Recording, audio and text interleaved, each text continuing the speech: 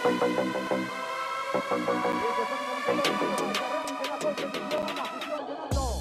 siempre, terminadas y faltas de base. Y como el año pasado, vamos a contar con los comentarios técnicos de un especialista, de un grande del freeride como Cristian Bonilla. Cristian, buenos días, bienvenidos. El año pasado fue histórico, este año vamos a repetir jornada histórica también de Belén, que está en la parada de freeride World Tour. ¿Qué esperamos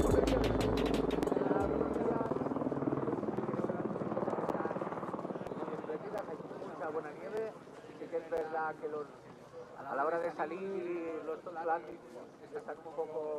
puede ser un poco técnico, pero creo que hay un nivel muy alto para que haya un espectáculo muy bueno. Tenemos a tres de los nuestros, Isabel Marina de aquí, a femenino, a Aymar y a Abel Moga en el masculino. ¿Qué podemos esperar de ellos? Pues bueno, creo que tiene una línea muy sólida, pero es una línea muy buena y creo que van a poder sacar su estilo, que es propio y local. Y bueno, Aymar y Abel no puede decir nada, pero el espectáculo creo que es. Todavía recuerdo cómo Cristian Bonilla se volvió literalmente loco aquí en el punto de comentarista cuando Abel Moga dibujó esa línea maravillosa el año pasado y subió a este hasta el momento su primer podio en el Freeride World Tour. No adelantamos nada, evidentemente en el freeride el componente sorpresa es fundamental, pero como dice Cristian Bonilla, nos espera una competición sensacional, de muchísimo nivel, en una matinal perfecta, una meteorología maravillosa y la nieve en perfectas condiciones para acoger esta cita del Freeride World Tour. Evidentemente, favoritos, tenemos algunos claros, Cristian. Por supuesto, él y la Ojalá tengamos dos o tres podios. El año pasado tuvimos dos podios con el segundo puesto de Julia Castán en el snowboard femenino, el segundo puesto de Abel Moga en el esquí masculino. Vamos a ver si hoy los tres tenemos en Ibiza son capaces de subir al podio y elevar todavía un puntito más ese listón de prueba histórica que ya lo cuenta Keita Beret en el Freeride World Tour 2022 y que ojalá vuelva a hacerlo en este Freeride World Tour 2023. Todo está preparado con la afición dispuesta a hacer mucho ruido. ¡Ahí está! ¡Vamos a escuchar el ruido de la afición! ¡Ahí! Esto va a ser la leche hoy aquí en Keita Beret. Que se preparen los riders porque, como decía antes y como ya pasó el año pasado, van a volver a tener la sensación de que están dentro de un estadio, porque ya os digo, escuchan perfectamente cuando pasan por aquí el griterío ensordecedor de la grada. Y vamos a iniciar evidentemente todas las buenas líneas, los nuestros evidentemente un poquito más, pero todas las buenas, maravillosas líneas que hoy van a ser los mejores y las mejores del mundo en el ski snow del Freeride World Tour.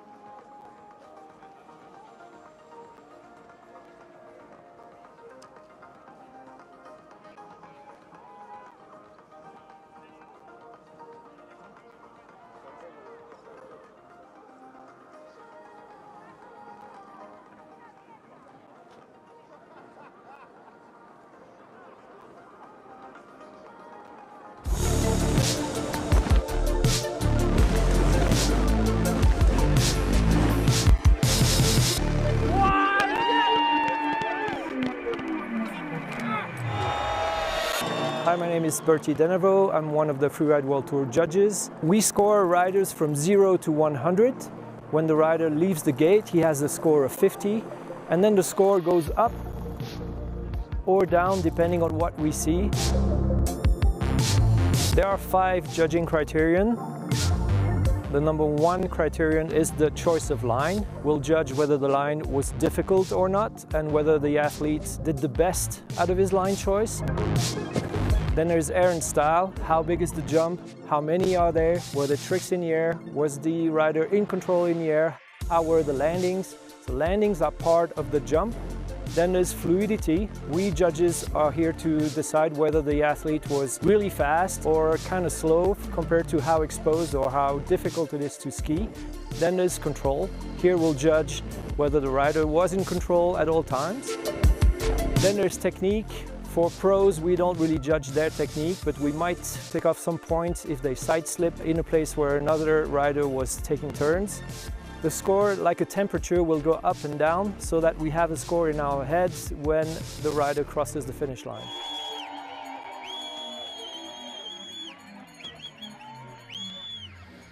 All right, well, that was just a fascinating look into the judging criteria and the way they do it. I really like Bertie's explanation there of the way you can gain, you can lose, but if you have a small bobble, it's not all lost, you can get it back. So many factors go into that overall impression. Again, slightly different than the Region 2 judging, but ultimately not that different because the end result is the same, which is to produce a ranking that everyone can feel good about, that has, you know, that's credible. Absolutely, and we had a riders meeting 2 nights ago where all the new riders went through that judging criteria with all of the judges, asked all the questions they needed, just to see that distinction between European and North American judging. So I think we're all on the same page and ready to go. Yeah, and even a bunch of the Region 1 riders after that meeting were really grateful for this sort of deep dive into exactly how it works and exactly what they're looking for. And one of the big takeaways from riders from both sides of the pond was don't change what you're doing for the judges. You ski or ride the thing that makes sense to you, that draws you, that pulls you to it at face check. And if you do it well and you execute it the way you want, likely the score is going to be strong. And I really like that. Yeah, each rider has a unique skill set and eye for the mountain, and I think if you try too hard to align exactly to the judges' criteria, you kind of can lose a little bit of your uniqueness.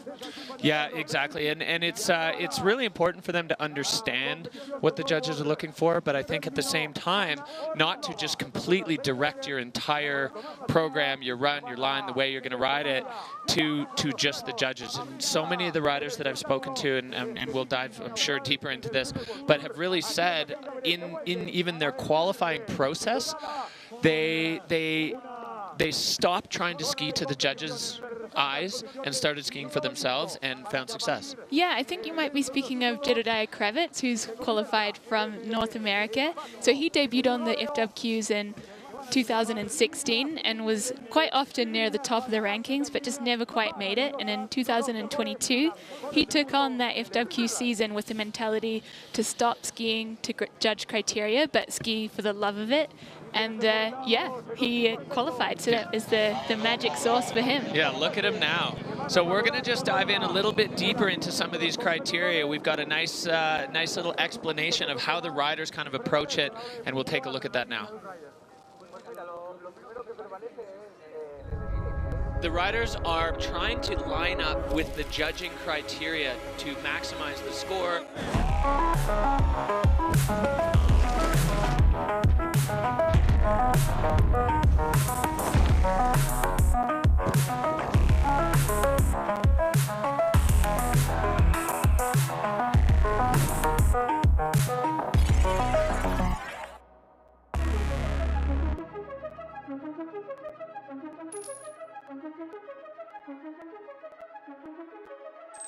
I'm Camille Armand. I'm a snowboarder on the Free World Tour. Camille Armand, so we know him as the backflip guy, but he is no stranger to big, nasty, gnarly lines. And this is one of them. Camille Armand off the top rope. World Tour! Now on the Free World Tour, the air style is more important for every rider because the young riders, the new generations, they have a lot of experience in freestyle and now in the mountain like freeride, and they can mix everything in one. So I need to put my air style in my line to put the next level of the sport.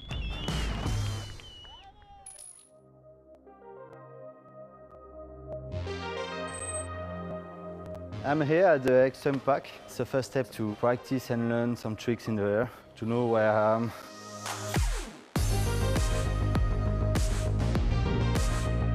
On the trampoline, it's perfect to repeat again and again all my tricks. For me, it's very important to have my tricks in my mind.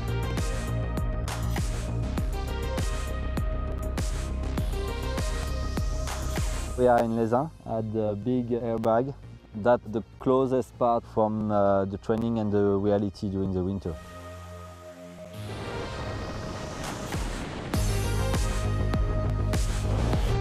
The good point now is I try the tricks on my board. I can manage the new grab, try some new move. Le freerider, ça monte toujours à pied. When I arrive and I scope the line from the bottom, I just bolt the line around my tricks.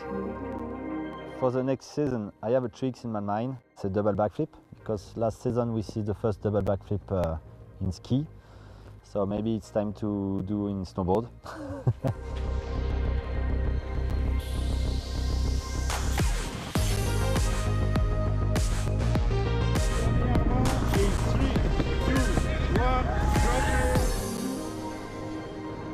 Well, we got an in-depth look there at the training behind the scenes of the Boucle d'Or, Goldilocks, if you will, in English. Camille Armand, he is, I mean, he's a mainstay on the tour. He is such a strong rider.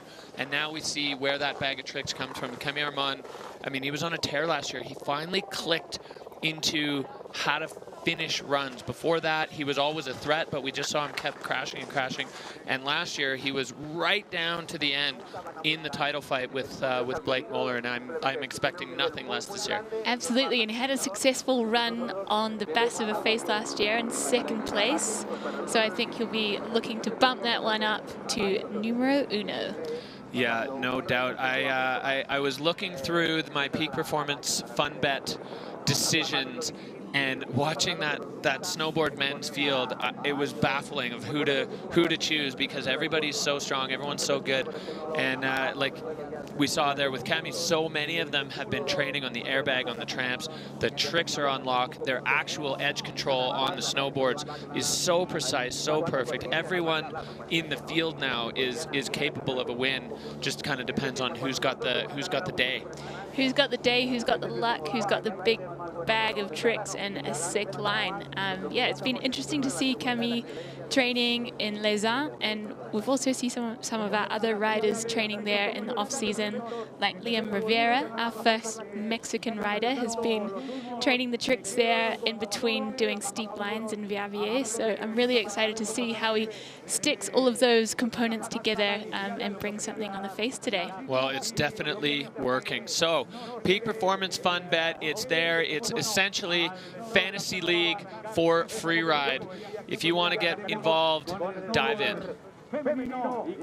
Friends, fans, and family, the Freeride World Tour season is upon us.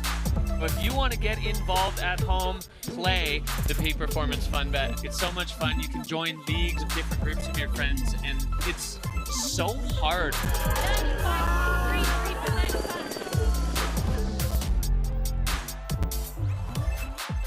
Maybe you bet with your heart, maybe you bet with your head, but it's so tough.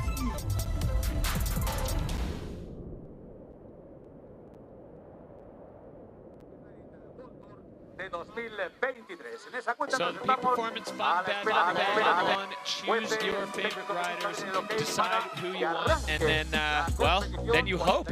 Fingers crossed for your favorite riders. Peak Performance Fun Bet. Get into it.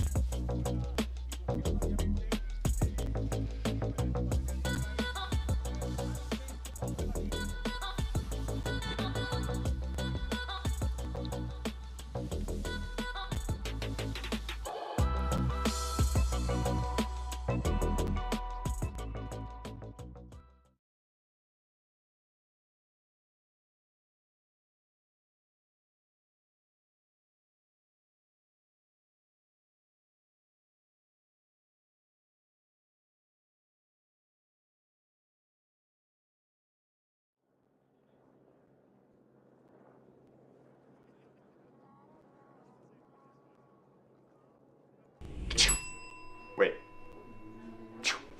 No? No? Ah, there we are. Fuck yeah, let's fucking go! Yeah, let's get it. Shooting day.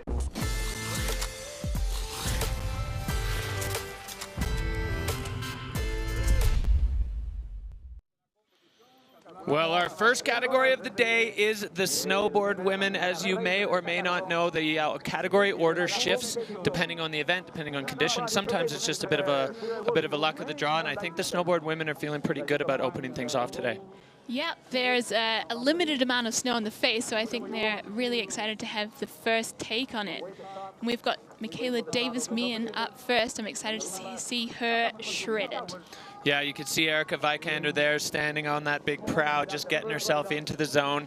Everybody's got such a different take on the beginning, how to get yourself psyched up for it. So pretty exciting. Let's take a look at which order they're going to run it.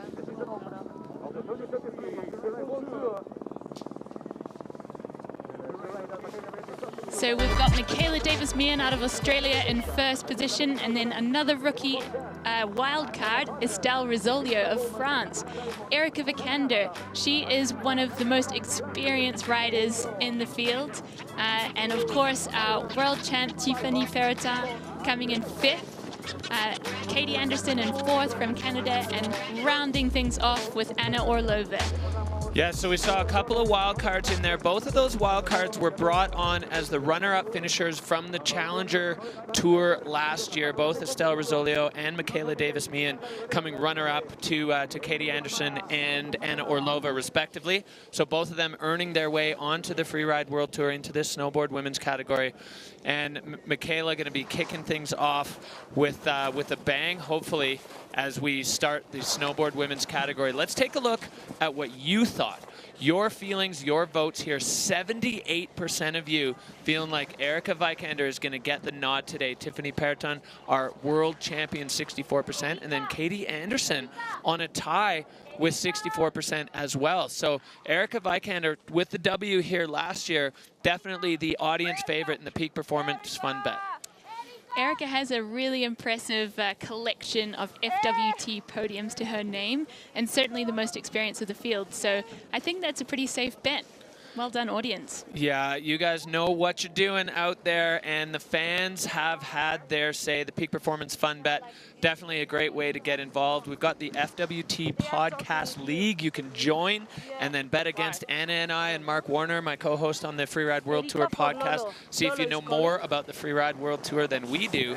I'd say it's anybody's guess. I look at these start lists, and it's really hard to choose who you think is going to win because the high level, the skill, the experience, the riding quality, all of it is so high that, I mean, how do you, it's not really a bet, it's more of a guess for me because I think everybody could win, and I want everybody to win. Absolutely, and I kind of look at the field and I'm like, oh, that person's so fun, I love their style. I'm not necessarily thinking about judging criteria, past history. It's more of a fun thing, and I think that's great. Get involved. Bet with your heart, bet with your head, however you want to do it, but get involved and see what you're made of at the Freeride World Tour Peak Performance Fun Bet. You can hear the snowboard women getting prepped up there. Last minute adjustments, getting the right tunes to get them in the zone. Yeah, and a routine, start gate routine, such a critical part of any athlete's journey from both, from juniors, from the qualifiers and Challenger Tour to the Freeride World Tour. Having that routine that you can just put yourself in the headspace to perform, kind of, and tune out all of that outside noise.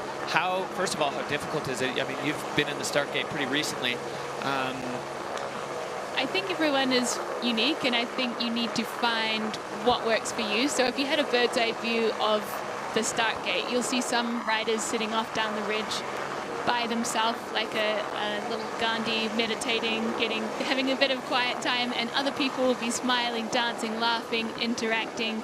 So whatever works for you, you've done the prep, you've done your homework, so it's just about putting yourself in a really strong mental state. Yeah, so for the juniors out there watching this, I know when we go through comp preparation, the Whistler Freeride Club, the kids having that routine absolutely critical. And it might take a little bit of experimentation to find the one thing that's going to work for you, but getting yourself into that mental state where when it's go time, you can kind of leave everything else, but also not put yourself in such an intense state that you lose the joy of what this actually is, a free ride. Because, I mean, if we lose the free and free ride, then, well, we're riding. Cooked. Stick a fork in it. So I hear that we are very soon going to kick off Snowboard Women, which is exciting for us in the booth and you all watching at home. Can't wait to see it. All right, so our first rider out of the gate, an Aussie rider. Not too many Aussies in the field over the years. Riding out of Perisher in Australia. She had a couple seasons on the tour, even took a win, and then was back on the Challenger Tour last year and had a great season and pretty exciting. I mean, I heard from the grapevine of the folks who were at Kirkwood that Michaela's run at Kirkwood in the last Challenger Tour run was the best freeride snowboard run they had seen, at least in Region 2, if not overall. So really excited. Michaela's kind of got a new process, a new lease on what she wants to do and how she wants to do it. And just spending time with her at dinner in the hotels and all that kind of stuff, it's a real big change in her mindset. And I am excited to see it play out here. I mean, Michaela's always been a great rider, but as we talked about before, sometimes the routine would be the thing that would put her on the back foot, and I think now she's got that dialed. Yeah, she's incredibly talented and has had some moments of brilliance, but I think this year she's come back with a laser focus. She's got a coach, she's got healthy living going down, and she has been absolutely sending it.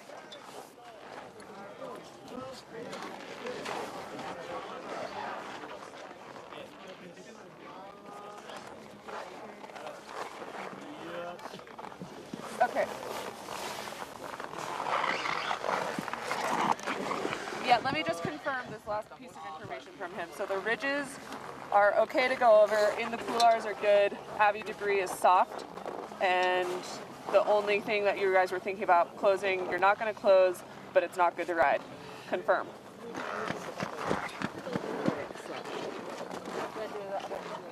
Thank you. Okay, so all right, well, just getting a little bit of an inside look there. The judges panel communicating with the women at the top, and then Erica passing that on to the rest of the field. As you said, Anna, she's the most experienced rider in this field by a significant amount, so she's kind of taken on the role, whether reluctantly or not, as the kind of liaison between the rest of the field. She also sits on the Pro Freeriders board, so she's got a big voice in this.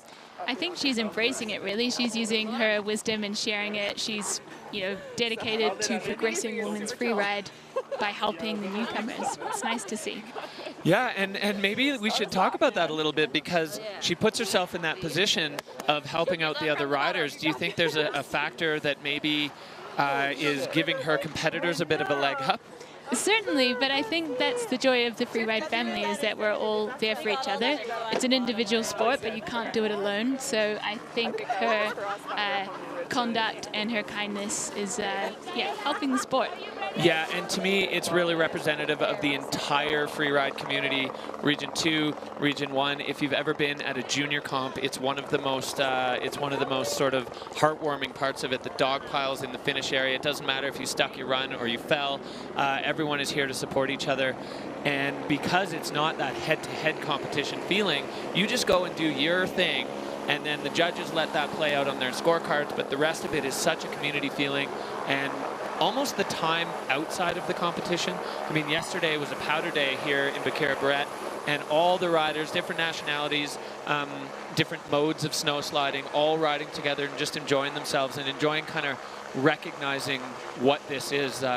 You know, there were a couple of them that spoke to me and were like, sometimes I just take a step back and say, I can't believe I'm here. I can't believe this is what I get to do with this life. And I really like that approach, and I think it's so cool that that remains a huge part of freeride. There's so many riders here, young and old, who are just, they feel like they're skiing with their idols. They feel so lucky and privileged to be here on the World Tour stage. And I think that community feeling is a big part of their stoke. Yeah, absolutely. And then you get yourself into this position and you can see Michaela Davis-Meehan.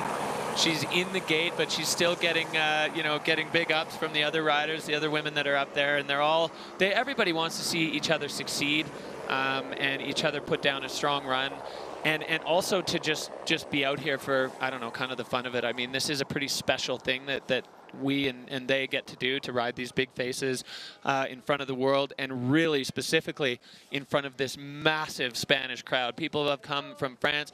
We saw photos of the highway up from Viella today. It was absolutely jammed. Thousands and thousands of people trying to get up here to see the show, and it's really special, and it's a great way to kick off the Freeride World Tour for 2023.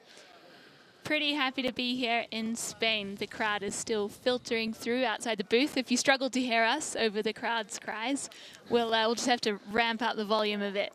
Yeah, we're going to have to match the live announcer. It's absolutely firing out there. The runs, the piece just lined with people. There's a whole party zone, and the vibe around it is just incredible. So hot, so much fire, so much passion in the Spanish snow sports community, and they've all come out here. And there's a few people, I think, that they've come out here specifically to see. There are some local heroes in a few of the categories that are going to get an even louder roar from this predominantly local crowd, but pretty exciting to be kicking things off. The Bakira Barrett Pro, we are moments away from starting here. That start gate on the top of the Basse of her face, just so impressive and imposing. And the triangle of the gate almost matches perfectly the angles of the summit. It's just peeking out there in amongst all the rocks and sharks. So we'll be watching tentatively as the athletes take their time through that sharky zone on the top bridge before they make it to the judging line to send. Yeah, the judging line pretty much lines up with the avalanche crown that you can see in the lower right corner of your screen. So the riders will not be judged until they reach that point. It's just a little bit too bare, a little bit too bony, and the organizers deciding that it's not worth somebody losing their whole run just making their way through that minefield of rocks at the top. So we'll kind of see, I think, a bit of a change of pace in the riders, and as we roll into the flow of the competition, it'll start to become obvious where that line is for the viewers at home, and the riders know exactly where it is, where it's time to hit the throttle.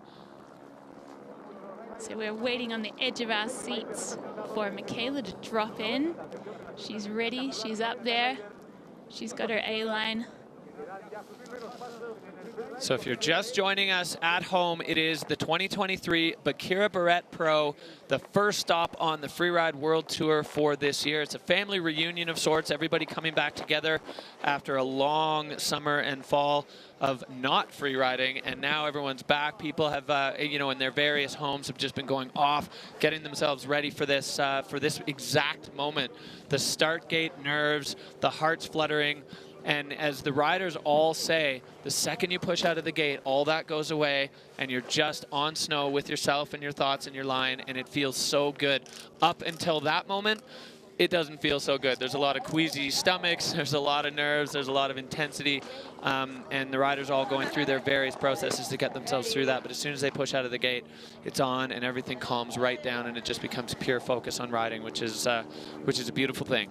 I think those nerves, though, they can be a little bit addictive as well. So I think riders, I mean, it's an uncomfortable feeling, but that nervousness, the butterflies in your stomach, I think they get pretty locked onto that, and they keep coming back for more.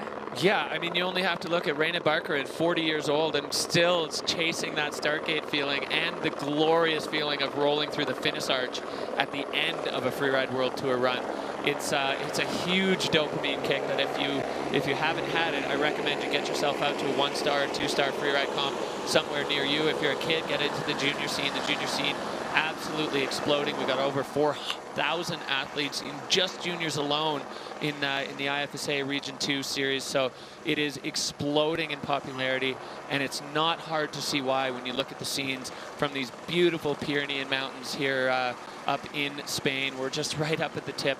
You can see all the way across. We've got France, we've got Andorra just around the corner here. All of it visible from the summit of the Bassa Verface, looking down at the rider's eye view, what they see. Pretty intense up there. Pretty intense. You can see the huge crowd just lining up along the edge of the piste and our event village.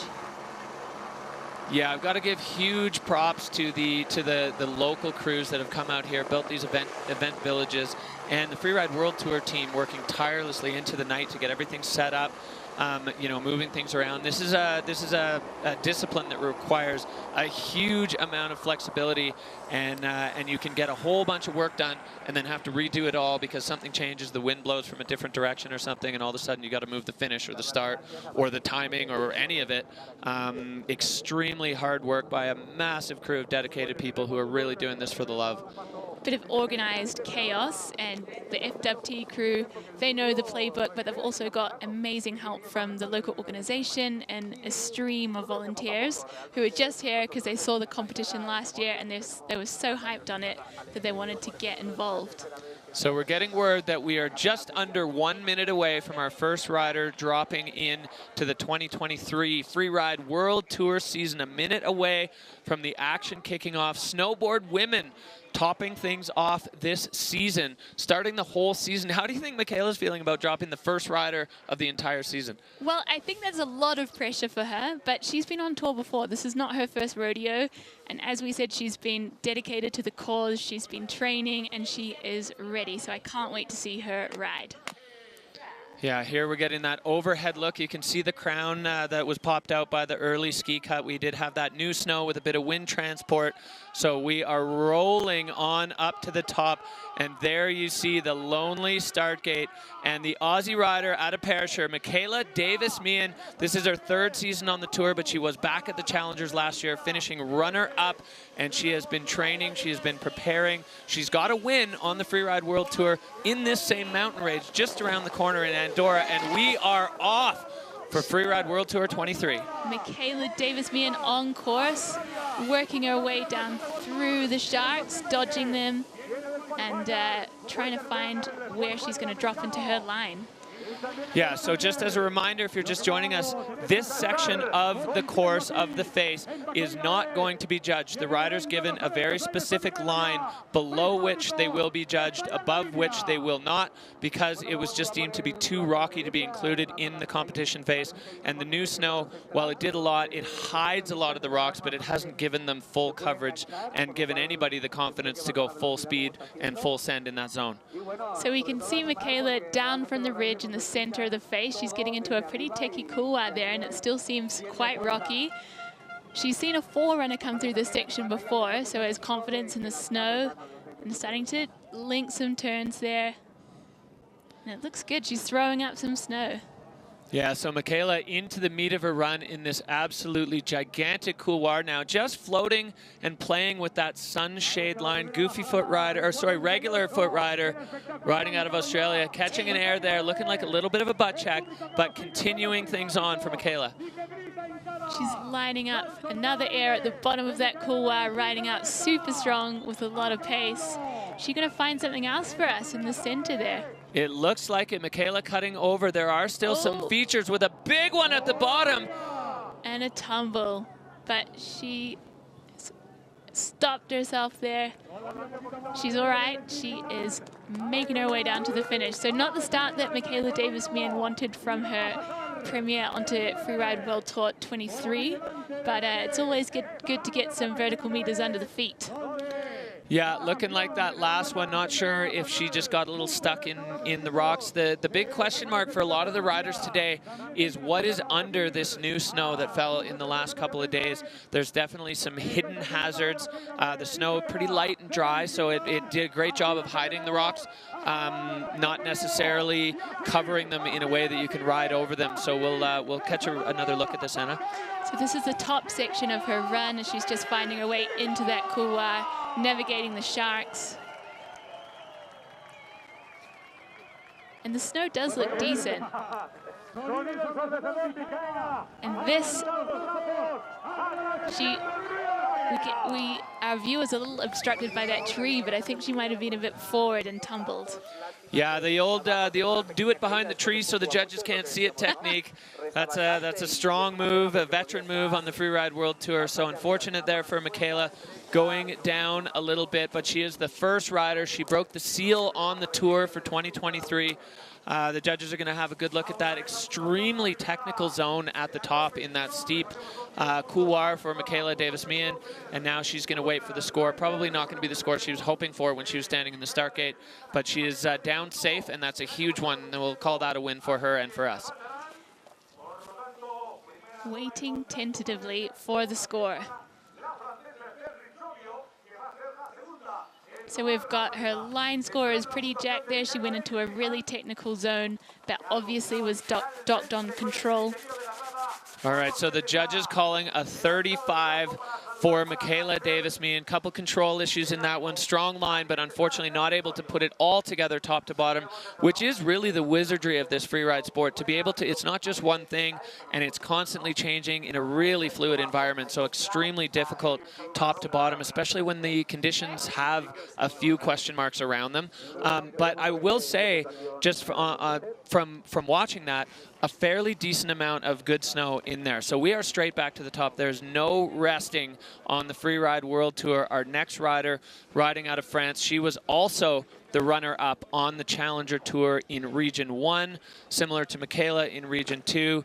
And she now, Estelle Rizzolio, waiting for her turn to put her take and paint this canvas in the way that she feels good about. Estelle, a pretty exciting rider. She's been at this for a while, and this is her first crack at the Freeride World Tour, so really looking forward to see what she's got on the table for us.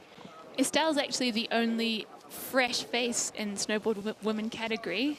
We have other wildcards and rookies, of course, but they've actually been on tour before. So I'm excited to see what she makes of it.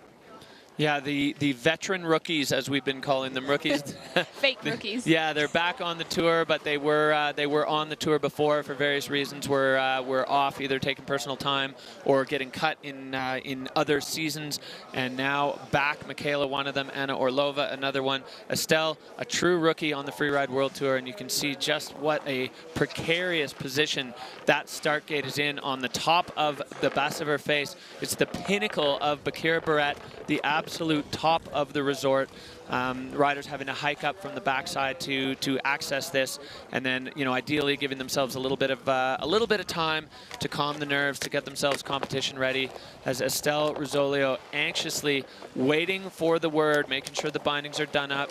There's a lot of pieces that need to be correctly put into place for a Freeride World Tour to happen, or a Freeride World Tour run, I'm sorry, to happen from a rider.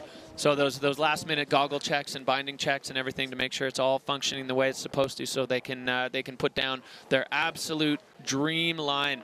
A nice little smile there, cheeky smile from our French rider Estelle Rizzolio. She's a coder and a DJ, and she said her goal is to decrypt and destroy systems of oppression. So we support that, I think, hugely for Estelle. She's out here to make a difference. A strong feminist. All right, Estelle Rizzolio, 37 years old. She's been on the qualifiers, and now she is here ready to decrypt and destroy the face as well as the systems of oppression. French snowboarder Estelle Rizzolio dropping in. She is a goofy rider, heading down the ridge with quite a bit of pace, really, considering the sharks that we've got to deal with up there today. So she is not messing around. So Anna, although this isn't being judged, do you think there's a little bit of a strategic thought here of put yourself into your run with a bit of pace, with a bit of energy, so when you hit that judging line, you're already firing? I'm feeling that energy from Estelle for sure. I think that's the mentality she's bringing into it. It's her first run ever on the Freeride World Tour, and she is going at it. Coming up to the judging line there, going full speed. All right, so right around here is where we're going to see the judges. Oh, and exactly that. The first feature she hit was bang on the line. So Estelle Rizzolio wasting no time getting into a run and right into this technical section. You can see that big pillar towering over, separating the two couloirs, and Estelle moving into the rider's left side. Maybe a little bit less snow in here. The security team released a little slab before the competition started, so we might have lost a bit of that new snow that came in. She's taking off another good cliff there and riding out strong. Coming down, did she have a little touchdown there on that hillside turn? Yeah, maybe a deep hillside slash. The judges will have that in their binos, so they'll know for sure. And yeah, good point, Anna. So Estelle getting right off the nose of that one. Oh, and going over the front. And taking a real tumble there. She did touch down some rocks, so I hope she's feeling okay. Now you can see her flying out over that deposit that was cut out by the ski guides early this morning. I think, Anna, it's really important that we touch on the fact that where things have slid, the rider's surface, the surface that they're actually riding on, is firm bed surface. It's I'd say, especially for the snowboarders, extremely difficult to engage an edge in that snow. Engage an edge and control your speed as well. So you can see it's not quite, she's not throwing up as much snow as Michaela was in her couloir. But that was a solid stomp, straight into a technical turn, another little air there.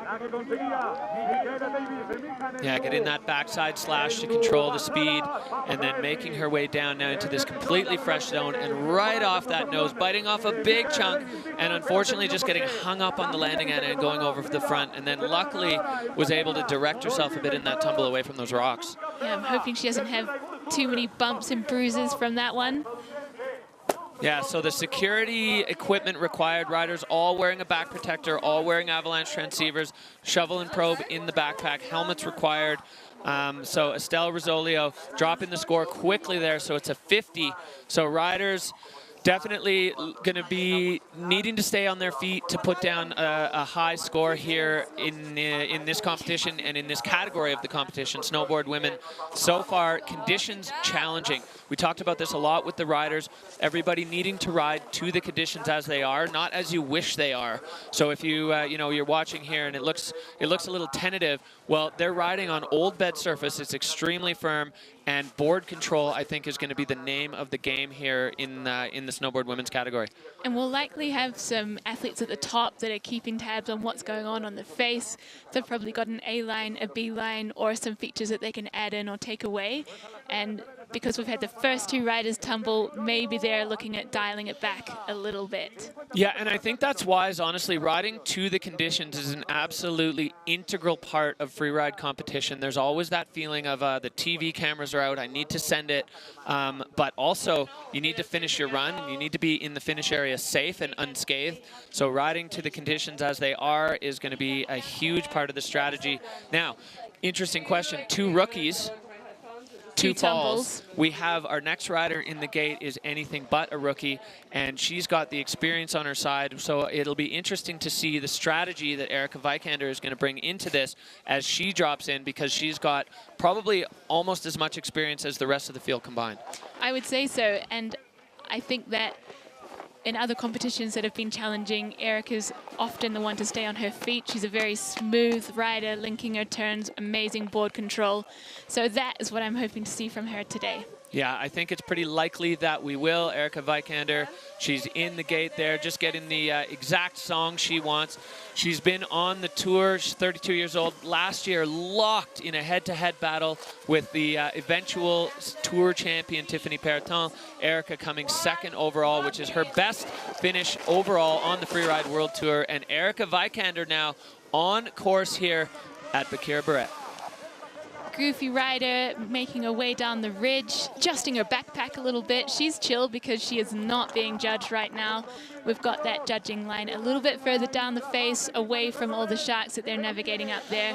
So she is taking her time and working herself into comp zone. Yeah, and the riders were really grateful for that judging line to be placed where it was, because nobody wants to go at full throttle through this shark field and risk, losing your run at the top when it hasn't even started just by hitting a rock. The wind pushes across that top ridge pretty much all the time. So it's definitely a little bit more scoured and then gets deposited a bit further down the face. So Erica now into the meat of things and getting ready to kick things off in this extremely technical zone. Again, on that hard bed beneath the slab that was released this morning, working her way into the same couloir as Estelle. Yeah, one of the things that really stands out to me about Erica's riding is the heel side turn. She always has control on that heel side, which for a snowboarder is the scary side. You know, you're sliding down, you don't have your toes gripping in, but she handles it on all of the comp faces. So far, so good here, looking good for Erica. Smooth as butter, not having any issues navigating through that couloir. Taking off some smaller features, I think she's potentially seen that people have had trouble so far on the face, so she is riding smart. Well, this is veteran strategy from Erica Vikander. This is why we see her on podiums and in the hunt for the Freeride World Tour overall title. You have to recognize the conditions and ride them for what they are, and that's exactly what Erica Vikander has done there. Smart riding and a solid run for Erica. You can see this board control here in the upper section. That is rock hard. She's moving snow around, but what the edges are digging into is not soft.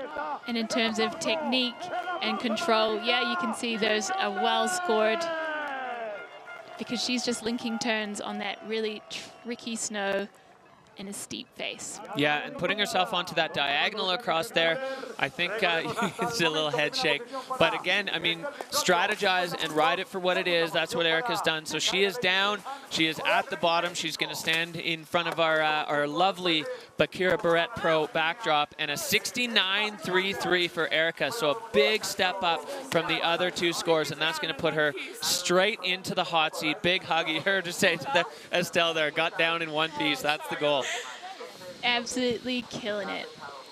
So in the Dynastar hot seat, we'll see if she will stay there. We've still got 3 more riders, and all 3 of them are experienced tour riders, even our rookie, Anna Orlova. So let's see what runs they've got in store for us.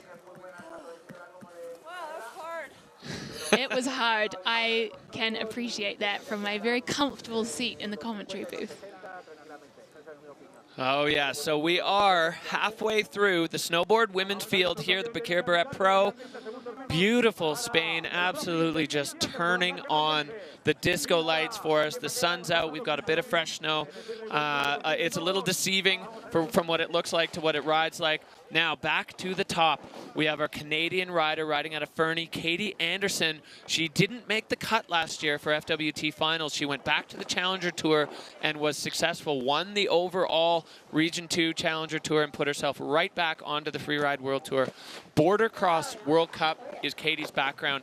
You know the board control, and you know she's not afraid of a bit of speed. She is a strong rider, and I think she's really stoked to be back on tour. She seems to be in a really good state of mind, and we're stoked to see her drop in. 1, drop in. A little shifty there at the top. And looking very comfortable as she makes her way down the ridge through the swarm of sharks. And really hard snow. You can see the wind's been at it. Yeah, the texture of the surface up there is really clear that it's been blowing hard. We did get some new snow, but up there it's just been either pressed or completely stripped off the top of the face. So the judging line going a little bit lower for the riders to give them an opportunity to get safely through this section and not have to kind of risk too much in an area where there are lots and lots of little hidden rocks and not so hidden rocks, as you can see by the view on your screen. Katie still above that line, so just making her way down to where she's going to hit the throttle. Saying she's got a fairly conservative plan, but she also had a Sendy plan depending on what she saw before her and what she felt like pushing out of the start gate. So you can really, the riders have been instructed to take their time until that judging zone because everyone wants them to make it there in one piece. All right, and so I think she's in it now. So. Yeah, officially into the run now. Katie Anderson going. We haven't seen anybody yet in this rider's right side of the face.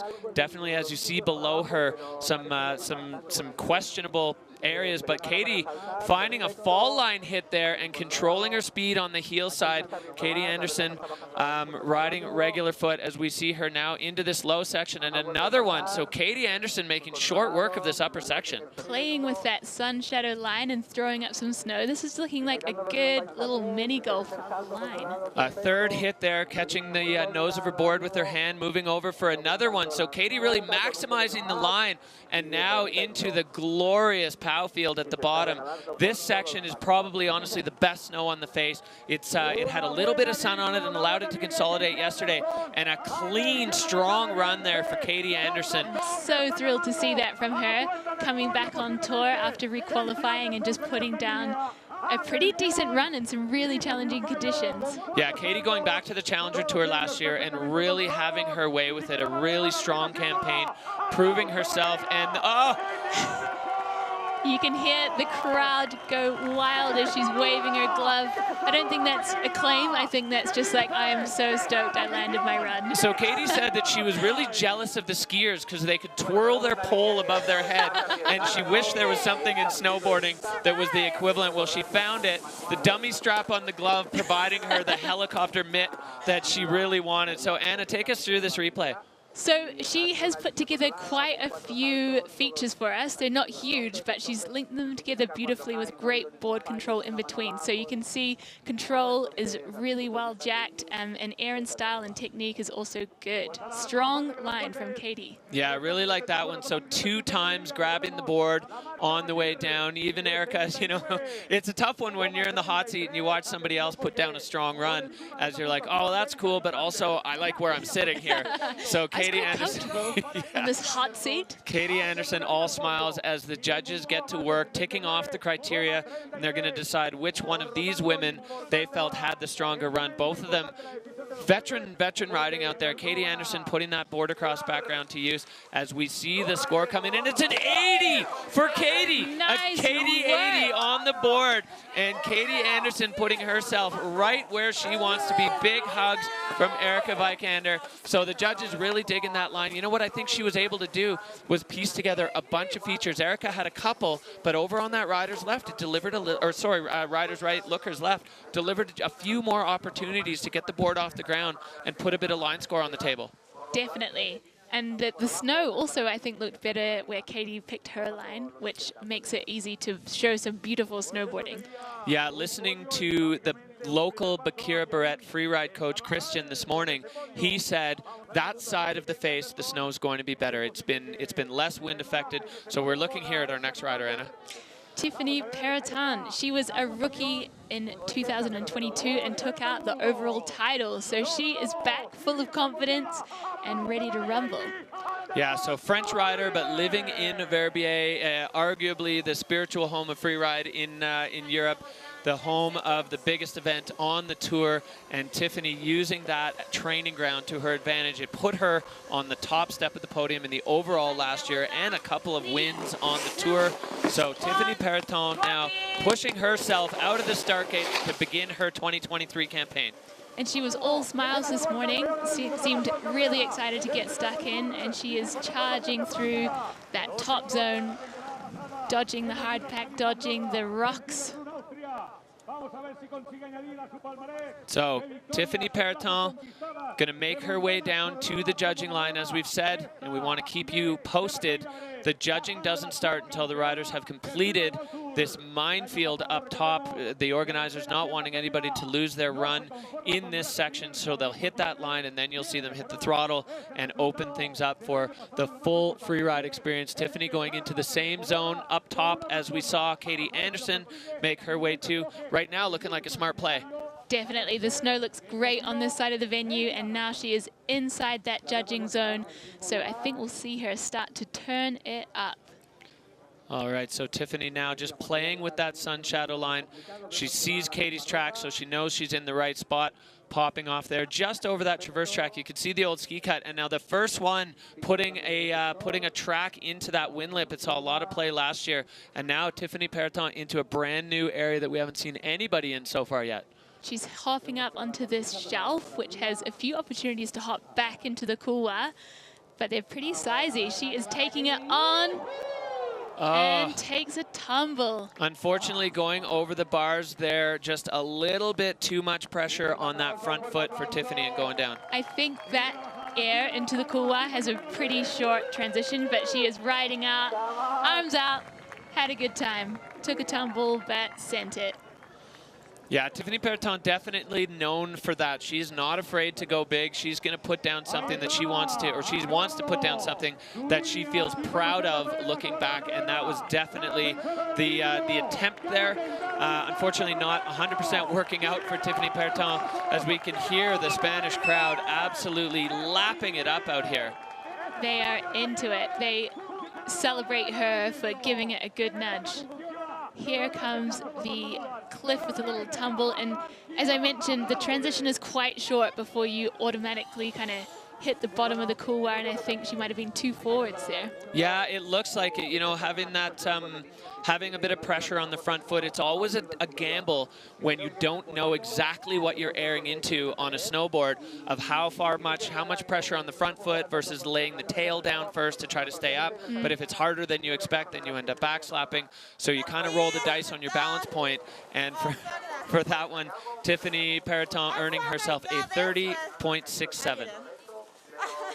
But she is all smiles. She has the best vibes. I've never seen her nervous and quiet. She's always smiling, laughing before and after comps, win or lose.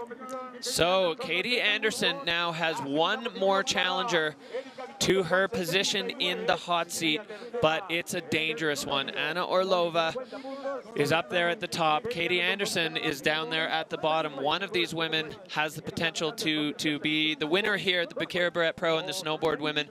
Anna Orlova, another rider, earning her way back. She was cut from the tour, or didn't make the cut, and earned her way back through the Challenger Tour, going through the motions. The Challenger Tour definitely proving to be popular with the riders. You know, if you don't make the cut into FWT finals, you don't have to take a full year lap around through the entire qualifier tour. The Challenger gives the opportunity for the up-and-coming qualifier riders and the cut tour riders to meet and battle it out to see who's going back to the tour. So 32 years old, this is season 1, but she's been around, and Anna Orlova is on course. Definitely proved her mettle on the Challenger Tour, and now she's excited to be back. I think she missed the freeride family here, and so she is tearing it up down the ridge through the zone that is not being judged. So let's see where she's going to take us to on the face. Yeah, Anna, another one that described to me this morning, she had 2 completely different options. She had a safety line, and she had a bad girl line, and she was going to decide in the start gate which one it was for competition time. We've seen smart strategy pay off so far, and good decision making pay off so far in the snowboard women's category. Conditions are tricky. You got to ride with what you're given. Ride to the surface. So over on this rider's left side now, Anna Orlova passing that judging line and making her way into this steep couloir. Some decent snow in there. She's throwing it up as she makes her way down, linking turns.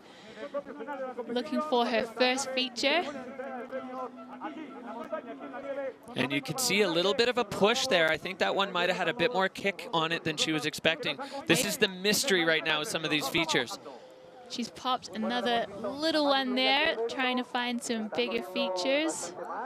Airing into the couloir, which looked difficult, but she's got it under control, no tumbles. Yeah, so solid there. 3 features in the couloir, airing out now over the slough debris pile at the bottom. And Anna riding out now through the powder field. You can see Anna Smoothie, as it gets tracked, it starts to get a little bit more rough underfoot. You lose that smoothness of surface underneath, and riders really needing to stay on point with their balance to stay on top of their boards. It's also worth mentioning that our judging line is cut off before the finish line as well. Let's see her ears here into that couloir. Yeah, that was a risky one there, and I think the judges are going to like that. Anytime you're airing in an area of consequence, the line score definitely pushes up, and taking that air in the gut of the couloir, where it's really narrow, is definitely a bold move there for Anna Orlova, and rewarded. She was clean top to bottom. A couple moments where she needed to use that heel side edge to control the speed.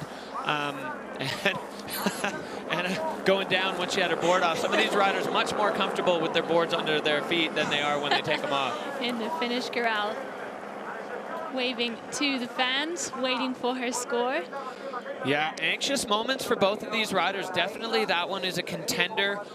Whether it's going to challenge Katie, whether it's going to challenge Erica, we're going to see the judges now getting to work on it. And anxious moments for both of these riders as Katie hoping she's going to hold on to that hot seat position, and Anna Orlova hoping she's going to take it on. It's a tough call for the judges' line score. You know, they both had a reasonable number of features, very different areas of the face, so the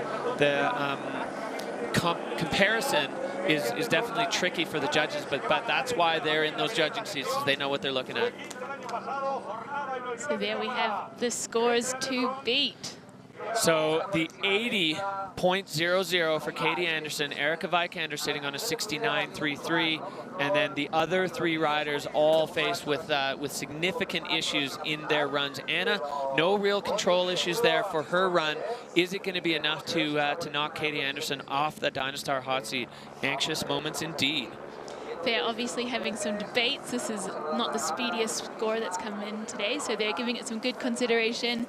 I think Katie had beautiful fluidity, amazing board technique, which might have spoken to her choice of line. I think that side of the face is not quite so steep.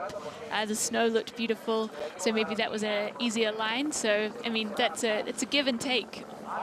You can see her line there. Yeah, and the line choice, that's really the delicate tightrope of it, is choosing the line that you can slay from top to bottom. And that's always difficult, because you might want to choose the most difficult, the most technical part of the face, but then if you're not able to move through it fluidly and quickly, then things are going to start to fall off in some of the other categories. So it's definitely a delicate balance. I think we should get a camera in the judges' booth and see if they're having some arguments in there. Well, Anna. Here we go. Thank you very much. Just waiting anxiously as we see the judges. I mean, they have the criteria that they're working with. They're taking copious notes during the run, and now is the time where they're really comparing them and deciding whether the line on one side or the other side, the number of features, all those little bonus points they get for the airs. I think one thing that leans a little bit in Katie's favor is two of the airs that she hit, she was able to get grabs in on, which shows kind of a mastery of control and also technique. All of those things really start to bump up when you show them that not only are you flying off something, but you're in complete control of your situation at the time, and that definitely is strong for Katie. But Anna's run definitely in a steeper part of the face, so that's going to factor in as well. And more technical, she had rocks either side of her. She had to make critical turns in various places, which she wasn't able to do as beautifully, fluidly as Katie did, but that speaks to the zone that she was in, which bumps up her score. So I don't envy the judges today. I don't envy the judges any day. I think they have one of the most difficult jobs on the Freeride World Tour, but they are so talented, they're so experienced, and they know exactly what they're looking at. I mean, the group of people that we have sitting in there, from Lolo Bass, Bertie Deneveau, Rachel Croft, and Laurent Gauthier. So it's a 72 for Anna Orlova, so that's going to slot her right in between Katie Anderson and Erica Vikander. So big hugs there as we have a winner in one category so far. Katie Anderson with the W, veteran riding for the third place there from Erica Vikander, finding herself on another Freeride World Tour podium, right where she loves to be and where she's extremely comfortable. And Anna Orlova coming in on top. So here we go, the final rankings for snowboard women. Katie Anderson, the Canadian rider out of Fernie, taking the gold. Anna Orlova riding out of Courmayeur in Switzerland with the second place silver medal, and Erica Vikander right there still in the hunt with a podium finish. And all three of these women, all smiles at the bottom. So what a great way to kick things off. So thrilled for Katie after she didn't qualify for the Freeride World Tour finals last year to re-qualify on the Challenger Tour. It's an incredible, vindicating moment for her to come back and take the big W. Yeah, an FWT Katie 2.0. Last year it was her first run on the Freeride World Tour here in Bacura Barrett, and it was way overly mellow. She went into a couloir, she rode the couloir, she didn't really hit any airs, didn't work out for her. But this year, coming back with a new mindset, and she just earned herself 10,000 points toward the overall title. Anna Orlova, of course, in second. So these overall rankings right now are going to match exactly the event rankings that we just saw come out. So those three women putting themselves in strong. The other three women, Michaela Davis-Meehan, Estelle Rizzolio, and our current reigning tour champion Tiffany Perrotin, going to be going back to the drawing board in Ordino to try to put themselves on that top step of the podium. So we'll cross to ask Katie some questions. All right, down to the finish line. Katie Anderson taking the big W at Bakir Barrett Pro. Katie, describe what went into choosing that line and how it felt to ride it. It was a last-minute line choice for me. All mine were in a different zone that looked a little icy now. And I picked it last minute, and it worked out really well. The snow was awesome, and yeah, it was fun. Very good last-minute decision-making. Well done, Katie. We're so thrilled for you to take the win home today. Thank you. All right, well, Katie Anderson with the win here on stop number 1 of the Freeride World Tour, bringing home a gold for Canada, and all smiles as we see Katie's run again, top to bottom, just a mastery of board control, line selection, and last minute, but she knew it was there, and Katie Anderson taking the win.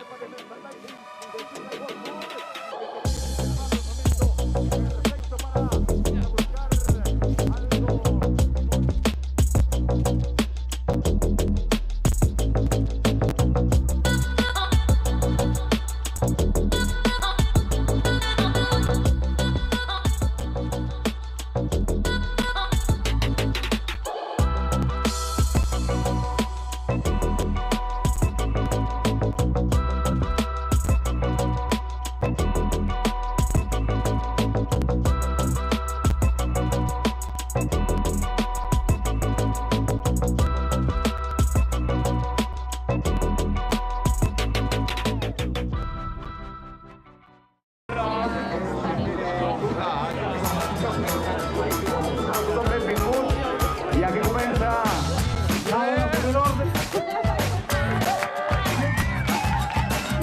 Ahí los tenéis, 22.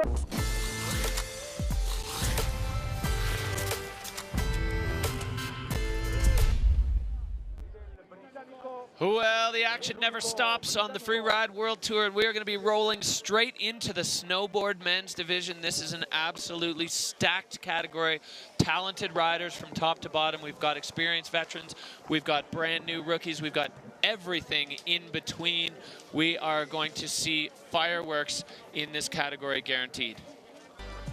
So we are kicking off the snowboard men's category with Hans Minnick, brother of Nils and a wild card for this season on the Freeride World Tour. We're excited to see him. Jonathan Penfield, who has been on the World Tour before and is re-qualified on the Challenger Series. Ludo Guillaudiat of France, who is an experienced rider. And we've also got a few new fresh faces like our rookie wild card, Enzo Nilo. Yeah, tons of really interesting storylines here in the snowboard men's category. You know, we've got a bunch of the veterans that are looking to kind of cement their spots, and then of course the rookies and wild cards. So let's see what you thought about who was going to take the W here today. So Cody Bramwell is up there at the top with 74%. Camille Armand, another sure bet.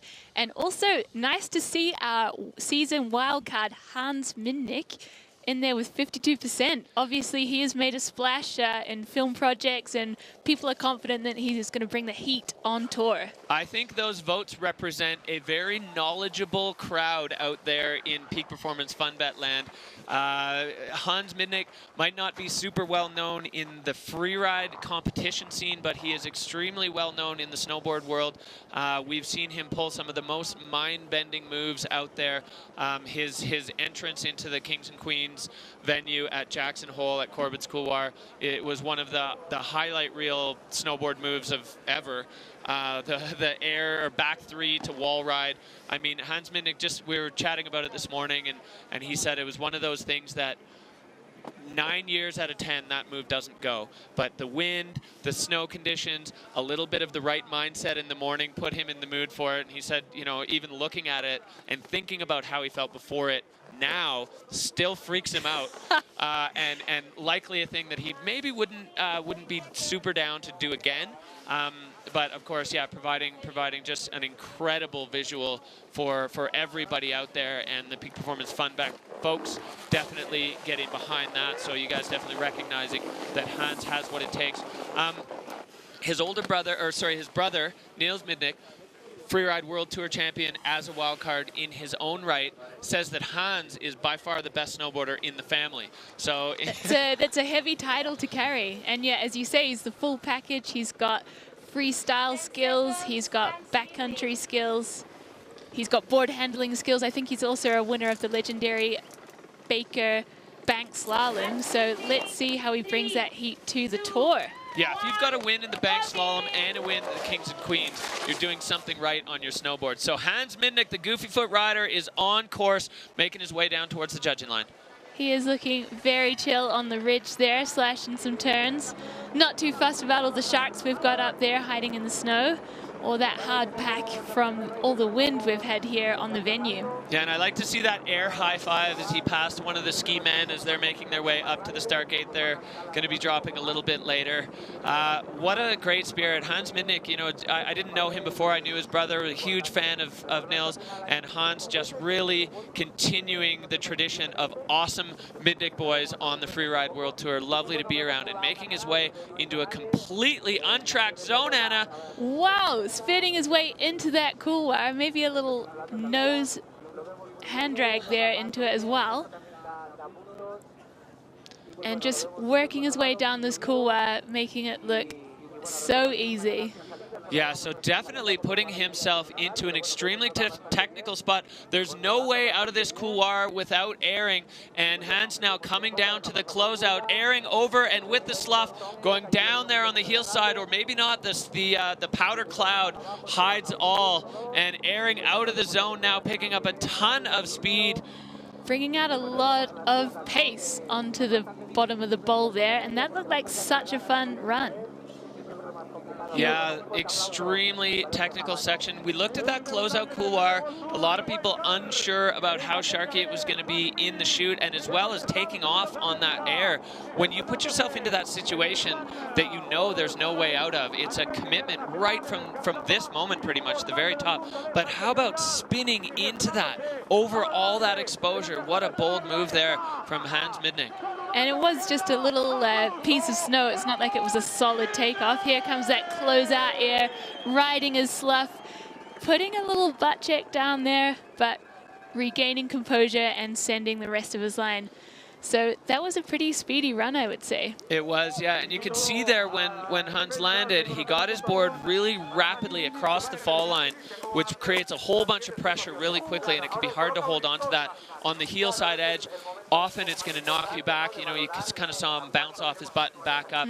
So you got to be a little bit patient sometimes with the fall line there. Hans Midnick, so putting down a 55.33 for his debut on the Freeride World Tour. Bottom of the cliff was just ice. Oh, bottom of the cliff was ice, he said. I think he's talking about that closeout cliff. Maybe not the soft landing he was anticipating. Yeah, and this is one of the things that these riders are faced with. We've got the new snow, but before this new snow, it was firm out there. And the riders kind of wondering as they ride what the surface is going to feel like. We saw some riders in the snowboard women's category getting, you know, having the board bog and punch fronting. That was the other way. He went a bit back. It was a little too hard. And we mentioned before, you do have to decide while you're in the air which foot you're going to lay the pressure into in the landing. And honestly, at this stage of this competition, it's a bit of a coin flip. All right, well, straight back up, Jonathan Penfield. This guy, one of the smartest men on tour, biochemist by trade. He is a Verbier champion of the Extreme. Worked his way back onto the tour through the Challenger Tour, and now he's back here and extremely excited to be back with the Freeride World Tour family. Yeah, I think as he exited the tour, he had some back issues, but he's been home training, is feeling strong, fit, and ready for Freeride World Tour 2023. And he definitely does not look like an old man with a sore back on course right now as he makes his way down to the judging line. He's looking very comfy and speedy. Yeah, Jonathan's got a nice combination of skills. He's extremely comfortable in the ultra steeps, but he's also got a pretty deep bag of freestyle tricks, which he doesn't always bring out, and it almost seemed like when he does, it's a surprise. So catching an airplane turn there, putting himself into the fall line, and now getting across through those rocks. In the center of the face there, where you are down on the base of the snow, it's really hard, but maybe he's going to try and find some fresh powder over on this side. Spinning across there into the couloir.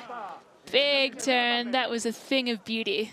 Yeah, that toe side slash after the 360. Another airplane there to exit. Now Jonathan's wanting to get out of this slough pile, to the debris, definitely rattly, get himself into that powder. So putting up a solid campaign there for John Pao. You know, he loves riding powder, he loves riding pillows, trying to find his desired run on this face. He was kind of umming and ahhing, deciding which way he was going to go, but looking like a solid one for John Pao there, as the local crowd just blowing up as he makes his way across the flats. American rider, but living in Squamish in the Sea to Sky corridor, and almost through the finish arch, where there's just going to be a huge wave of relief across his shoulders. So here is his line, spinning backside 3 into that couloir, looking solid, just so comfortable, just goes into that critical turn. That was such a sick little moment in his line. Yeah, I don't want to make any wild claims, but I think that front side slash is going to be showing up in some photos and video slow-mos. John Pao with a 70, so a solid score there for Jonathan Penfield. He's going to be sitting in the hot seat and waiting for the rest of the field to see what they're going to have to say about that, but a really strong start. You know, I got to give credit, a lot of credit to Jonathan for being the experience level that he was, and still being totally willing and humble enough to go back to the Challenger Tour and earn his way back. And he kind of had his way with the field in the Challenger Tour, clearly standing above the, you know, at a higher caliber, and that just showed why. I mean, he is a tour rider, and he's right where he belongs. Yeah, he certainly made a strong campaign, and now he is back on tour and making a mark. All right, well, you get the whole picture of the Basse-Hiver face. You can see the rider's left side a little bit more shaded, the rider's right side a little bit more in the sun. We've seen that play out in the snow quality on both sides. Not so much slough running, a little bit better bond over on that rider's right side. All right, we are back to the top. 37 years old, Ludo Guiodia. Last year, he was on the podium a couple of times. I feel like last year was a real kind of watershed moment for Ludo, finding himself right in the mix at the top end of the Freeride World Tour. We'd seen him on and off the tour, re-qualifying kind of better than the Challenger riders, but not quite at the tour level to be on the podium. And then last year, he really found it. He is on course now, Anna. Yep, just working his way down the ridge there, and you're right, he had a fantastic year. 2 podiums on the Freeride World Tour 2022. He's excited for this season on tour, and you can see him come in with some real energy into the top of his line here. Approaching the judging zone right about now. Blowing up a huge smoke cloud, then riding over to this rider's left side. You can see a few tracks in there, definitely firm surface underneath, and Ludo taking right down the middle, staying in the fall line, picking up speed. One of the strongest riders on tour. Board control on that heel side edge. That was incredible, and he's got another air lined up if he can make enough speed. That was, he made it, but it felt like he needed a little more speed for that one. Maybe catching a shark on the entrance to this one, but he's certainly linked together some serious features and is taking so much speed out through the debris there. He held it together. Wow. Oh, Ludo riding the razor's edge on that one, stomping the upper one that he was maybe a little shorter than he wanted to be, and then the next one super clean, but picking up a ton of speed on the outrun over that debris field. So Ludo, really, really strong run. He was so committed to that line. Like, I think so many people would have been like, oh, I haven't quite nailed it. I'm going to just ride it out. But he was like, no, critical turn, make my next air. That was a great run from Ludo. Yeah, and that speaks to kind of what we were saying before about staying in the fall line sometimes is the option. Even though it feels so scary, it allows you to stay in control until you're balanced. Really cool entrance to that section. He almost made that a double, or is it just that he was riding down some rocks as he came off that cliff? We have to ask him a question about that one. And then so stomped on this one and just staying in the fall line. Scary, but necessary. If he put his board sideways there, 100% chance he goes down, but he didn't. And the judging criteria just lit up there. And an 86 for Ludo Guillot-Diat. Absolutely stellar run from top to bottom, putting himself into the hot seat. So the Frenchman all smiles in the finish area as he high-fives John Pau and takes his seat rightfully in the hot seat. A really strong run there for Ludo. That was such a heater. Having a little wheelie out the bottom there. Good job. Good job indeed. Well, Ludo taking his spot in the Dynastar hot seat. Big smile on his face. That was committed, that was technical, and extremely powerful riding there for Ludo Guillot-Diat. Just laying, like you said, over the slough pile on that back foot, keeping the nose out, not letting anything take anything away from it. Camille Armand back to the top. He's been on the tour for a few years. He took a win last year at Kicking Horse, another rider who really found his groove last year, started sticking runs, and put himself right into the hunt with Blake Moeller for the overall title. He's on course now. And he actually took second place here last year on the Bass of a Face, so he knows it. He's ready to rumble. I think he's missing his FWT roommate and good buddy, Victor Delarue, this year, but he is all smiles and ready to go. Yeah, we're all missing Victor on the tour. Victor, if you're out there, can't wait to see you back in the mix. Camille Armand going way over to the rider's left. We've seen a couple of riders come through here. It looks pretty sharky at the top, but then once you get into those couloirs, it's worth it. There's some good snow in there. So he's taking his time, working his way through.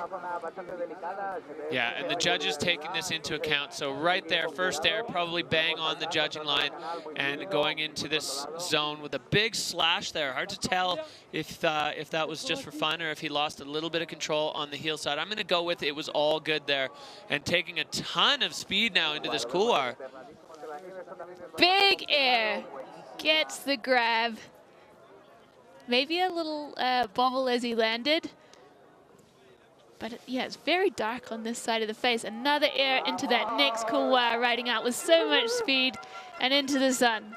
And Cammie's not done, going cross-court here, looking for another feature as he pops a backflip into the powder. Perfect stomp for Camille Armand. That is his trademark. If you see a free ride competition run of Camille Armand's that doesn't have a backflip in it, odds are it wasn't Camille Armand.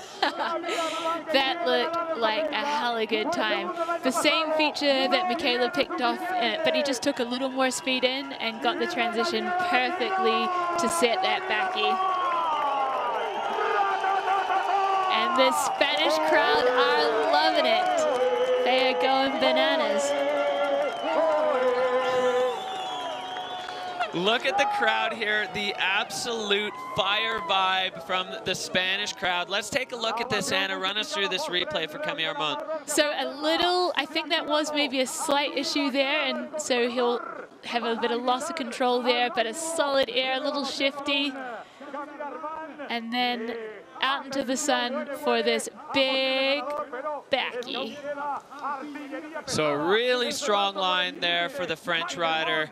A huge backflip at the bottom, executed perfectly. I mean, you couldn't have done that better. It was like he stepped off the curb when he landed. So good. So strong line, fluidity, air and style. Technique lost a little bit there on those judging bars, as that's going to be a result of the heel side washout for Camille Armand. So we'll see what the judges have to say about that. A 76.67, so you can never count him out. That puts him into second place. Behind Ludo Guillot-Diat, who had a pure free ride line and is sitting comfortably in the hot seat with 80 points.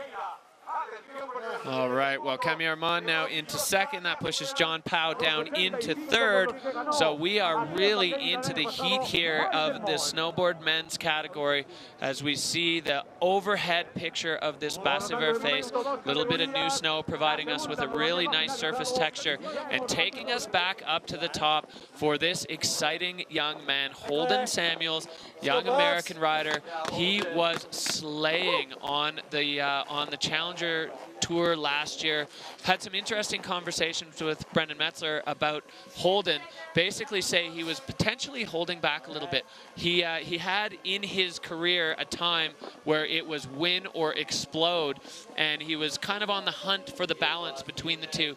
And last year really clicking into that groove, finding his balance, and putting himself into this spot, which is the start gate at a Freeride World Tour event, right where he wants to be. Interesting to see which version of Holden we're going to get here. Yeah, we're going to get the explode or send, or the slightly dialed in and more consistent version of Holden Samuels. But I think that speaks a lot to the strategy. Some riders do have that win or crash mentality, and others just go like consistent, solid riding to get them near the top of the pack. He's looking pretty chill so far as he works his way through the Sharks above the judging line. Yeah, and we've watched other riders work their way through that balance as well. We definitely saw it with Camille Armand. We've seen it in the past with Cody Bramwell. Both of those guys finding the kind of the right recipe. And now we're going to see Holden Samuels enter into his line, airing into that couloir and absolutely pinned on the exit. Yeah, I've heard he goes fast, he goes straight, he goes big, and there he goes, backside 3 into that couloir. Looking so solid on his board. Perfect board control, getting that slash on the heel side and lining up another chunky one straight into the fall line. So Holden Samuels making very short work of this venue, adding the freestyle. For sure the fastest pace we've seen of anybody take on the entire Basse-Vert face. So Holden Samuels, he's not quite down yet, but a strong start to his Freeride World Tour campaign. And I gotta say, impressively strategic, smart riding for a young rookie. Yeah, that was an absolute heater, and I think his line was so direct. He rode it so fluidly, with some really great components in there. So yeah, we'll see what the judges have to say about it. I would say one thing in the favor of Ludo. Actually, we'll give this a look, Anna, as you run us through our replay here. Yeah, so he airs into that couloir, takes a lot of pace. He's got a critical hillside turn to make, which he controls and then spins into this couloir. And the execution there, the landing was so dialed, and another big chunker there, just getting over the rocks, just about the right amount of distance there. So really strong ride there. The only thing I could see potentially that's going to give Ludo the nod was he had more features in the run, but the intensity of Holden's run, it's a 90-point run for the rookie. Unbelievable. Look at the smile on his face. He has kicked this campaign off with a bang. So Ludo Guillaudiat moving out with that 86, and Holden Samuels, wow, we are only 5 riders in, and we have a score in the 90s. The judges absolutely loving that, the intensity, the speed, the commitment, all of that. And control. What a run. Yeah, and control. What an absolute incredible start to his Freeride World Tour campaign. So now we have Michael Maughan, who is our winner from last year's Becerra Barrett Pro. He is excited for his line today. He told me he's got something a little technical cooking for us, so that sounds like just his style of riding, and I'm super excited to see what he puts down on the face today. Michael Maughan in the start gate. Yeah, the technical, the steeper the better for Michael Maughan. He's got such precision with his board touch on the snow. Last year, kind of finding a nice balance, getting into the tech, but also tossing a huge frontside 3 and a backside 360 in his run. So putting the two things together, Michael Maughan was the recipe for a win here on the face. Is he going to be able to repeat after what we just saw from Holden Samuels? I mean, it's a lot of pressure to bring into this really enthusiastic Spanish crowd. They know him, and I think they will be cheering. Yeah, how much pressure do you think it is coming back to a venue as defending champ? I feel like that weighs on the shoulders of a rider. Well, there's the pressure to obviously defend your win and do something that's different to what you brought last year. So you can't lean on your kind of previous achievements and previous lines. You've got to cook up something fresh. So he is diving in pretty central on the face, heading into the couloir there that a few riders have been through already. It's quite rocky.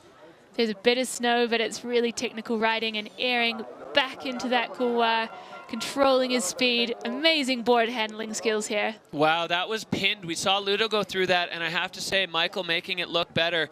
Another one there, landing on the heel side edge to control himself and giving himself another feature with the grab. So Michael Mon, really strong start and flying off that lower one. Oh, another banger run from the snowboard men. This is heating up here, and another one at the bottom. Those little, oh, and he's just white rimmed himself. He has had a sick run. That just looked like a hella good time. Michael Mon doing it for the joy. The fans absolutely loving that, wiping his goggles off after he put himself twice into the white room, really making the most of the experience. Michael Mon, you know, one of these guys who is just so grateful and waving to the crowd. They are absolutely lapping it up. Just so grateful to be in this position, in this situation, to be part of the Freeride World Tour family, to get to go to these incredible locations that the Tour delivers for the riders and the fans. Let's take a look back. So this is his most technical section, and he's just cruising through, gets the grab, rides in, heel side turn, beautiful toe side turn, and then just linking those features together beautifully. You can see all of the line fluidity control, that's all jacked.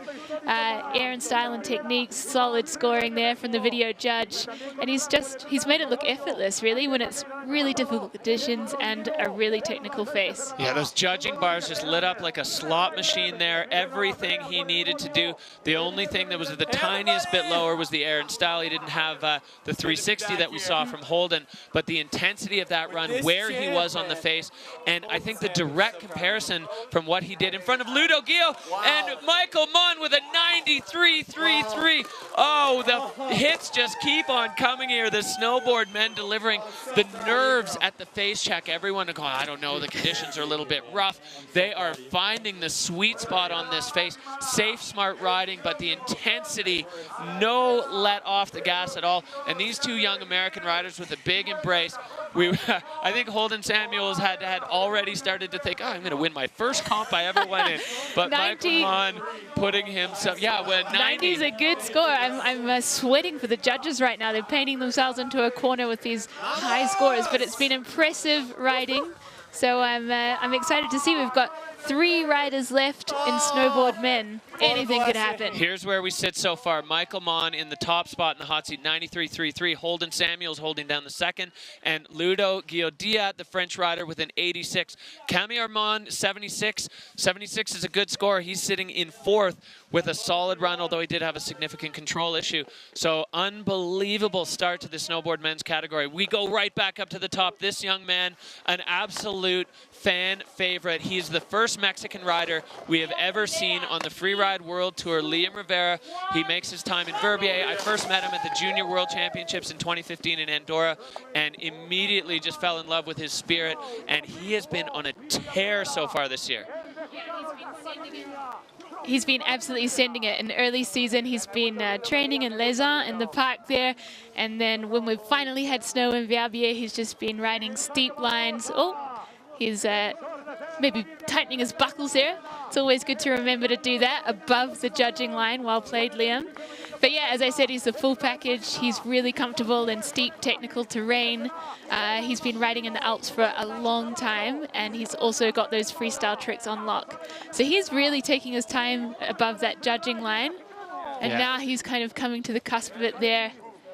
Yeah, into his run now, as we're going to see Liam Rivera open up his Freeride World Tour campaign and getting set above a chunky air right off the middle, and now on the toe side, moving over out of that couloir and finding himself above the wind lip section of this middle part of the face. Looks like he is spinning into the couloir.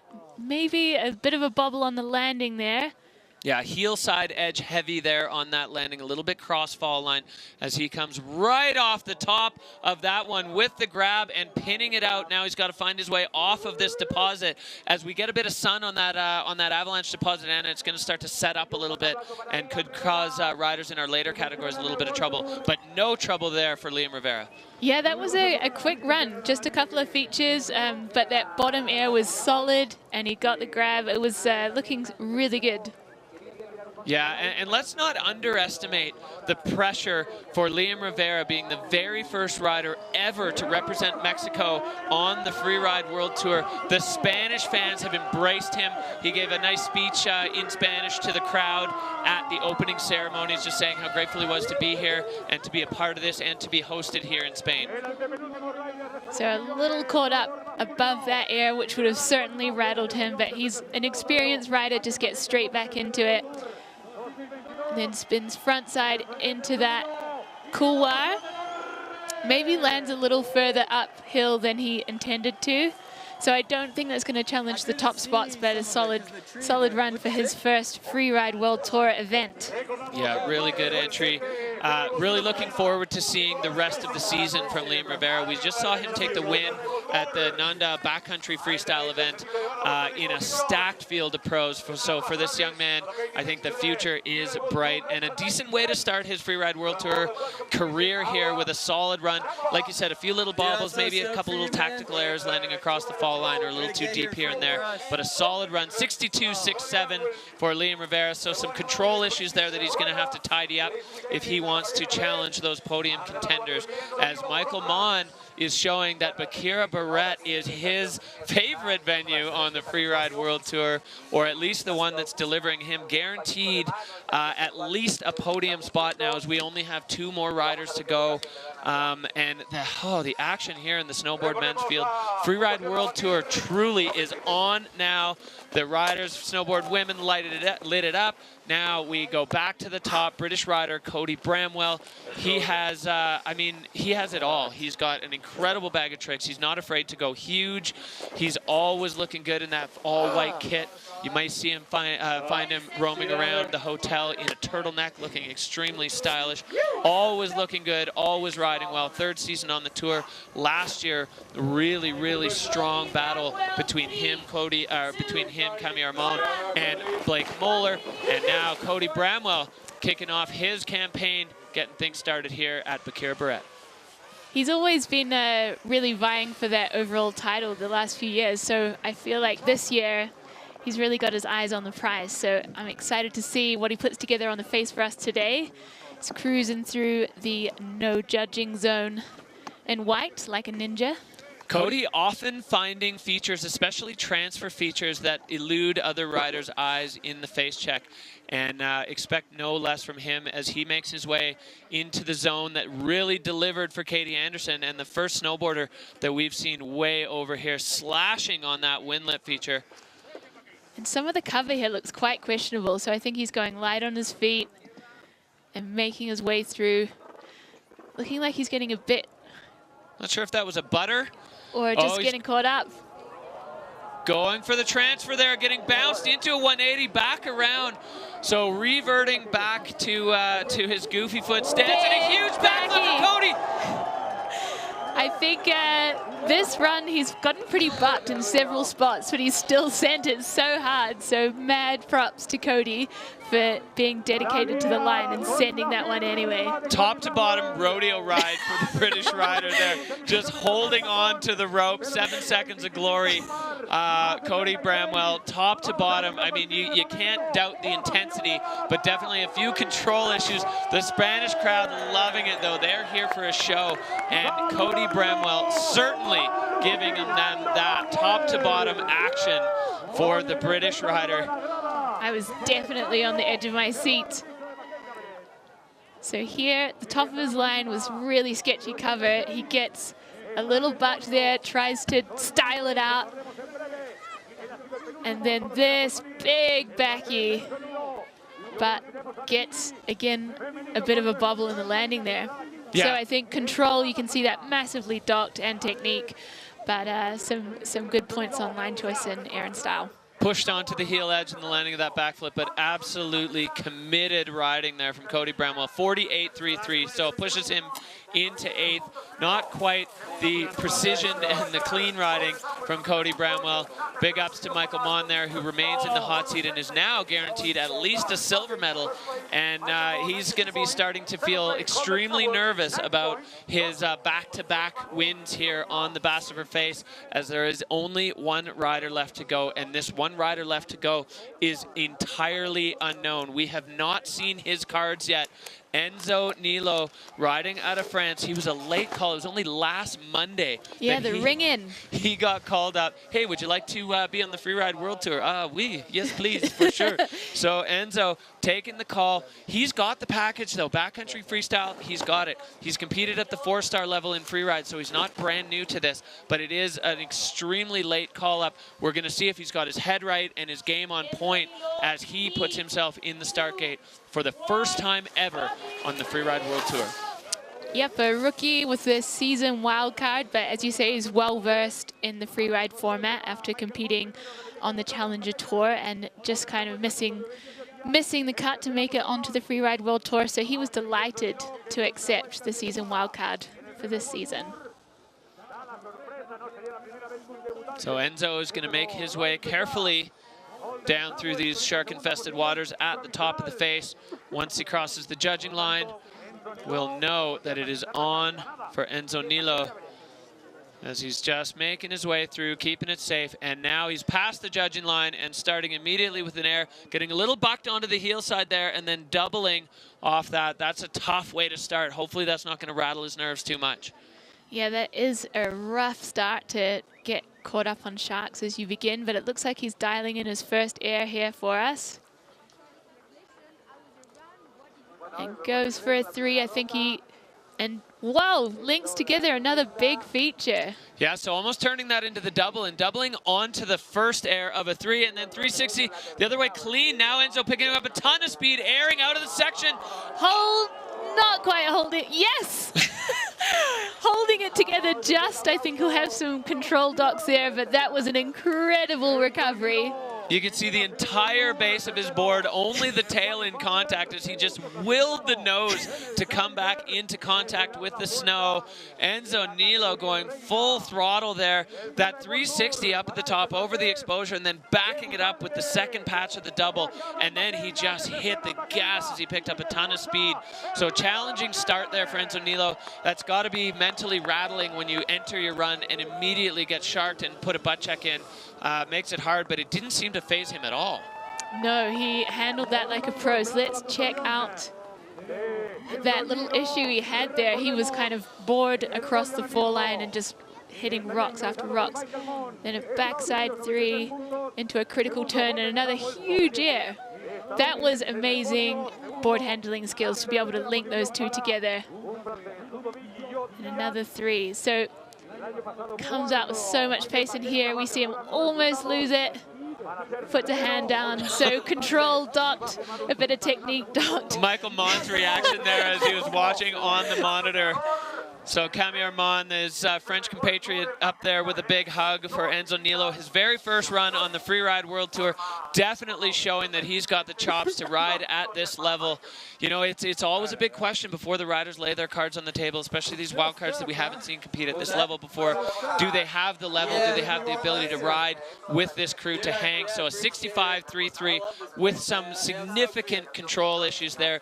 Enzo can walk away from that with, I think, with his head held high, knowing that if he can tidy that up, that is going to be a contender. But that is the last rider in the snowboard field. And Anna, that means that Michael Mon has backed up his 2022 win here as we look over the final standing.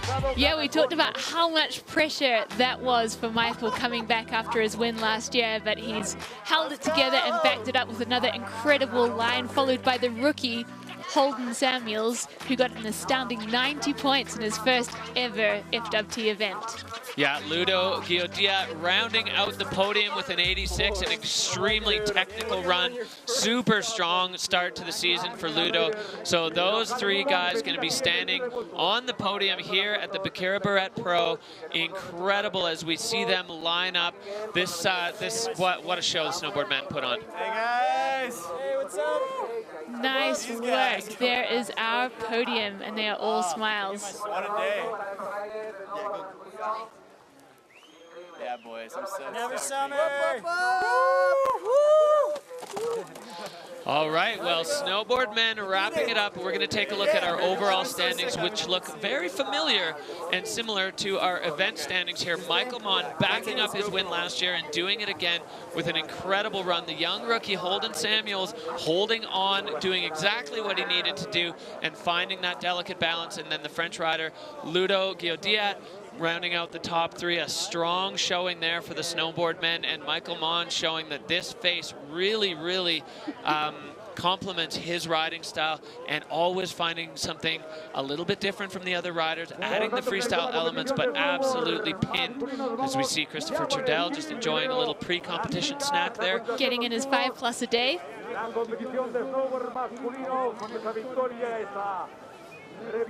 All right, let's go down to the finish area with our back-to-back winner, Michael Mon. Incredible performance out there.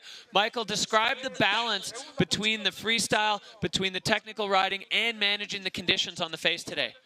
Derek, it was crazy today. As you know, there was an avalanche in the morning on the main part of the face that took out my line, a lot of other people's lines, and just had to kind of come up with a line on the last second before going up. So it was a little crazy for all of us, but I got lucky to find some good snow. But the snow is really tough out there, a lot of sharks and rocks. I'm just so thankful to have the opportunity to ride with such a great group of athletes, just a great group of people, and they help me elevate my riding every day I'm with them. So there yeah. you got it, the Free Ride family taking you to the top. Thank you so much, Michael. Congratulations. Thank you. Appreciate it. Incredible show there from the snowboard men as we see the elements that brought Michael Mon to the win. Board control, technique, fluidity, and a strong line. Michael Mon winning the snowboard men's category.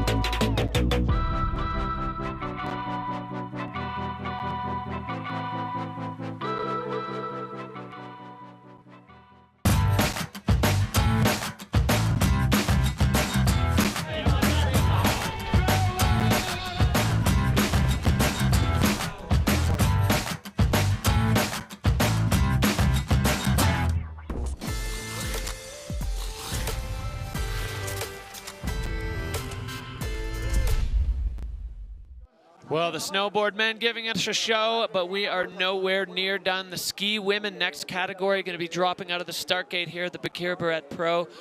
Spain delivering once again, you know, challenging times for conditions, but the riders showing that they have what it takes to make the best of it.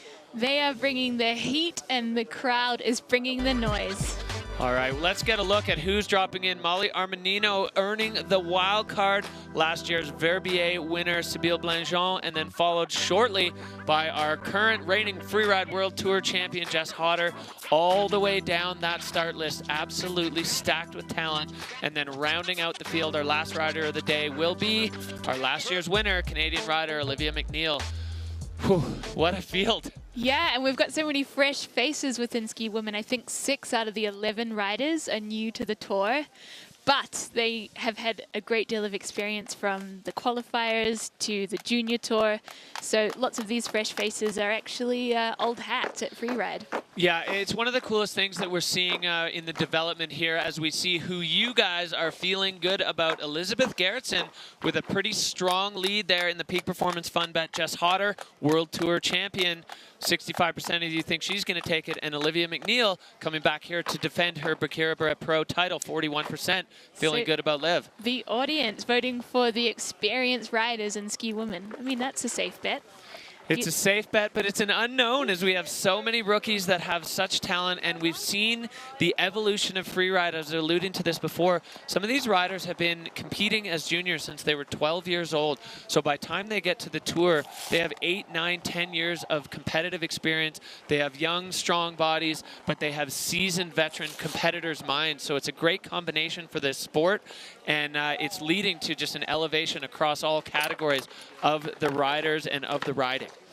Yeah, the sports pyramid of the junior tour and the qualifiers has really just upped the game of the riders and actually lowered a lot of the average age of free riders. We've got so many young kids on the Freeride World Tour these days that are actually so experienced and incredibly skilled riders. Yeah, so big up to all those junior freeride clubs out there, the coaches doing it for the athletes and creating these unbelievable freeride machines that we're seeing dropping out of the gate here today and across the season. It's just such a great place the sport of freeride is sitting in right now, and so exciting as we look at this young woman, Molly Armanino, in the start gate. She's a wildcard, dominated the qualifiers last year, winning the 4 stars, went to the challengers, won the first one, and then suffered horrific frostbite out filming in the backcountry in Montana, earning the nod, unanimous nod for a wildcard. Molly Armanino on course now for her very first Freeride World Tour run. And she told me she's got heated socks to look after those little frozen toes of hers, and she is feeling good and ready to rock it on tour. So Molly Armanino had a bit of a reputation in the early days on the qualifiers of going absolutely ham and not finishing runs. But last year, she found the balance between full send and completed runs, and it put her in such a strong position in the overall as she just started dominating. So it will be interesting to see if Molly can hold on to that as she enters her first Freeride World Tour event. This is above the judging line now as Molly making her way through this extremely rocky section, way, way over on the rider's left. Yeah, so we talked with the judges about the rocks that were above this specific couloir, and they have been instructed to take it super easy, stay on their feet through this section, and they'll start judging once they drop into the couloir where there's a bit more snow. So she's finding some pow turns there. It looks like the wind's had its way with that couloir though, so it might be some pretty packed powder in there. Yeah, and Molly now into the heart of things, over top of the exposure. This is the steepest part of the face. Some of it's pushing about 65 degrees. So she's certainly going in for the Tech Master here. Yeah, only one track in this section from the guide this morning who provided the ski cuts just to secure the face, as Molly, really, really steep section as she kind of finds her way through up and over that wind feature. And now starting to find a few features hanging out below her. Molly Armanino definitely not wasting any time, getting right into the meat of this best of her face. So let's see if she's got some features lined up for us here. And airing into her slough, but remaining in control. And massive air out there. Absolute stomp across the Abbey debris. Hold it together, Molly. She looks like she wants to bite off another feature here. Yeah, we saw this one in play. Now pointing it off that one as well. Across the fall line and finding the magic spot. Now she's got to make her way across this Abbey debris field as she does. So extremely creative line. No other tracks in that zone. And that air at the bottom, Anna, was sizey. Fat to flat from my eyes. So really making the case for preseason squats there. Good work, Molly. Yeah, Molly, you know, if you follow her on Instagram, flat landings is something that she really seems to vibe on. The Spanish crowd absolutely loving it. So the judges, they've got their work cut out for them with that extremely technical exposed section at the top, and then you could just see that moment where she let it go. She put her skis in the fall line and just unleashed on that lower section and took a huge air out the bottom. Having really great controls, like riding through your own slough is not easy, and to stay composed and take that air off the nose as she did is really fantastic ski technique. Yeah, and then just catching the corner of both of those, kind of adding two or turning it into two, and then showing that great technique, legs out to the side, loading up on the downhill ski. So a big U there in the shape, but definitely happy, relief, all the feelings there in the finish area for Molly Armanino.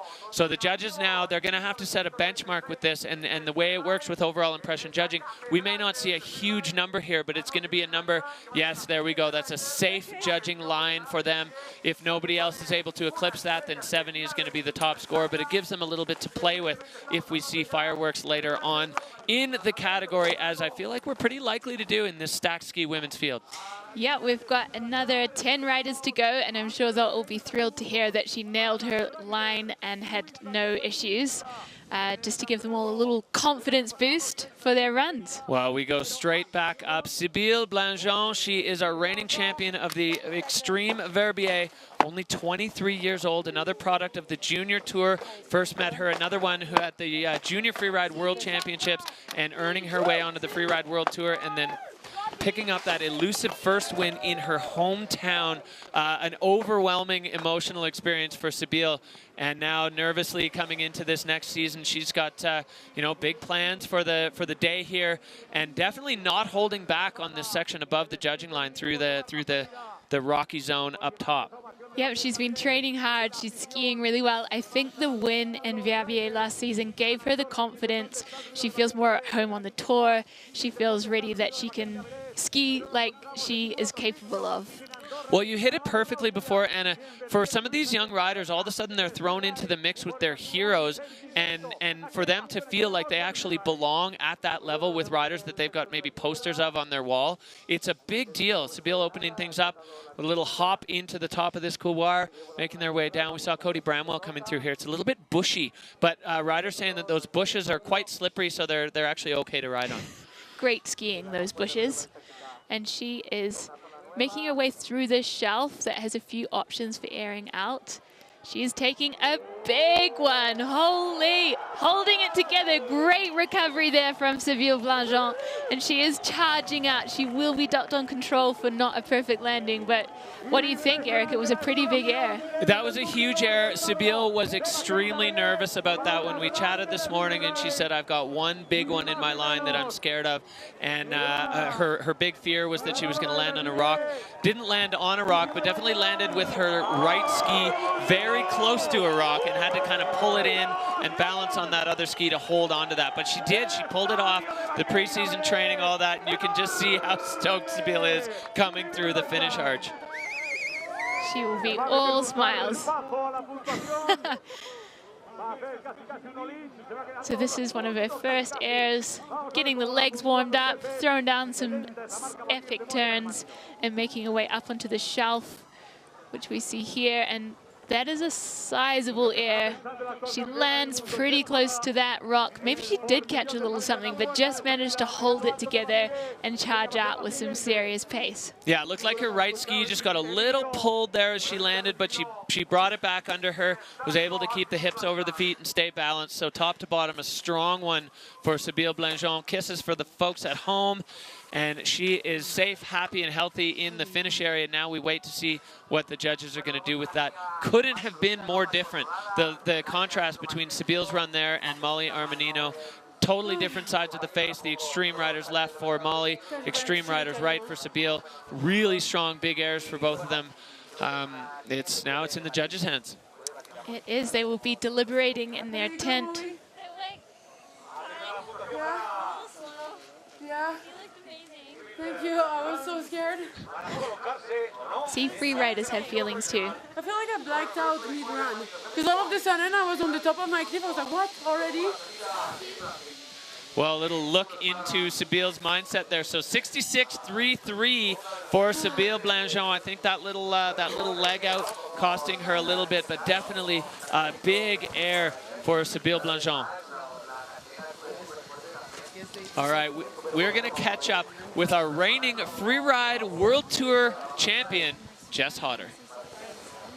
What has changed for me in this last year, especially since like the last season on the tour, is that I'm a little bit more, you know, concerned about my own body, and I want to make sure that I'm more consistent on my skis because I don't really want to be crashing like I did last year. The word from Jess Hodder. She's aiming to find that balance. We've talked about it already today between crash or win and consistent riding. So Jessica Hodder out of New Zealand, about to drop in. Yeah, I think wise words from the champ there. Jess Hodder providing us with 2 of the wildest crashes on the tour last year, but also winning a few events in, you know, one of them in the same day. So Jess Hodder not looking to repeat that. She doesn't want to take those kind of hits anymore, but wants to continue those winning ways that provided her that Freeride World Tour title. Jess now on course above the judging line, Anna. And she has been spending her early season in Pemberton, Canada. I think she's getting more Canadian by the day. She's got a truck, she's got a sled. Just trying to up her game as an aspirant Canadian. Yeah, Jess definitely enjoying her time out there, skiing the pillows and making the most of living in the Sea to Sky corridor. She's got a good crew of friends out there. And now she is on course into the judged part and extremely technical. It's so rocky there. Oh, Jess just getting a little bit sat down right away. That is really unfortunate for the champ. And just below the judging zone. As we mentioned, it's so sharky today. Conditions are really challenging. In this zone in particular, there's also been a slab that's taken off some of the fresh snow, so it can be really tricky. So speeding over into the slightly better snow part of the Bas Hiver face here, as Jess going all the way across and now finding herself where the snow is a little bit more consistent, a little bit more predictable. Now aiming into this couloir as we're seeing Jess Hodder starting to pick up a bit of pace. And I think she has gone for some party turns. I think she got kind of sat down at the top of her run. I think that might have rocked her a little bit, and she's just decided to take a safe way down the mountain. Yeah, Jess Hodder, veteran enough in this game to kind of know when to hold them and know when to fold them. And that one, I think, was just calling it as she knew, unfortunately, at the top with that sit down, that the score was going to be tough to pick back up. And for Jess Hodder, just making the call to rally over to the powdery side of the face where the conditions are a little bit softer, a little bit better, and putting herself now into the finish line, hopefully feeling okay after that sit down up top. So I think we're about to see it here. Gets a little hooked and really sat down. Yeah, the downhill ski just bounced right out from under her as she was going across the fall line there. And when you're standing all your weight on that downhill ski and it gets kicked out from under you, well, there's nothing holding you up anymore. And unfortunately, Jess falling victim to that there as she wraps up. So not the run and not the debut for the season that Jess Hodder was looking for. Reigning Freeride World Tour champion with a 36 even. Molly Armanino continues her reign in the hot seat after her very, very, very first run on the Freeride World Tour. So we are going to see Molly fend off another solid challenger there to her hot seat spot as she sits back. She doesn't look totally comfortable there. She's not sure. She's, am I in the hot seat, really? Yes, that was a great run from Molly Armanino. So the whole picture starting to show itself as you see the entire face here. That way rider's right section where Molly Armanino went, didn't see a lot of traffic with the other categories. Molly, the first rider in there other than the guide, securing the face this morning, and so far paying off for the South Lake Tahoe resident as she finds herself in the hot seat in her first foray into Freeride World Tour competition. As we see the summit there, that start gate just glimmering up top, providing an incredible backdrop to Freeride World Tour competition. And I would give props to Molly on that. We're through more than half of the whole field, and she's chosen to go into a pretty fresh zone. We've not seen a lot of traffic there, so to have confidence in yourself, to get into the Nair, into the steep terrain, and back yourself to send it. That's great. All right, well, another brand new rookie, 19 years old. Delilah coming out of juniors. It was only 2 years ago. She was at the Junior World Champs. 1 year on the qualifying tour, finishing runner-up, and finds herself on the World Tour, living in Bozeman, Montana right now, going to school, but still considers herself a Tahoe rider, Tahoe at heart. Tahoe have a big standing here on the tour with a big crew. And I think Delilah really speaks to that sport pyramid we discussed before. Strong junior career and one and done on the Challenger Tour means that she's 19 and so young, but she actually has so much experience in free ride competition. Yeah, talking to her on arrival day, just really wide-eyed, like another one of these riders, like, I can't totally believe I'm here at the World Tour, but she earned her way here, and coming in from the top into this gnarly rocky section, making strong turns, showing that good technique, making sure that she stays out of the rocks, and now putting herself over the exposure here at the bottom of this couloir. I think she is going to line up a feature here at the close. Just a little hop out there. Maybe she hit a little shark there, but picks off a little nugget to bump the line score.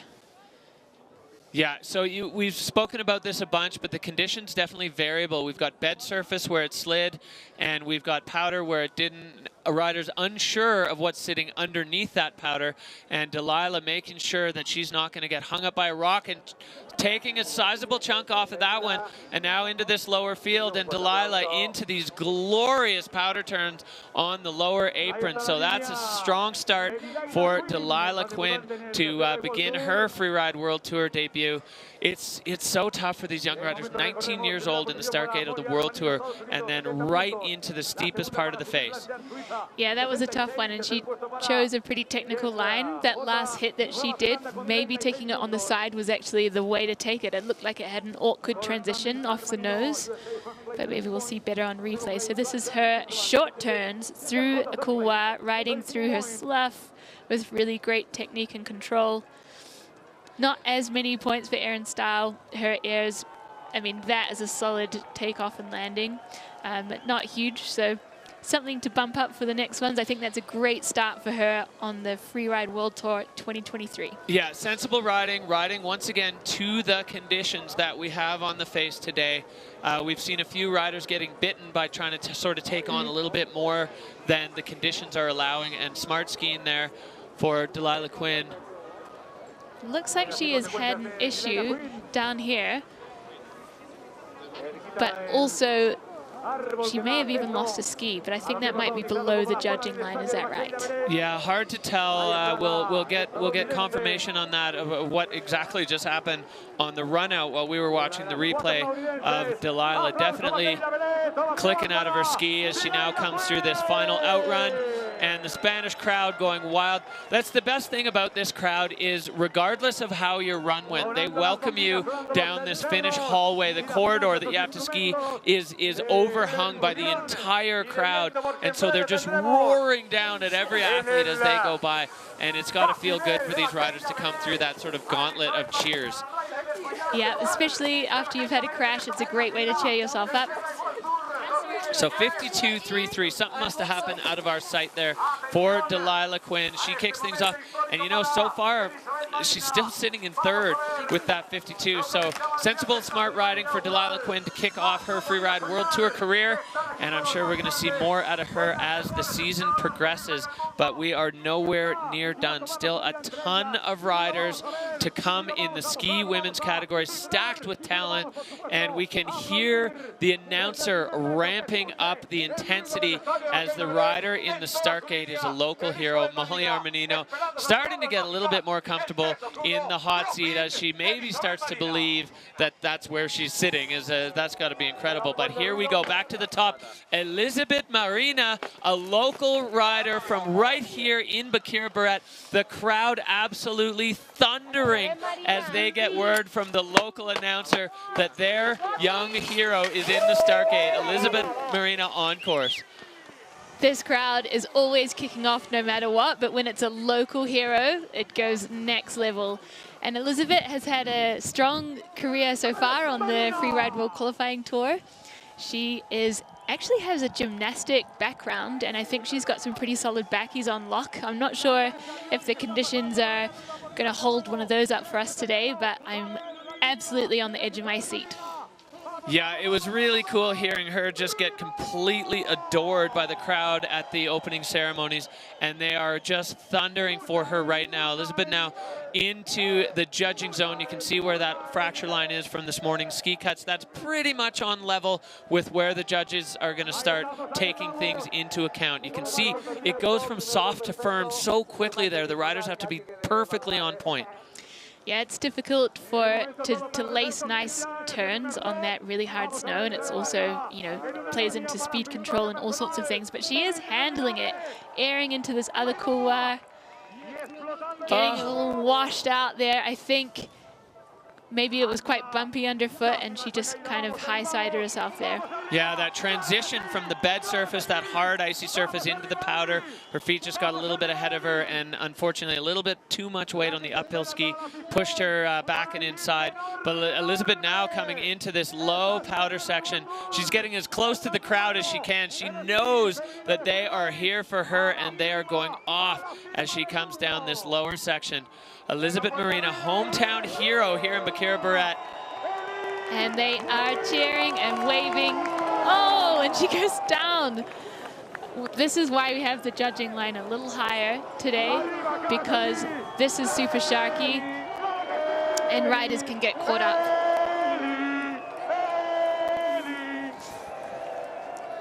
Well, the hometown support for this young rider absolutely just firing. So you can see there, judges definitely docking for fluidity. You like that one. Then it's caught up in this bed surface end, and then yeah, just hits the powder and it's all over. Skis stay on, so she'll get a score, but she's been seriously docked for control and fluidity from the stops. Crash stops. The crash stops, yes. So hometown hero, she comes in. Another big challenge fended off for Molly Armanino. The judges giving that a 29.67, so sliding her into the 5th position for the local Spanish rider, waving to all the friends at home. Not the run she wanted, but the support from the locals and from everybody at home, everyone watching, knowing that, you know, again, a wild card. What a position to be in when you're a qualifier rider and you're really comfortable kind of in your spot, and then boom, you're thrown onto the world stage here, the Freeride World Tour. Here is where we sit so far. Molly Armanino, Sybille Blanjean with another really strong run, and then Delilah Quinn rounding out the top 3. So USA, Switzerland, USA right now, but certainly not done yet. We go back up to the top for another young rookie taking first place on the Challenger Tour last year in Region 2. We have Addie Rafford. Addison, well, Sun Valley, Idaho representing. She was in the Mogul Tour for a while. She's got great freestyle tricks, and then switched over and was just loving freeride, kinda, Anna. Yeah, so she had a strong career on the juniors and then did her first season on the qualifying tour in 2020. But I think she had not quite found the line we've been discussing before. She couldn't land a run, but so she quit competing after just not being able to pull it together, and then came back in 2022 just for fun because she missed competing, and found that balance and managed to absolutely dominate and qualify for the Freeride World Tour, which is where we find her at this moment. Yeah, fresh mindset for Addison Rafford, young rookie riding out of Sun Valley, Idaho, 21 years old, getting set to kick off her Freeride World Tour career out of the gate. Addie Rafford now on course above the judging line. I think she's a really stylish skier.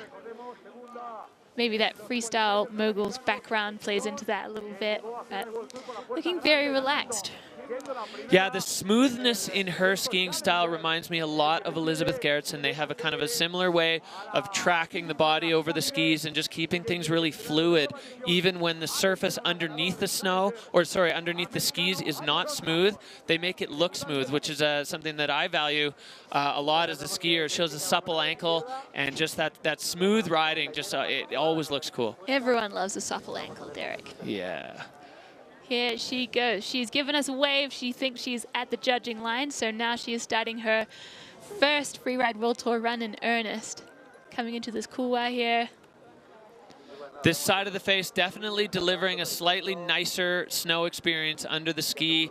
Strong pace here for Addison Rafford. We saw this play out nicely for Sybille Blanjean, and the nice big turns. The snow looking really good in this section of the face. There's only one track down this section, and it belongs to Sybille Blanjean. Addie with a slightly different take on it, though, airing into the chute with the grab. Solid landing there, and she skis out of it beautifully and takes another air with the grab. So really playing up those Erin style points as she comes down into the powder now. Addison Rafford hands high as she is wrapping up the apron. The powder looking good. Addison Rafford with a great start to her Freeride World Tour campaign. You can't say enough about how stressful this is for a rookie to come into this big show with everything, the interviews, the TV, all the people around. Everybody wants a piece of you, and Addison Rafford handling it like a veteran there. But yeah, our two rookies, Rafford and Armanino, have just absolutely put together stellar runs, and they must be over the moon to start their Freeride World Tour campaign in this way. Let's check out the replay. So just style on every air that she takes, and just looking so cruisy and relaxed through every turn. Gets the grab for a hot second on that one. And not even a moment of doubt on that landing. She looked so solid. Again, safety grab, super clean on the landing. Molly Armanino loving it from her view there. So a really, really strong run from Addison Rafford, showing that she's got the chops to compete at the highest level. Mouth guard out, and the big smile. Almost a big smile. I think she's still kind of reveling in the intensity of that as she just kind of takes in what she's just done. Freeride World Tour run #1 for this young woman out of Sun Valley, Idaho, and a strong start, I'd say. Absolutely. So tentatively awaiting the scores. The judges are hard at work. So Anna, we saw the debate here with the judges when Sybille Blanjean did quite a similar run, but with a pretty significant control issue on landing. No issues on Addie Rafford's run. Now the judges have to stack up two technically solid runs without mistake, but on very different sides of the faces. What do they decide? They decide they like it. Addison Rafford into first place with a 72.67. She can't believe it. What? She says. I was just getting ready to go home. Now I'm in the hot seat. She is stoked. Outstanding performance from the rookies. So these two riders competing together on the qualifiers last year, and then as we said, we lost Molly to injury right at the beginning of the Challenger Tour, so we didn't get to see what she would have done, but we saw her debut with a solid run on the Freeride World Tour, and Addie Rafford winning the Region 2 Challenger Series and the IFSA Series, and now putting herself into the hot seat. We're just over halfway through the field. So Addison doing everything she can do to cement her spot on the podium. Now it's up to the other riders and the judges of where this is going to shake out. But a strong start. This is where we are right now. This is Elizabeth Gerritsen, who's got, some of the most experience in the ski woman field. She is a world champion in free ride, and she's had a great early season in Verbier skiing around, and I think she is excited for the season to kick off, obviously wishing for more snow, but she is a seasoned expert at dealing with all conditions, and I'm excited to see what she puts together for us. Yeah, as you said, a world champion, peak performance rider in the start gate. We kind of watched the season kick off in Verbier, and all of a sudden we're seeing videos of Elizabeth doing massive 360s off of huge cliffs in Verbier once the snow kicked off. Another rider, I mean, it's great to see these two, her and Addie, back to back, because they have such a similar style, really fluid, always stylish, definitely strong, even though it never looks hard. Yeah, effortless style is how I would describe their skiing. I think they're going to be great friends. And just cruising the way through this top section that is not being judged, making sure to stay on your feet so that you're in a good state of mind by the time you hit that judging line and go full throttle. So Elizabeth Gerritsen, she's got solid tricks under the bag, but she also has that strong technique. Last year, she said Maud Bess, former tour rider and Verbier compatriot, was training her on technique. They were out there on the groomed runs doing drills. Elizabeth Gerritsen kind of popping and playing her way down the upper technicals part of this face as she gets herself into the true meat of her line now, coming in above exposure. Yeah, there's a lot of rocks out there. She's picking off her first air taking some serious speed. And almost using that compression as another air, shooting across the fall line. And Elizabeth Gerritsen now into the slightly more friendly snow conditioned side of the base of her face. Linking turns. She's going to pick something off here. Into the tree zone, off Solid the nose. air there from Elizabeth Gerritsen, and she is coming out hot. That tree diving board definitely getting a lot of attention during the face check from the athletes from below and from the side. It looked like it was going to work, but of course you never fully know if it's going to work until you put your skis on snow in front of it. And Elizabeth Gerritsen, kind of proof is in the pudding there that that is a solid, strong line and making it work. It's getting rough on that run out. We're seeing Elizabeth getting bounced around a little bit. Choosing, it's a bit of a gamble. Do you stay in the track where it's rough, or do you move up into the powder where you might hit a shark? Yeah, slam into a shark there. But Elizabeth wrapping it up with the shake of the hand. I think she got a little bucked by conditions there. So this is her first air, and she runs it out across the slope. Yeah, really showing some patience there, not trying to slow down too quickly or ditch that speed. Passing the Christmas tree right to the nose, and a nice solid landing there for Elizabeth. And a well-spotted landing too, because there are some sharks just to the left of where she landed. Nice. For the fans.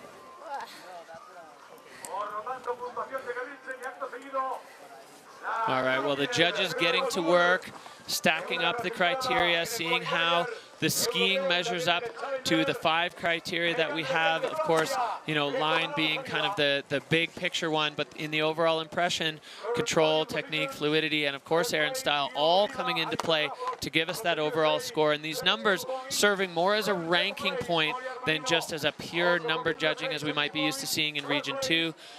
So the judges now deciding where that's going to sit. Is it going to be stronger than what we saw from Addison Rafford, what we saw from Molly? Those are the 2 standout clean runs in the field so far. Elizabeth Gerritsen doing her bit, and the judges now going to have their say on it as she waits anxiously with the smiles for the folks at home.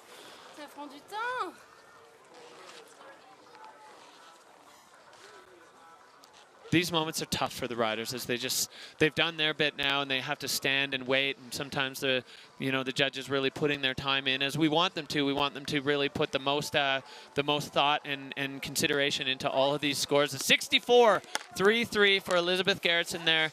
And that moves her into 4th position, and another huge challenge fended off by the rookie, Addie Rafford there, sitting in the hot seat. We saw her reaction when the score came in, and especially the ranking that went along with that score, almost in disbelief as she saw that she was going to move into the hot seat. But we go straight back up to another rookie, Megan Betton. She's been moving through the qualifier rankings over the years, a Dynastar rider out of Chamonix. She's a ski instructor in her spare time, had to get time off for this, and in the summer she's running the Teleferique cable car for the Aiguille du Midi. So if you enjoy riding that, she says it's her her favorite crew to work with. So she's a liftie, she's a ski instructor, and she's a freeride world tour competitor. Yeah, and she's also a paraponter and a mountaineer. She's a multi-talented human who has been competing on the qualifying tour since about 2016, but was balancing that with her studies initially until 2018 when she kind of went all in and was vying for those top spots and finally qualified in FW Q22.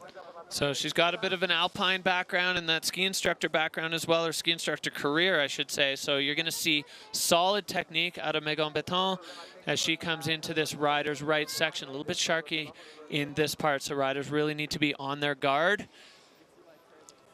Definitely. That's like in difficult conditions, a solid ski technique is what is going to hold it all together. But not even the best ski technique can't save you from rocks. And she gets taken down by a shark in the landing. Let's hope she's okay. Give us a wave. Just a tiny bit short on that one, and landing, it looked like under her left ski at least, pretty much directly onto a rock. That's unfortunate because that was a nice feature that Megan had picked out as she now comes into the same section that we saw Addie Rafford take on. And holding on, but not quite able to get all of it as she gets backed into that next section. But she's just skiing her line. Yeah, I mean, making it work. Skis stayed on, so there's going to be a score. So she's just going to look to maximize what's left of this one for the Chamonix rider, Megan Betton. So not the debut she wanted to make on the Freeride World Tour, but she definitely had planned out a pretty sick line, I would say. Yeah, just a little bit more speed needed on that top one. It would have taken her over the Sharks. But of course, it's so blind in that section, completely convex. And getting in here, she had to pre-ollie rocks, and then, yeah, it was a real leg-bending fall, but happy to see her ski out and take on another 2 airs.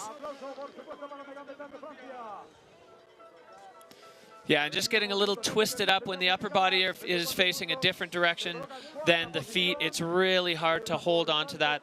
So Megan, she's down at the bottom, and she will live to fight another day. We're going straight to Ordino, Andorra after this. So that's a 8th place, 12.67. A couple falls on that one for Megan Betton. She's still smiling at the bottom. I think, you know, there's, even with a couple crashes, still a big relief to be down in the finish area and have done with it. So we go back up to the top. This is a fascinating story here. Justine Dufour-Lapointe, she is a Canadian hero. She has a gold medal from Sochi in moguls. She has a silver medal from Pyeongchang.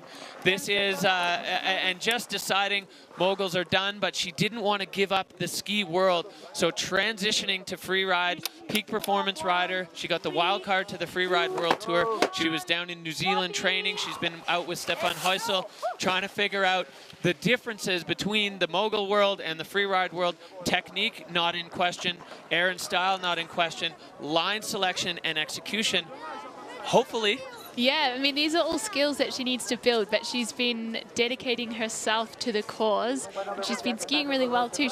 She also foreran in couple for the World Junior Tour. She foreran in Kappel and put down a blistering run. I think a lot of the questions that we saw or heard from other, you know, from avenues in the ski world kind of answered in Kappel with that forerun. And now she is heading over to that far rider's right section, making her way delicately through this sharky section. You know the technique's on point. She's strong. She's been training, catching a little grab there, kicking things off, as you said, in earnest now, as she is solidly on the face and below the judging line for Justine Dufour-Lapointe. She is carrying some serious speed into this for a backie. She brings it round, but can't hold together the landing. Just washing out on the landing for Justine. She had some big questions online. We saw the avalanche take out the line she wanted to go, and so decided, all right, well, I'm going to what I know. And right off this big one, stomping that. And coming out with some serious pace. You can see her solid ski technique. And yeah, that was a way to debut on the Freeride World Tour. What a show. Well, a huge backflip there, not quite able to hold on to it. We'll have to check the replay to see why, but then that big air into the couloir, handling that like a seasoned veteran. So I'd say the cards are on the table now for the rest of the women's field. Justine Dufour-Lapointe is here to play, and she has the skill set required to compete at this level. That was a bold, bold move for Justine. She is smiling and stoked despite the crash. I like the attitude. Yeah, I mean, she's here to have a good time. She's so excited to be part of the Freeride World Tour family. Anna, let's take a look at that. Catching a little safety grab there on that upper one. They're just running that speed out, gets it run comfortably. Maybe a little bit of an over-rotation, or perhaps there was a shark on the landing. I really couldn't tell you.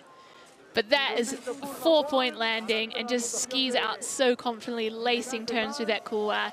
An incredible run, I would say. Yeah, Justine kind of mentioned it, you know, the transition between absolutely uniform takeoffs in the mogul world, where the shape of the jump will be the same, the air time will be within a bracket, versus hitting a jump you've never even stood on the edge of before, and knowing how much set, how hard to rotate, all of those things.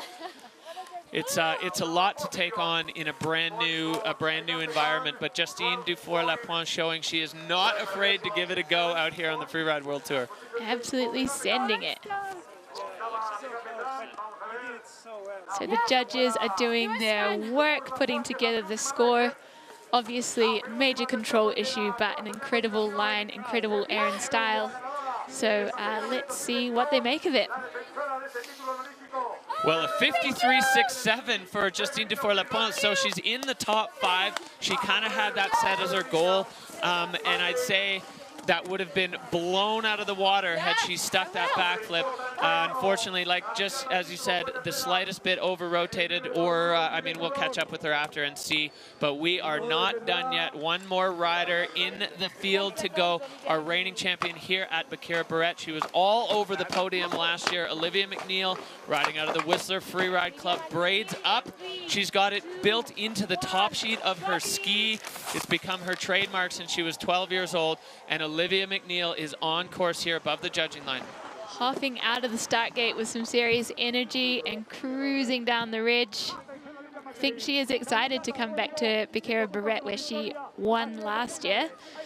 Similar feeling, I think, as we talked about with Michael Mon, where it's exciting to go back to a venue that's delivered for you, but there's also a ton of pressure when you've won somewhere before.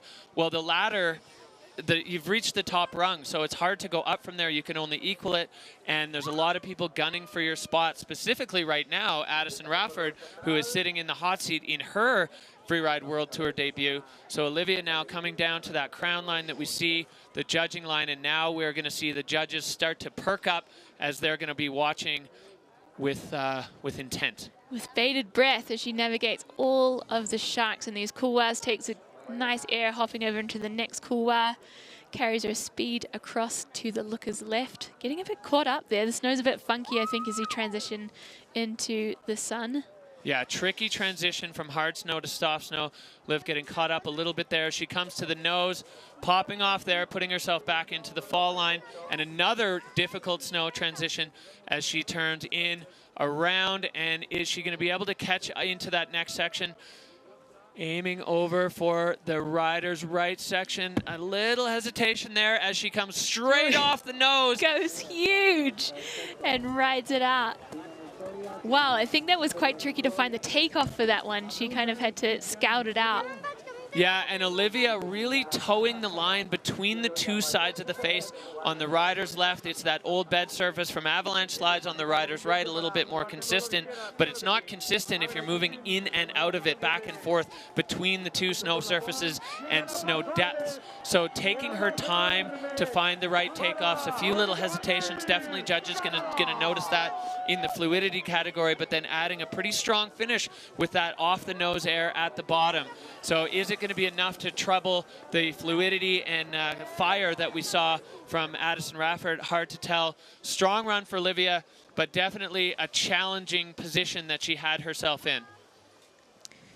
Yeah, we can see she's got a powder turn there, and we've got another angle on this big cliff. Great landing, so centered on her skis, and she just rips out of there. Control is jacked because they know she's been in a tricky spot and she's been able to make critical turns and control her speed. Yeah, so long hang time on the last air, towing the line between the two snow surfaces, definitely putting herself in a challenging spot, but she is down and safe, and the women's field is wrapped. Now it's up to the judges to decide where Olivia McNeil is going to slide in the ranking. The Spanish crowd absolutely loving it as she posts up in the finish area, and we wait for the scores to come in for our final rider in the ski women's field, Olivia McNeil. Now waiting, the judges locking into their criteria. Gonna see where that's gonna stand. And we anxiously await as the score comes in. And Olivia with a 62.33, dropping her into 5th position. So that means that we have a rookie winner in the ski women's category. The Sun Valley native, Addison Rafford, is taking the win and the gold medal here in Bakira Barrett. What a start to a Freeride World Tour career for Addison Rafford. Incredible skiing. An incredible debut. Congratulations to her. All right, well, we're gonna see our little ceremony as the riders stack themselves up. Our final standings: Addison Rafford, Molly Armanino, the rookies having a huge say. Sybille Blanchon, Elizabeth Gerritsen, Olivia McNeil, rounding out the top 5 in the ski women's field. Fireworks. So this is great news for the rookies, but not such great news for all the Peak Performance Fun Bet voters. So these 3 women really doing it for the crowd, for the fans at home. And Addison Rafford putting herself on top. Just a quick mention, we did have an injury this morning. Lily Bradley, just in training, doing a 360 and tweaking her knee. She should be back, they say, within about a month. So if you noticed her absence in the start list on the top, that's why Lily Bradley didn't start. And you see her there taking 10th place with a no start. So unfortunate for Lily, but I know we're going to see her back healthy and strong and ready to send again. So what a show we had, and a rookie taking it down in the ski women. Strong start for Addison Rafford. Incredible, incredible run for her. So strong, stylish top to bottom, super smooth, charging. Addison Rafford taking the win.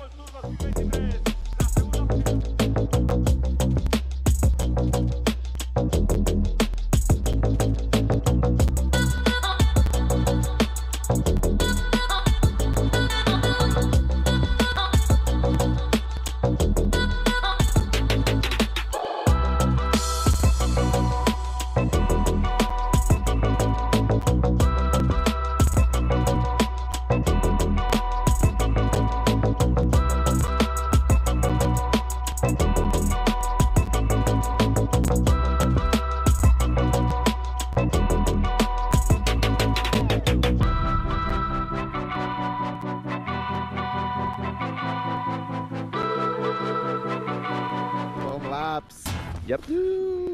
See you later.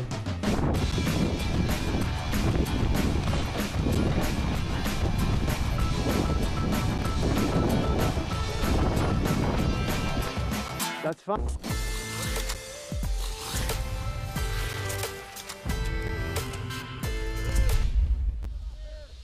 So we have got our final category of the day, ski men, at the top of the venue, ready to bring the heat on the Bassova Face and Becerra Barrett.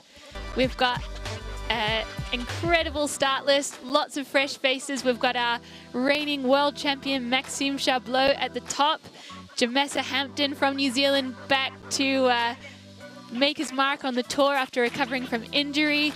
We've got a few more Kiwis down there at the bottom, and bringing up the back, we've got the two Austrians, Valentin Reiner and Max Hitzig, who they're buddying up and they're choosing their lines together, and they are ready to send. Yeah, such a stacked field. Abel Moga, he is going to get some of the biggest roars of the day from the crowd. They saw him last year put on a show, coming second.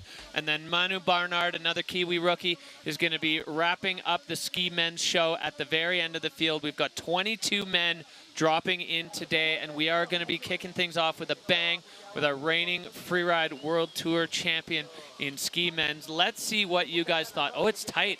Max Palm, he took the win here last year. 48% of you in the Peak Performance Fun Bet World feeling like he is going to take the win. Maxime Chablot, hard to bet against the champ. And Christopher Turtel, I mean, experience, 2 titles under his belt. You look down this start list, and it's so hard to decide. When I was making my Peak Performance Fun Bet selections, it was like just throw some spaghetti at the wall. It could stick anywhere. Anybody in this field can win. Maxime Chablot is going to be kicking us off here. He's freshly minted in the Red Bull helmet. Red Bull obviously looking like they loved what they saw out of him last year. I mean, taking a tour title definitely helps. Yeah, we love to see it as well. And the early season in Switzerland was a little dry, so he hopped over to stay with Andrew Pollard and Alter, and I think he had a great time. So much snow in just 2 weeks, and got some serious vertical meters under him. Yeah, and if you've got a extremely powdery destination and a good buddy living there, well, you might as well go take advantage of it. So Maxime Chablot getting things started. He has passed the judging line. This is going to be the judge part of the run. He's over in this section. We've seen the surface definitely challenging. Maxime flying off that one, using it as a jump and handling the compression at the end, right back into control. Yeah, it went really long on that one with a big backy 4-point landing, just looking so solid and technically sound as he rips out that couloir. He's lining up another big 360 there. to his feet and getting another little extra credit bonus feature there and rocketing out through the bottom. Maxime Chablot making short work of that. We've got this little roller knoll that he's going to come out from behind, waving to the Spanish crowd. You cannot imagine the feeling from that crowd up on this section. Thousands and thousands of people up there, and Maxime just taking it all in as he has kicked us off with a bang. He had a backflip, he had a 360, he had a huge air at the upper section. All the elements that the judges want to see and that the crowd wants to see. Maxime Chablot getting things started with a bang. Yeah, the crowd is here for it. We're here for it. We're excited to see the rest of the category. What a great start. Well, taking a look back here, Anna, on top of the face, that one was enormous. A lot of riders have taken it, but he took it the longest for sure, and then just the most relaxed backy. Could not have landed that better. That was so solid. And then a floaty 3, not forcing it around, just floating, having a good time.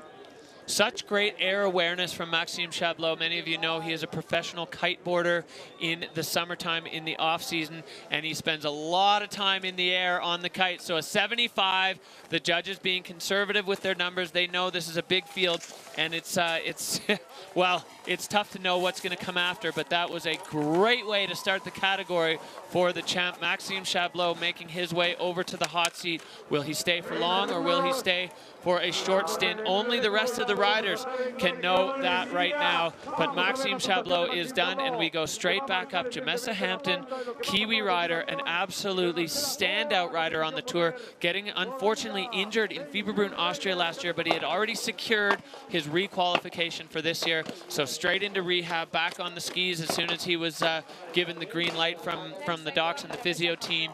Last year was his rookie year, came out super strong. This year, he's looking to really elevate his game. One of the loveliest guys to be around, and just a great spirit as he... You can see that as he dropped in, he's all smiles. Some call him Bubbles. Could be from his bubbly smile or something else, you tell me. But he is cruising down the ridge. That knee is feeling strong. He has dedicated himself to rehab and ripping it up in New Zealand this year. So really excited for him to let loose on the tour this year and open it up a little. Yeah, in conversation with Jamessa, he said the knee feels 100%. He doesn't even notice it while he's skiing, which is right where you want to be when you're on a return from injury season. So now into the heart of it. This is the judge section of the run. Jamessa Hampton now getting into it, as we've seen this section be tricky for riders to navigate skiing on that bed surface, but Jamessa Hampton handling it like a boss, taking that same line as we saw Maxime Chablot flying, but then getting quickly back in the other direction and almost getting smushed by that windlet, but totally handling it. And airing into that cool, coming out with some serious pace. And it's looking at that feature that Olivia took and goes really long on it and rips out the bottom through the avalanche debris. Looks like no problem for him. So fast and fluid there for Jamessa Hampton, just chomping off all the pieces. We've seen a few riders, you know, opting for that middle zone. It was interesting after we saw the guides popping out that pocket. It took a lot of the snow out of that area and definitely changed the surface. Some riders opting for a total change of line. We saw or heard Katie Anderson say that. She switched, she went over to the other side, and that delivered for her, and other riders just deciding to stick to the plan. Yeah, it's a tough one. Last minute line changes can really throw an athlete, so it's always good to have an A and B on lock. So we see Jamessa move through this techie section, take that one pretty long. Getting that inside hand down a little bit, but then off here and catching the grab. So Aaron style adding up. You could see as he got into the belly of that turn straight over a rock. Hopefully his bases are okay, or hopefully the rock is okay as Jamessa just thundered across it. Oh, it's good to be at the bottom. He is happy to have made it down. So judges dropping a 55 even on that one. So it's going to be a tough day to put down a big score here for these riders, as the judges definitely looking for perfection, and we've seen some firecracker runs already so far in the other categories, and I know we're going to see more as we move on through the start list. Jack Nichols, Jack the Cat, is in the start gate, the next man riding out of Vail, Colorado. He is big ups to his brother Kevin. We saw him on the tour last year. Just Jack, always a pleasure to be around, really enjoying his time on the tour. A rider favorite to be around. He's always got a great spirit. But as soon as he kicks out of the start gate, it's fireworks. He's always got the stylish tricks, finding different ways to go upside down in technical and exposed parts of the face. We saw it last year here. What are we going to see from Jack Nichols as he kicks things off? Yeah, he has had some consistent finishes last year. 4 top 10s in FWT 2022. So I think he's closing in on the podium is his goal for this year. Just cruising his way above the judging line, watching out for sharks because they are lurking. Definitely lurking, and the judges, you know, giving credit to that with this lower judging line. Riders not being judged right out of the start gate. They hit this line right where that crown line is that you can see is where they will start judging. So now Jack is into it, popping off and getting himself above this air, straight into the fall line. This is definitely seeing some play from the ski men, similar versions of the same zone, but Jack now opting to go a little bit further down as he passes over, getting hung up, but handling it.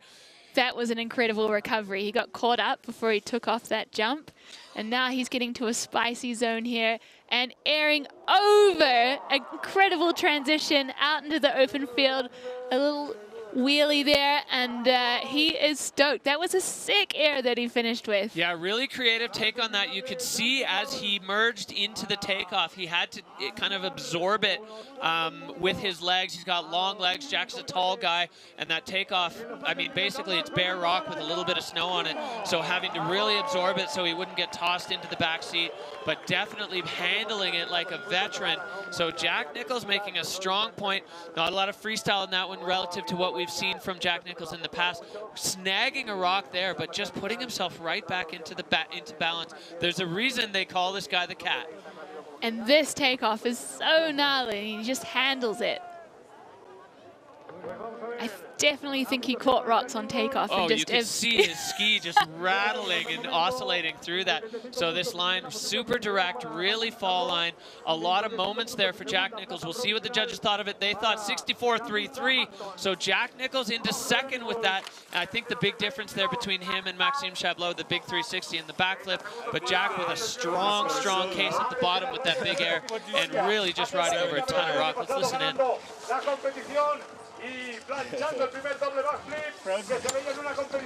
Well, we missed their conversation. Not much chit-chat down there. But we go straight back up to the top. This man made his debut on the Freeride World Tour last year right here and could not have made a bigger splash. The first double backflip landed in freeride competition right here on this face. He's only 20 years old. Honestly, it feels like Max Palm has been around forever. Yeah, he made an incredible debut. He had an event wildcard for Becerra Barrett last year and secured a season wildcard from his incredible performance. So Max Palm coming from a background, there's ski racing in his blood, there's mountain guiding in his blood. He has all the aspects. His freestyle game is second to none. He's got so many of the factors that make a free rider, and he is going to be putting that into use as we see Max spinning into the couloir, bouncing off that like it was a mogul. What a bold start, and we know the snow in here is rough as guts, but Max just handling it. Incredible upper section for Max Palm. Unbelievable control there. He does a big backy, pulls it round, rides out so fast. And then sending the fall line corner of that lower air, holding on over the slough cone. Max Palm with absolutely fireworks on this face. I mean, speaking to him before, he said, unfortunately, I don't see a double backflip on the face. The feature that he did it off last year is just not in play this year. It's too thin. But Max Palm finding another creative spin on this face and definitely backing up what he did last year with that incredible run on the Bassiver face. That was an incredible run. The crowd is going absolutely nuts. He has got to be happy with that one. So these two Maxes high-fiving here, Maxime Chablot and Max Palm. The new guard, it's safe to say, is here to play. Max Palm just putting down a heater from top to bottom. Smooth 360, and he's so close to that rocky edge of the couloir, and he has incredible ski technique to just navigate it with no stress. Quick feet here, holding on, bringing that around at exactly the right time, and then firing off that lower section. No hesitation, straight into the fall line for Max Palm. Well, the peak performance rider making a strong case for himself on this face, backing it up, and completely different than what we saw from him last year. So incredible. I mean, just the veteran line scoping there from Max Palm, and then executing the 360 right into that upper or uphill landing, because there's a wind feature there, bouncing off it like it was a mogul, directing his feet so he doesn't go into the wall. The pieces, the individual pieces of that, unbelievable. 86.33 for Max Palm, and he goes straight into the hot seat after taking his skis off, loving it. Max Palm, well, a strong case there. There are tons of riders left, but it is going to take a lot to unseat him from the hot seat. Yeah, the rest of the ski men's field have their work cut out for them. We've been encouraging them to ride to the conditions, but if that's what we get from riding to the conditions, I'm pretty happy. Well, we go straight back up. Carl Regner Eriksson, second overall last year. Another peak performance rider and Scott rider. He is the Freeride World Tour sponsor's dream in the start gate as he gets ready. I mean, Carl, just Mr. Consistent, always stylish. He said he's mostly been skiing on piste in Sweden. They've had a low snow year as well. He's been skiing a lot of hard pack, doing a lot of nose butters, skiing park a ton. So we're going to see Carl Eriksson kick things off in the way that he always does, right into the rockiest section, but just flying through it. Not going to be judged quite yet, but very soon. And he just continues to build his skills and build his comp results. He came third overall in 2021, and then last year second. So let's see what the FWT 2023 season brings. A big 360 at the top of the couloir. Into that upper section, flying through here now, catching the wind lip with the flat. 7. Holds it together. Incredible scenes. Wow, Carl Regner Eriksson, and now off this one with a huge 360, perfect transition. Now he's down into the couloir, not a lot of features left. Carl just got to hold on and keep it in the fall line. Wow, putting all the elements there and so close together, overexposure. Carl Regner, unbelievable run there as he's holding on. The Spanish crowd firing up for the Swede. Peak performance rider, they're coming through the finish. Oh, this field delivering what we expected. Incredible. Skiing to the conditions, but also skiing to their skill set. Skiing to their strengths, absolutely. That was incredibly linked from feature to feature, so smooth. No time to make those critical turns and link those features, but he held it all together. So that first 360, very smooth. He's got a bit of space there. Taking that one to 720. Just. That was an incredible recovery. And finding the spot between the bomb holes with that 360 into the couloir. The Pit Viper crew loving what they're seeing out there. So top to bottom, you know, if anything, maybe a little bit back on that 7, but we'll see what the judges have to say about it. I mean, the control, the commitment to do that in that spot, such a strong run from Carl. So 86.33 from Max Palm with that technically perfect precision run. Carl, I'd say a little bit more riding the Bronco there, bucking its way down, but no hesitation and no real big problems on that one for Carl. So we're going to see, well, we have no Aaron style, but we can imagine that's an error. His Aaron style would be jacked, control a little less so, but it was still just a thing of beauty, that line he put together for us. Yeah, blending the new school with the old school, showing that absolutely flawless technique, the quick feet required to get those direction changes to put himself into the next feature, and then the mental acuity to toss a trick off those things back to back to back to back like that. Incredible run there. We're going to see second place for Carl Regner, 81.67. So the precision of Max Palm holding on, another challenger there, but Carl really throwing down the gauntlet. Scott Ryder, peak performance rider, just unflappable. Derek is absolutely fizzing in the commentary booth. Wow, okay, so here's where we sit. Max Palm holding down the top spot. Carl Regner Eriksson in second. Maxime Chablot down to third. And we are only 5 riders in, and we have seen nothing short of amazing riding. We're going back up to the top. The Alaskan rookie spends his off-season fishing up there in Alaska. Leif Mumma, he was another huge standout on the Freeride Junior Tour, in the IFSA Tour. Watched him hit one of the biggest airs I've ever seen in real life in Kapell back in 2018, and now he is on the Freeride World Tour. Leif Mumma, fast. Fast. He goes big. He goes fast. And he is not hesitating through the Sharkey area. I think he is just nearing up on the judging line as he drops into this couloir. Some funky snow at the top from the wind, but he's handling it, no issues. One of the things that stands out to me with Leif Mumma is his technique. He has such precise technique. He's always over those skis, making very short work of this couloir and coming into the closeout with a ton of speed and smashing a massive double out the bottom. Holy smokes, over that avalanche debris like it's nothing.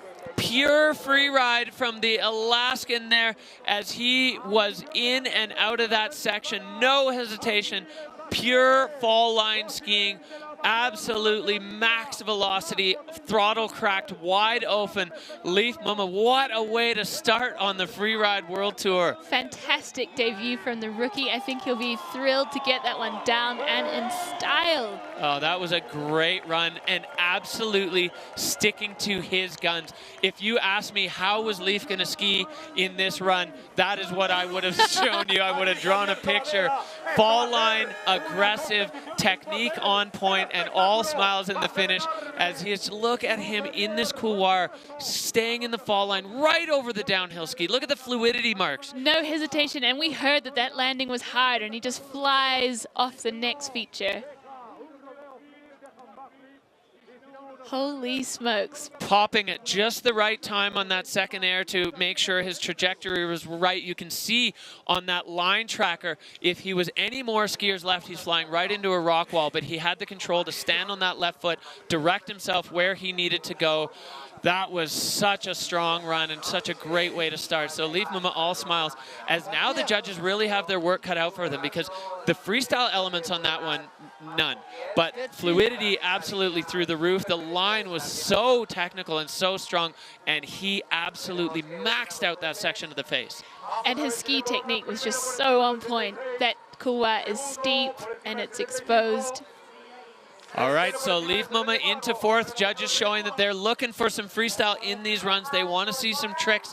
Leif Mumma into fourth with that score. So a really, really strong run, and so many more to come as we go straight back up to the top. This is a fascinating story. This man, he's an Olympian. We've seen him a huge presence in the slopestyle world, having a big injury just before the Olympics last year, coming into Beijing with a huge one. They said he wasn't going to be able to ski again for years, but we're less than 13 months later, and Ralph Velpener, the Italian rider, is in the start gate at the Freeride World Tour, a true wild card in this space.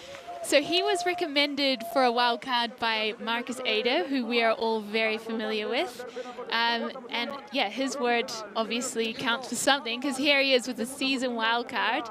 Nervous to take on freeride competition, but he's been training, learning to scope his line and ski it like a comp run. And he's looking super comfortable as he's skiing through above the judging line, just approaching it now.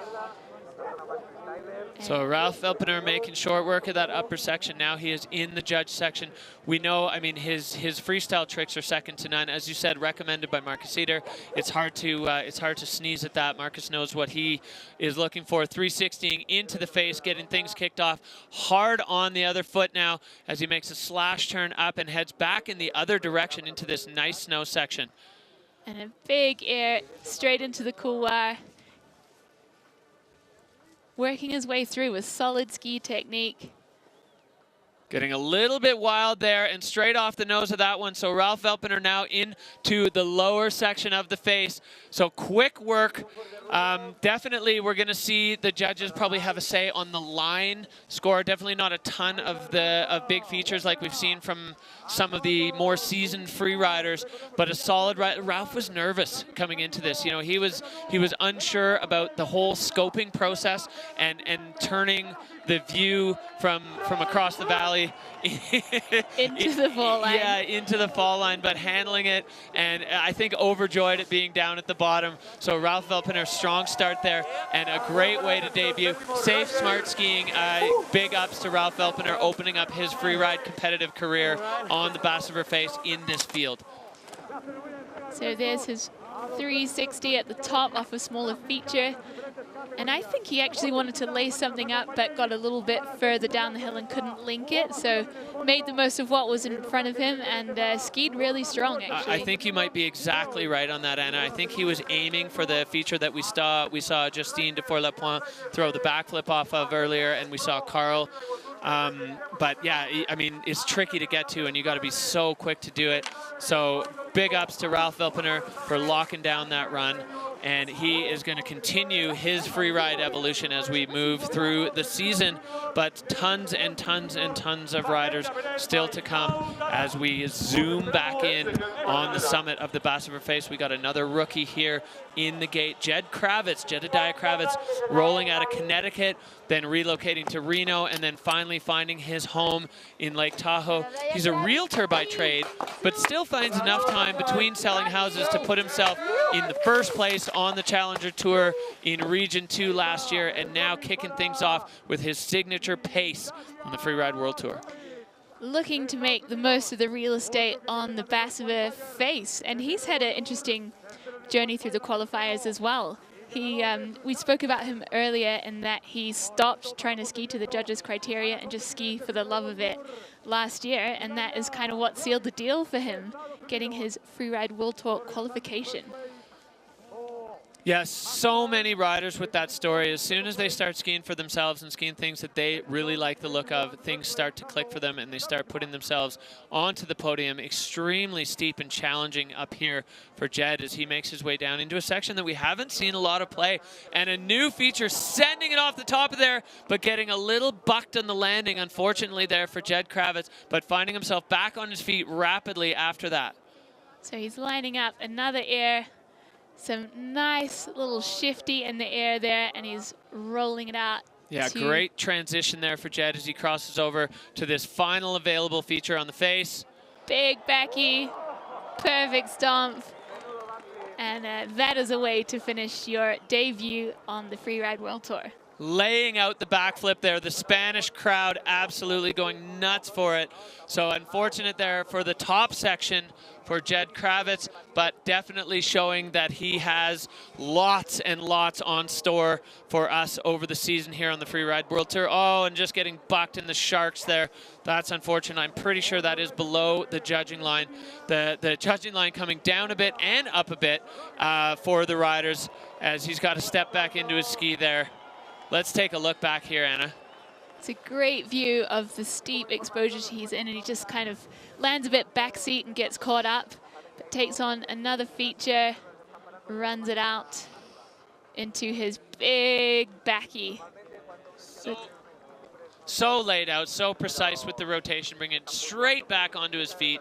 So Jedediah Kravitz, not the debut he was hoping for, but still a strong showing of what's in his pocket and what we can expect from him. The crowd bringing him home as he comes through the gauntlet here. The Spanish crowd just lining the slopes, 100 deep all the way along. And cheers and high fives from all the crew in the finish area as everybody, the vibe just absolutely firing here. Jed Kravitz with a 48.33. That's going to be good enough for 8th so far as we make our way through the field here. 8 riders down. We have 22 total in the field, so plenty of action still to come at the Bakir Barrett Pro as we make our way through the ski men's field. Snowboard women done, snowboard men done, ski women done, and ski men well underway. And we have already seen a lot, and we have much more in store as we head back up to the top for a man that we have seen deliver some of the most exciting moments on the Freeride World Tour. Only 24 years old, multiple victories, Fieberbrunn 2020. We saw him all over the podium. Every time Craig Murray drops in, it's just, you're sitting on the edge of your seat waiting to see what he's going to do. Always a different take on the face, tricks where other people don't do tricks. Craig Murray on course. He certainly has a creative eye for freeride and lots of tricks in the bag, but just silky smooth skiing. He actually suffered an injury last year filming, a broken sternum, I believe, but he's fully recovered, feeling healthy in his body and mind, and we're super stoked to see him back in action on the Freeride World Tour. Yeah, we got a little bit of a benefit from his injury. We got to have him join us in the commentary booth. The quick hand drag 3 there to enter into this section, heading towards the wind lip. Doesn't quite get it round. I think that takeoff was a little soft and he didn't get the pop and resistance he needed to set it. 100% agree with that, Anna. You could see his feet go through the lip instead of up it, and unfortunately for Craig, still going for it, still tossing and setting for the flip, but unfortunately, looks like he maybe didn't use the takeoff that the other riders had betted in, and he was opting for a fresh takeoff. And the gamble with that is exactly what just happened. Is it going to be supportive to your skis and your feet, or is it going to give? And unfortunately for Craig, it didn't hold him there and going down on that. So Craig's going to scramble back up and get his ski. That's unfortunate for Craig, but it is a roll of the dice. You watch his feet punch straight through that, still throwing the, almost had it. Yeah, almost. Almost went into a flat spin halfway through. Yeah, you could see him pull his feet sideways. We're like, maybe my tips will clear. Maybe my tips will clear. But I mean, you lose so much momentum, so much energy when your skis just stop dead like that on that lip. So that's tough for Craig Murray. He definitely took a solid crack at it. But the main thing is he is A-OK, looking all good, ran up to get his ski. No ski ninjas required. They've had a slow day. They must be cold out there. Well, Craig's had a hot start to the season. He's been heli skiing and cat skiing, filming with the MSP crew over in Canada, and now he's just going to enjoy these silky smooth Craig Murray turns down the couloir, pointing it out and wrapping things up. So Craig Murray not quite getting what he wanted out of the Best of Her Face today. That's going to be a no score. If you lose a ski or both your skis, you do not get a score. So for Craig Murray, now just wrapping up his day. Always one of the most friendly guys to hang out with. He's got a great take on freeride. He doesn't take it too seriously, but big gratitude there for the Spanish crowd, and they are lapping it up. Loving it. And he's got a good crew here from New Zealand to support him. Some of the crew have trucked in from other parts of Europe to support him. Congrats. Well done, going sick run. Craig, I got a little present for you on the kangaroo patch. Well, it's great to just get that little behind-the-scenes look on the spirit of freeride there. Max Palm hopping straight out of the hot seat to go and give Craig Murray a hug. You know, it's sometimes you're supporting, sometimes it's consolation, but the family is strong. So Max, Carl, Maxime, Leif Muma with that incredible pure freeride run, holding down 4th. Jack Nichols in 5th right now. Still plenty of action to come in the ski men's field as we make our way through the Bakir Barrett Pro here in beautiful Spain. The Spanish people welcoming us And a surrogate little brother here for Craig Murray. Shout out to Finn's actual big brother, Hank Billes. We saw him as a mainstay on the Freeride World Tour. Little brother Finn Billes, now Olympic slopestyle. He made his debut on the Freeride World Tour last year in Fieberbrunn and made a big splash with pretty much exactly what we expected. One of the most stylish runs with extremely technical tricks. That Cork 7 has made it around the world, and he is now here for the whole season, which I think all of us, Anna, are extremely excited about. We are thrilled to have him, and I think he's got a lot in store for us. He does have, obviously, a deep bag of freestyle tricks from his Olympic skiing background, but he's also a solid skier. He's grown up in Wanaka, New Zealand, and has been ripping around. Oh, beautiful little butter there. Yeah, just nose buttering into the face. Finn Billes now setting something up. Spin 360, super clean, and into the lip there with the Cork 5. Is he going to be able to? He does. He reverts it back around. So Finn Billes bringing the pure freestyle into this. A nose butter and a Cork 5. Straight into a 360 off this ledge. Well, Finn Perfect Billes. landing, ripping it out straight, looking so solid on his skis. The Kiwi crew is going to be going nuts for this one. Yeah, that was a clean run and pretty much right on brand for Finn Billes. Always adding those style elements. Silky, oh, almost airing into a hole there on the run out, but he's got the strength in the legs to handle it. Continuing to style it out. He doesn't do anything without just oozing with style. Finn Billes getting a huge roar from the Spanish crowd. Absolutely loving that run, flipping to switch as he wraps us up his run with that signature huge grin. A big hug for his surrogate World Tour big brother, Craig Murray. These guys have grown up together. That was a thing of beauty. And corking out the 540, bouncing off the tips, flipping right back around. Looks like something flew off him. I think he lost half of his pole on that landing. I mean, it's not easy. It's not easy conditions to land switch in, so I'm pleased that he managed to revert and hold it together. But do you think the judges may have docked his control there slightly? Yeah, hard to say. Definitely the air and style category on the video judge just maxing out for Finn Billes. No surprise. Now the judges have to decide what to do with that. As Max Palm, I mean, the precision and the execution of his run was so strong. Amazing. That was insane. Bit of stoke there from the finish line. That one was for you, Hanky B. I missed you, brother. We all miss you, Hank. So Finn giving props to Hank Billes, paving the way for little brother to be on the Freeride World Tour. And of course, Finn making his own way. And we see the score come in into fifth for Finn Billes with a 6.767. So Finn Billes having his say on this face. And another big challenger fended off by Max Palm as he holds on to the hot seat. Max's run really had it all. It was very technical. It was extremely steep. The way he skied it, the precision, all of it, the judges absolutely loving it. It's going to take a lot to dethrone Max from the top of the podium. As we move into Raina Barker, the mayor of Stomptown. He's the ultimate advocate for the athletes. He's on the PFB, making sure that the athletes' needs are met. 14 seasons on the Freeride World Tour. He's got a young child at home with Freeride World Tour standout Jackie Passo. The two of them are you know, one of the most powerful couples in the freeride world. So many titles between them, and he is he's 40 years old. He's been 14 seasons on the Freeride World Tour. He's the Tour champion. He's the Verbier champion. There's not much that Raina Barker hasn't done, and he still gets a huge buzz out of competing. You know, he's so self-deprecating, saying, oh, I really have no place with these young kids. And then as soon as he starts skiing, you just blow that notion out of the water. All he needs to do is drop in, and we see the immense ski technique he has and how he's actually built his freestyle skills as time has gone on.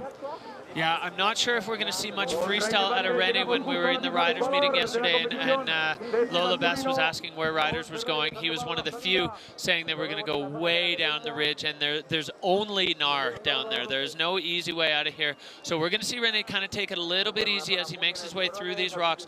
He is below or still above the judging line, putting that in place to make sure that riders don't have to charge in this section above that exposure because it's so rocky. You can see the wind has just scoured that section. So Raina Barker, now he's going to be into the judge section, and we're going to see him take on this in earnest. lacing some turns through the couloir, throwing up some snow. And this is a steeper section of the face. Seriously technical, threading it through into the sun. On top of this huge pillar now as he comes across. There's no easy way out of this section. Randy Barkerhead putting it into the fall line, airing into the chute, and off the upper nose, turning it into a double, now crossing the slough cones and the deposits, and he does have more below him. This is veteran line scoping as Randy Barker getting a piece of everything, laying out the backflip, a little over-rotated into the backslap. He tossed that one. He sure did. And looked like a really fun run, actually. Some technical, textbook Rainer Barkerhead skiing through that couloir and then throwing in some freestyle at the bottom there. And Rainer Barkerhead, you got to give him credit for evolving his own free ride. He is a pure free rider at heart. The bigger, the better. The steeper, the gnarlier, the more it suits his heart. But he's evolved. We saw him last year throw a 360 on the Bec des Rosses above exposure. Just an incredible, bold thing to do. The crowd absolutely love this guy, as do we all. Rainer Barkerhead wrapping up his run here at the Bakir Barrett Pro. Isn't this the best audience in the world? You heard it here first, the best audience in the world. So this is technical, and he just links these features together so fast. Hits the fall line and then banks over to lay this backy, which he sets a little too strong. Yeah, and I think he caught the same bomb hole that Jed Kravitz landed in, and he was just kind of wheelied out of it. It's tricky because you can't see below until you're in the air. You come out of the backflip, you spot your landing, and you go, I'm landing right in that pit, and it kind of just juices the skis out from under you a little bit. So Randy Barker. Jag såg när du drog mot väggen, jag bara... Nej, fan vad du kör. Well, if you speak Swedish, you can get an inside look on the big brother, little brother relationship here between Max Palm, the young Swede, and Randy Barkerhead, the experienced veteran Swede. Two kind of the parentheses, the brackets on the Freeride World Tour right now. Both of them with such a strong background in skiing and clearly skiing in a way that that shows that Sweden is producing freeriders over multiple generations. Sweden definitely has some challenging conditions at times, that maritime snowpack, and I often think the skiers that come out of there have just technically incredible skiing. They're used to difficult conditions, hard pack, rocks, ice, and just lace it all together. Yeah, and they've got a nose for transition because unlike maybe people who ski in Utah or California or the west coast of Canada, you can't land flat in Sweden. You just can't. So 58 there for Randy Barkerhead. Another big challenge fended off by the young peak performance rider Max Palm. Looking pretty comfy, chilling in the hot seat, hitting the Snapchat or maybe Tinder. I don't know what he's up to there. But Max Palm looking pretty comfortable as he fends them off. But this is another big challenger. We go right back up to the top. Andrew Pollard riding out of Alta, Utah. Big ups to his sister Jacqueline Pollard, who was his compatriot on the tour. We don't see Jacqueline back on tour this year, but we miss her. 3 years on tour. He's got his win in Ordino in the Pyrenees, always smooth. Kind of took the mantle from Drew Tabke as the most creative line scoper on the Freeride World Tour, and a force to be reckoned with. Totally different style from many of the riders, but certainly one that has had success on the Freeride World Tour. And he's been hosting lots of the Freeride family in Alta. As we mentioned, they've had incredible snowfall this year. He said he would be happy if he never skied again. He's had such a good time, such a good early season. And he is making his way down to the judging line, airing through, having a hoot. Well, Andrew Pollard with a big 360 in to get things started. Now he's heading in to the windlip. That's delivered. Taking the same takeoff as Craig. Thank you, Craig Murray, for putting that takeoff in as Andrew tweaking it out and now coming up onto this wall that we've seen deliver some exciting moments, pinning it off there, getting that signature Pollard high safety and into a tuck as he straight lines the rest of the face. Making quick work of the bass of a face. Not many features, but he executed them very well. with some little short turns there just to get the fans fired up here in Becerra Barret. They are loving it. It's not hard to get these fans fired up. They are here for a show, and the show is delivering. Andrew Pollard getting things going. This crowd absolutely loving it.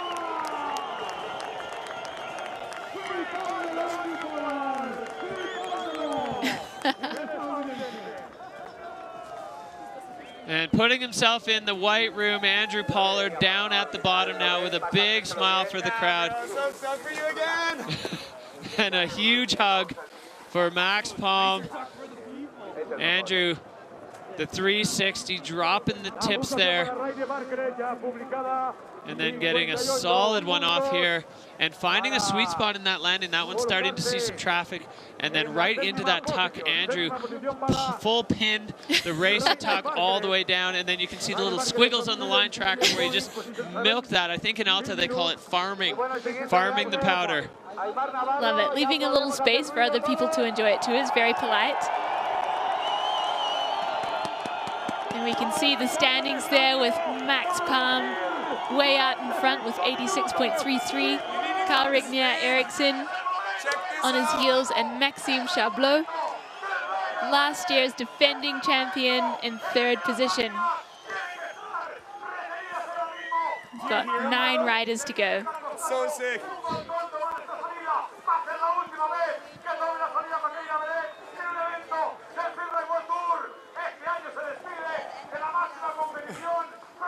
Well, the crowd's fired up. The judges are doing their work. Max Palm holding down the hot seat. Score coming in for Andrew Pollard into 7th with a 62.67. He had a hope for that score. All right, so we have our next rider in the gate is nothing short of a rock star here. We're going to look behind the scenes with Aymar Navarro. Some people come here and is counting how much points is that drop, how much points is that drop. For me, the most important it's my style, to find some rocks or good straight lines, and this is my style, and I finish like this in my last competition, of course, and I don't change nothing. Well, the announcer on site here is getting the crowd frothing for this run. He is a hero. He is a superhero. Aymar Navarro back on tour. We saw some of the most memorable moments in a way from him last year. He's definitely taken from that, and this crowd could not be more behind a rider than they are for Navarro. Walking around with him, he is mobbed. He can't have a dinner without being mobbed for selfies and autographs. It's like hanging out with a movie star. He is a hero in the community here, and he's a hero of ours on the Freeride World Tour. Every time he drops in, it's just it's so exciting. I'm tingling on the edge of my seat right now. He does always bring the fireworks, and he's contributed so much to our freeride community. The crowd is going absolutely bananas as he is making his way over to the Naar, spraying some snow on the ski ninjas there. Last year, he got his own start gate all the way down the ridge. He was the only one who even wanted a piece of that section, and looking like a similar situation for Navarro as he makes his way further down than we've seen anybody go. We kind of have an inkling of where he's going. He's got an 86.33 to beat from Max Palm. I don't think we're going to see a bunch of 360s and backflips from Aymar, but we are going to see him going into the steepest section of the face, and he knows this face intimately. Hometown advantage, Anna? Absolutely, Derek. So he knows where he's going. He's fishing something down the ridge further. We saw a pretty explosive line from him in this area last year, so I don't know if he's going back for that one again, but I have no doubt there will be some exciting moments. Aymar Navarro instrumental in getting this event into Becerra Barret. He was the loudest voice, the biggest advocate for this spot to be a Freeride World Tour spot, Freeride World Tour stop, and everybody on the tour, the organizers and everybody else, and certainly the local community, just extremely grateful for his input on that, because this has become an absolute favorite. And he's on a journey here. He looks like he's about to drop in. on the lookers right of the venue. It looks very spicy in this zone. It's so exposed, it's so steep. The wind blown into this couloir a little bit, and Aymar now getting on the gas. He's got a couple of turns up at the top section where it's not so rocky, but now putting himself above this cliff. There's only one way out for Navarro, and that's right off the guts. Hold it. With control, and Aymar Navarro off the top rope, stopping it! What a run! The ground is shaking right now from that landing, and the Spanish crowd, they are going nuts. Redemption run for Aymar Navarro. A couple of control turns in between the two features was everything he needs. And they are singing for him and cheering. What a run in front of his home crowd. He is hyping them up. They don't need any encouragement, Aymar. A little moment there for Navarro as the crowd just lights up for their absolute hero. Aymar Navarro has got the fans on their feet. I'm sure there's tears in more than a few eyes as this man has brought this place to a standstill.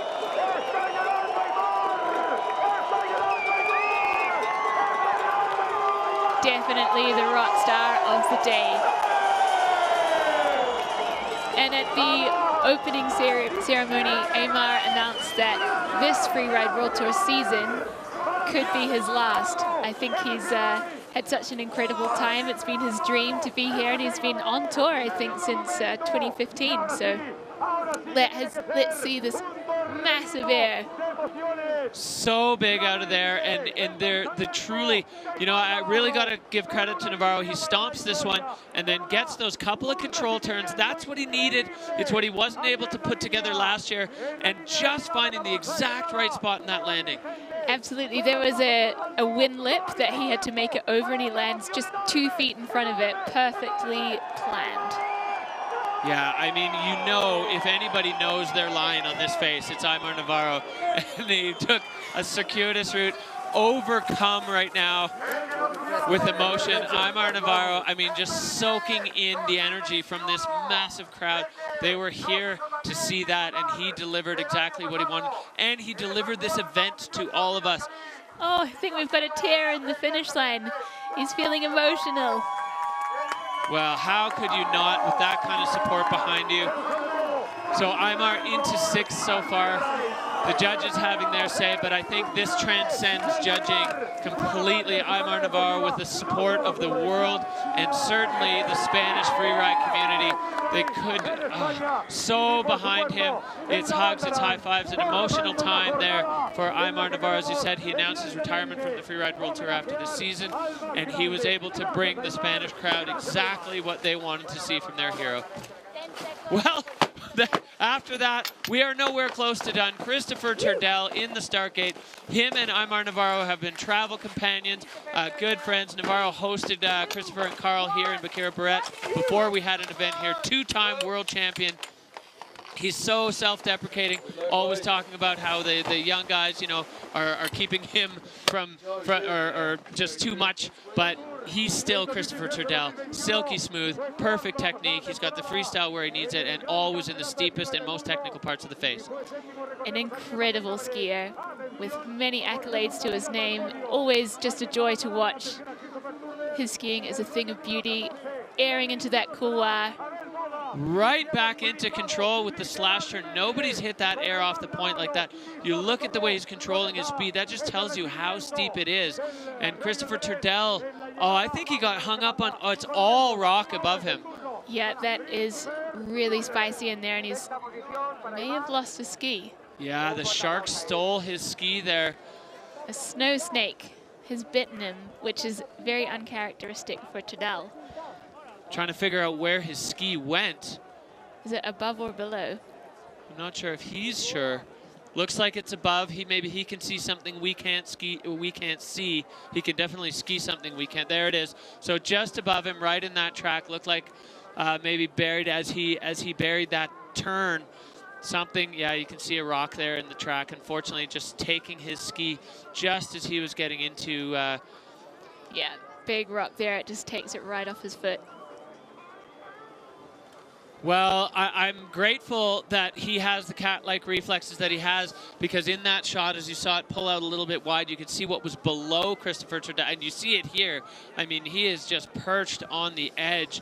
There's not a lot of margin for error for Christopher Turdell there, and the rock, unfortunately, taking his ski away from him just as he was getting ready to deliver the classic Christopher Turdell. So he's got a spicy little situation to get out of there, so hopefully his binding is A-okay and he can get himself safely down. He'll have a no score from losing a ski, but still needs to extract himself from the zone. Yeah, a bit of a heart stopper there for those watching at home, as we saw Christopher going down, overexposure, but self-arrest, skills on point for the two-time freeride world champion. And now he's just got to get himself out of there, keep himself safe. You can see the pace definitely pulling back. Christopher just wanting to make his way safely out of this section now. And he is going to have to hit an air to get out of this, as it's that hanging couloir above the closeout. You can see now he's just going to make his way down there. I think, Christopher probably considering athletes behind him, as he doesn't want to tear it up too much. He's just going to look for a way, the least impactful way on the snow. He may be able to sneak out here. He's probably eyeing it up. So when you lose a ski, it's not recommended to continue hitting cliffs, so he's being ultra considerate to the other riders and finding an alternate way down the mountain. What a gentleman. What a gentleman. Christopher Turdell, always considering everyone else around him as he makes his way off the face there. The peak performance rider, not able to put together all the pieces today. And, we definitely have seen both in the runs and in discussion before this little bit of the uncertainty where those rocks are. We had photos of the venue before the snow fell, so riders were able to study and see where some of the rocks were, but it's a lot of rocks to keep track of. Certainly is. It's been a tough early season here in the Pyrenees, and the riders have really had their work cut out for them. So, tough start for the season for Christopher Turdell there as he comes into the finish line. Going to say a little bit of relief probably from him and from everyone else. He goes over to his tour little brother, another Swede, who's been helping out this next generation, Max Palm, kind of holding it down for the veterans. Let's see if we can catch a bit of the Swedish chat. So Christopher Turdell having his ski stolen from him by a shark, but he's all right. Hopefully his ski's all right. That was a tough one, and in a very precarious position for Christopher Turdell. Max Palm, Carl Regner, Eriksson, Maxime Chablot, early runners, but still holding it down on top. And then that mind bender from Leif Mumma, good enough for fourth place so far as we make our way through the ski men's field of the Bikira Beret Pro. We are making our way through. We go right back up to the top. Scott Ryder, Simon Perdon, another rookie, and we in conversation with him, he's living the dream of his friends back home in Verbier. Verbier, obviously the spiritual home of the Freeride World Tour, and everybody else kind of bringing him up. They're so stoked for him. He feels a responsibility to them. He feels a responsibility to go huge, which we tried to temper with skiing to the conditions. So let's see where he draws the line on that. And yeah, Verbier has an incredible freeride junior club, and he's grown up in that atmosphere. So he's very young, was one and done on the qualifying tour last year, but actually has a lot of experience behind him. Yeah, Simon and Delilah Quinn, the two members of the one and done team on the qualifiers in this year's rookie class, launching off that, catching transition, and then holding strong. Looking really smooth and taking on a big 360. Yeah, getting kind of pushed by the lip, but handling it. He's a tall guy, and he's definitely got good strength, and opting for the other direction now into a pretty untapped zone. Maybe this is what you were talking about, and a doubling into the section, and flying out, and he's clean. So I think his mates in Verbier will be hitting the roof. Yeah, nobody has been through that section before. You can see the lone track on that part of the face. Really well spotted, well scoped, and you know it was a big question. Was that going to be supportive, or was he just going to ski into a field of sharks? But he managed it, and he handled it, and he cleared all the rocks at the bottom. That was veteran skiing from this young man. A super solid Freeride World Tour debut. He will be pretty stoked with that, I think.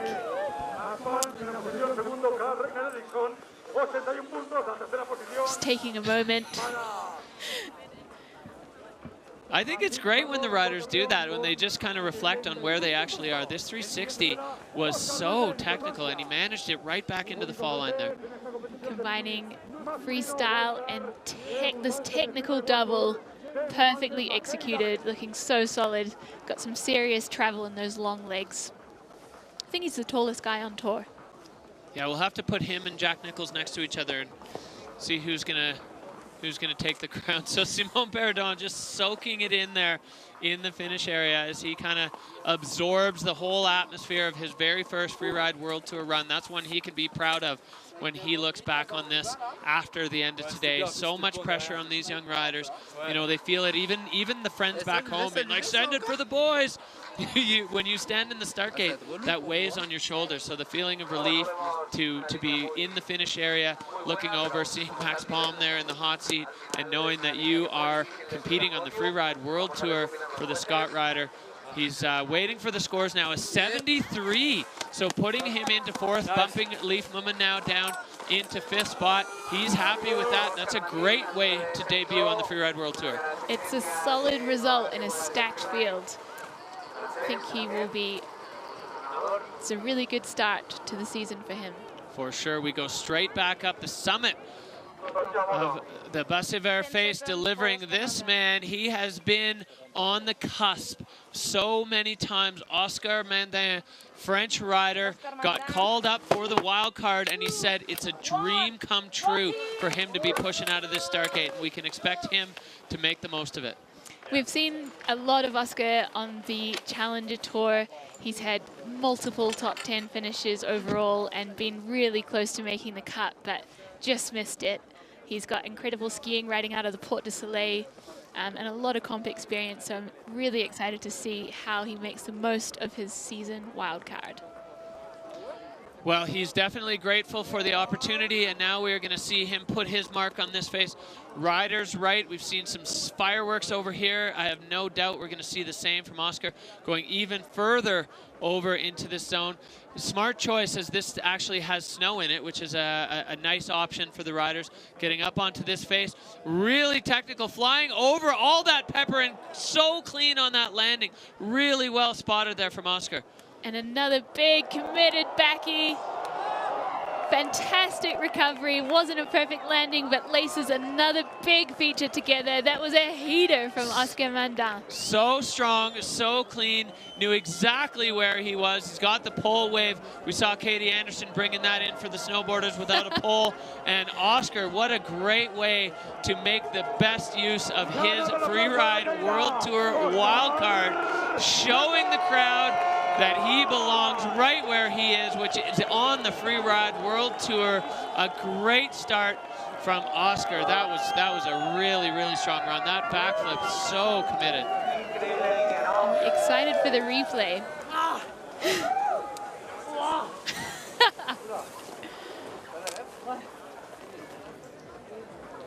All right, so you see him teeing it up, setting, coming around perfectly, and then bouncing out of that and getting his feet underneath him, and then flying off that, turning his two features that are 100+ meters apart into a double effectively with that really, really technical and precise turn above it. So all those categories just lit up in green. A really, really, really good run there from Oscar Mandin. Coucou tout le monde. Maman, Jules, Matou, tous les copains. Sending the kisses to the fam. Yeah, all the homies back home supporting him. Now the judges just taking a look at the replay there. They're going to put all the pieces together to make sure they get the right score there for Oscar. But that was a solid one, definitely top to bottom. It had excitement. The skiing was really strong technically, and of course exciting.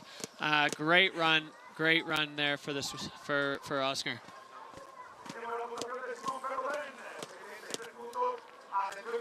I think they may be replaying the landing on the backy, which I think he navigated with incredible skill because he hit a wind, like a wind buff snow as he landed, but just managed to get back over his skis and link another feature directly, which was, I mean, showing immense control. Yeah, and he needed to do that redirect quickly because there's a rock wall looming. The skier's right side of that couloir is pretty unforgiving, basically vertical rocks. So score coming in here for Oscar Mandin into second place with an 83.67. The judges loving it. So really backing up that wild card and proving that he belongs right where he is. So Oscar Mandin putting himself into second. And it's been a while since we've seen any movement in that top three. So pushing Carl Ragnar Eriksson down into third and Maxime Chablot out of a podium contention. Currently, still plenty of riders to go. Here we see the standings as they sit right now. So Max Palm, Oscar Mandin, and Carl Ragnar Eriksson straight back up to the top, though, and this is an exciting one. Xander Gouldman riding out of Sugar Bowl in California. He was an absolute standout on the junior tour, getting things kicked off with a Daffy.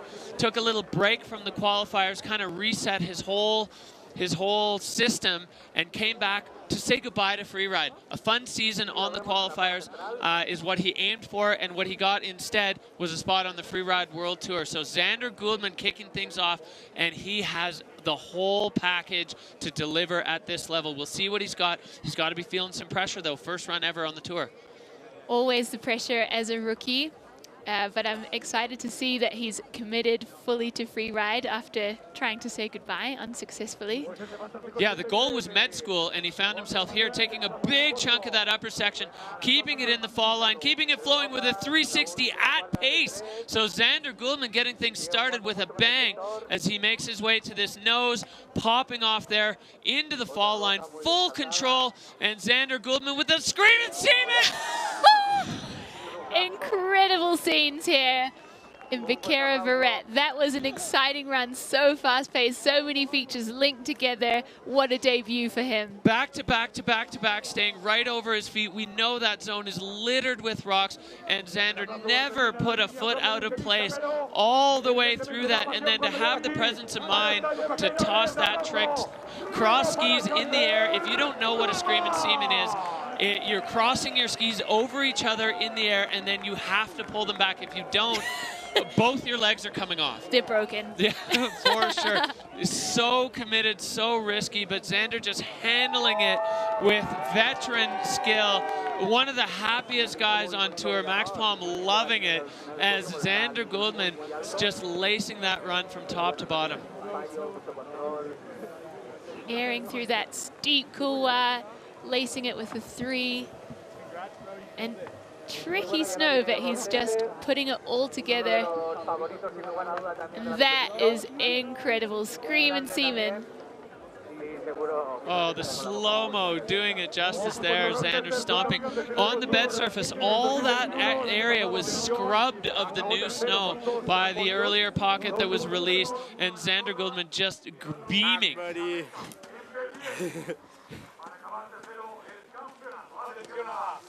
Beaming in the finish area as he has just wrapped up his debut run on the Freeride World Tour.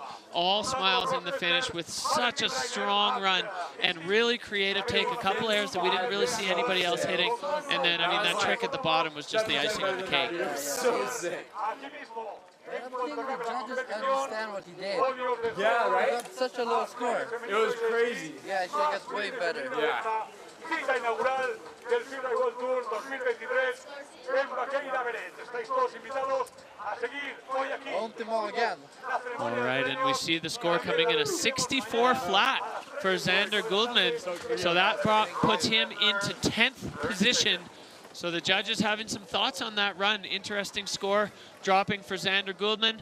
And we go right back up. There are no breaks on the Freeride World Tour. We still have an extremely stacked category. We go straight back up. Ross Tester, I mean, it's hard to overstate the impact that Ross has had on the Freeride World Tour. 2 seasons, some of the wildest moments. He was first in Ordino in 2021 in his debut. Ross Tester, well, he's going to go big. He's going to add the freestyle elements. He's got all of it. His technique is flawless. He's in the start gate now, and Ross Tester is ready to kick off his season. He's smiling ear to ear. Cheers for the boys behind him, and we're going to hopefully see him cheersing the boys down below shortly. From where I'm standing, he's had a pretty epic preseason. His Instagram has just been pumping with like a lot of snow, huge hits, and yesterday he sent it pretty deep, much to the regret of his shins, I believe. So he's been dealing with a bit of shin bang, but you wouldn't know it from the way he is tearing it up through the top of the face. Yeah, Ross is going to put the shin pain on the back burner, and he's going to let his skiing do the talking, flying over that one a tiny bit in the backseat there, but pulling it back together, coming in low on this line with a huge 360, a little bit of a revert there, and then getting eaten by the next wind lip. Oh, Ross cross court there. Unfortunately, that wind drift absolutely gobbling him up as he just couldn't get back into the fall line quick enough to keep from hitting that thing. Full impact on that for Ross Tester. Hopefully he's okay. Looks like he's moving a little bit gingerly. Oh, I think he's just getting his equipment right so he can hike back up for his ski. So big 3, floats it round, just gets backseat in the landing. Yeah, and that back slap was the thing that kept him from being able to go into the fall line, and then he just got eaten up by that wind drift. Right there on that landing, you need to put your skis downhill or risk exactly what happened to Ross, unfortunately.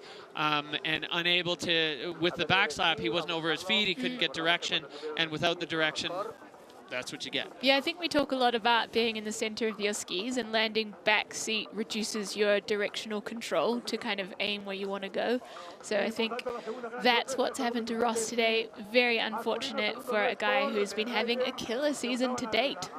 Yeah, he sure has. I mean, he's been just popping off, going off the biggest cliffs. Some of the ones in both at home in California and where he's currently residing, going to school in Utah. Just, you know, he said some airs that haven't been hittable in years. And we've seen Ross just flying, always with tricks, always with style. So that's an unfortunate wrap-up for Ross Tester. Looks like he's okay, though, so he's going to let his shins heal. He's going to get some ice on the shin bones, and we know he's going to come back out swinging when we go to Andorra for the second stop of the Freeride World Tour in 2023. So he's setting off there, probably going to ski down pretty chill, as he's going to have a no score with that loss of skis. The snow looks like it might be firming up a little bit there in the sun. And he is tucking out down the couloir. Great form from Ross Tester. And the crowd in Spain are still bringing all the energy, cheering everyone on as they run the gauntlet through the sharks and the holes on the track through to the finish corral. And it's one of the best things about this Spanish crowd. They are equally as supportive to a stomped first place run as they are to a crash. Ross Tester. Didn't say that. So big. What the fuck? Oh, sorry, everyone. I'm okay, though. Great. That's what we want to hear, Ross.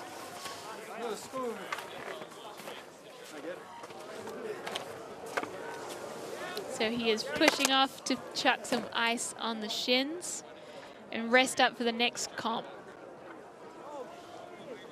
Well, Ross Tester, all smiles. The support of the crowd can really elevate the rider's feeling even after a crash, and that was a tough one for Ross. But we know he's got what he's got. He's going to come back swinging, and we go right back up to the top. The Austrian rider, he didn't make the cut last year, peak performance athlete, but he went back to the Challenger Tour and fought his way back onto the tour with his signature silky smooth style. Also riding for Scott, another one like Carl, who's the tour sponsor's dream, just hitting all the boxes. The sun glinting off his helmet there. Valentin Rainer, he's Austrian, he's silky smooth. He made his debut here last year with a really, really strong run. And now Vali Rainer getting ready to kick off his 2023 campaign here in Bakira Barrett, standing in the start gate, waiting to go. Pole click, and he's off. Vali Rainer on course. His 2022 season was quite a testament to the new format whereby riders who don't make the cut on the tour go back to the Challenger Tour and then fight it out with the best of the qualifiers in order to regain your spot on tour. So he had a really successful campaign there, and we see him back in form and tearing it up. So Vali heading out to the rider's right. We saw the snow definitely delivering, catching that wind lip and a little bit of air. Now he is inside the judging line. So Vali Rainer 360 in. We've seen that pay off for other riders, getting a tiny bit inside, but allowing him to get that other hit. And now over the wind lip, back flip and right to his feet. So Vali Rainer with a really strong start to this run. Checking out the shelf that has multiple options, and he threes into the couloir. Has a big bomb hole, but rides out with real control. Yeah, kind of in between the other two features, and the only rider to catch a piece of that lower section below the couloir. Really creative there. We saw riders take off higher. We saw riders take off lower on that shelf, but Vali finding a completely untapped section in that landing with the 360. That hole at the bottom is getting deeper as we saw Vali kind of launching into the uphill side, but that's below the line. And Vali, Scott Ryder getting huge, huge props from the Spanish crowd as they are just firing up. The barbecues are lit, the beers are flowing, everybody's having a great time. And Vali Rainer, big high fives all across the board as Vali Rainer is into the finish area. Great way to start this run. Hoffing in with a 360 and a big backflip. Pulls it around, lands in the middle of his skis. And this looks like a tougher landing. I think that there's a little dock on control there, so that would probably be from that hit there. So let's see what the judges make of it. Yeah, that angle on the replay was a little bit clearer than what we had during his run. There was definitely a bobble. Not sure if he was just that little bit off fall line. It's tricky when you're doing a 360 off a side hill takeoff, but into a downsloping couloir. You almost, if you're going uphill, you have to only go to 270, and anything past that, you're going to increase the impact, increase the load on the legs. And we did see him, I mean, maybe he had a bit of benefit of the POW cloud hiding him a little bit, but the uphill drone angle definitely showed it a little more clearly. Yeah. So the judges are adding up the scores there. For sure going to take that into account. Judges definitely being put through their paces today. We can see this extremely experienced crew of judges all across the board. They know exactly what they're looking at, and they know exactly what they're looking for, and they don't have a big margin for error. When the field is as stacked as it is at the Freeride World Tour across all categories, they need to make all those little subtle differences count. I think that's going to be the one that is the difference maker for Vali Rainer on an otherwise fantastic run. And I got to give him credit for actually finding a workable takeoff on that bottom section. Most riders wrote that off as unhittable because it looked really sharky, but a pre-ollie early takeoff allowed him a clean takeoff and a clean landing on that one, which I thought was really clever. Very well played from Vali. Well, the judges taking their time with this one. I think weighing up how much they want to impact him for that control issue, or maybe looking at all the different angles, as from some of those angles, the powder cloud definitely hid that little control issue. But they know what they're looking at, and he's docked on control there with a 60.67. It's interesting, you see the hands go up. we see this a lot in juniors where riders feel like they were clean and then they watch a replay or they watch the coach's video that has a control issue and they're like, I did not feel that. I don't know. So hopefully Valley's able to watch later and come to terms with the score. You don't always agree as long as you understand, and you got to just take the licks as we go back up again. This man, extremely exciting. He had a wild ride from basically never competing at free ride, going into a 3-star, getting a wild card onto a 4-star, earning his way into the Challengers, winning there, and then winning on the free ride world tour. He's an Austrian rider, but with a German background. Max Hitzig, big splash on the World Tour in his debut. We're going to see if he can keep that momentum going here. His wildcard journey last season has been amazing, and his win in Fieberbrunn against the best in the world was just so utterly convincing that we're all thrilled to welcome him on tour this year. Yeah, another one who's been making the most of pretty decent early season conditions at his home resort. We've seen him just, you know, putting the backflips, the huge 360s off of cliffs, and in this really technical section, just making his way through with a gigantic 360 where we saw Maxime Chablot. That was incredible from Max Hitzig, getting things started with a very, very strong statement. And a big laid out backy straight to his feet. He is riding out through the couloir, silky smooth. And this is what we've seen of his riding to date, is just so relaxed, but with incredibly, so creative and such precision. His reconnection with the snow on that backflip looked like he never even left the ground. He found the transition, the timing of the finish of the flip, all of those things. Just, I mean, you couldn't do it better. That was a stellar run from Max Hitzig, and the crowd out here in Spain digging it. They're vibing on these later riders in the ski men's field, and Max Hitzig definitely having his say on that one. That's definitely going to be a contender for the top section of the standings, I think. The floaty 3 there, beautiful control, straight into a critical turn, and then a huge laid out backy. And if you look at the tracks there, he exposed so many rocks, but it didn't put a foot out of place there. So as he was able to just get light, float, press where he needed to set the flip, and then, as we said, the reconnection with the snow was just flawless. The man is at one with the mountain, I think. Well, we're going to have another real intense discussion in the judges' tent as they decide what to do with that. Is it enough to unseat Max Palm from the hot seat? Is it going to trouble Oscar Menda in second, or Carl Regner Eriksson in third? They're all very similar in terms of quality, but quite different in terms of where they were on the face and the way they executed. All of those things are really going to come into play now in the judges' discussion. We thought we were in the back half of the field, so it might get easier. No way. These riders making it very difficult for the judges. Yeah, he stacked in some incredible features, but he's got a lot to contend with. We saw sevens, we saw the beautiful execution of Max Palm. So we'll have to wait and see what the judges make of it. Yeah, anxious moments here for both Max and Max as they wait to see what the score is going to look like. And the Spanish crowd are going for it. They're singing, they're dancing. Oh, you can't underestimate the atmosphere here. If you get a chance to come to Bekir Barret for the Bekir Barret Pro, you've got to do it. Journey from wherever you are, get off the couch, book a ticket, get your hotel booked, because they booked up 6 months in advance. The whole Val d'Aran is full. There's not a hotel room to be had. Here comes the score for Max Hitzig into fourth.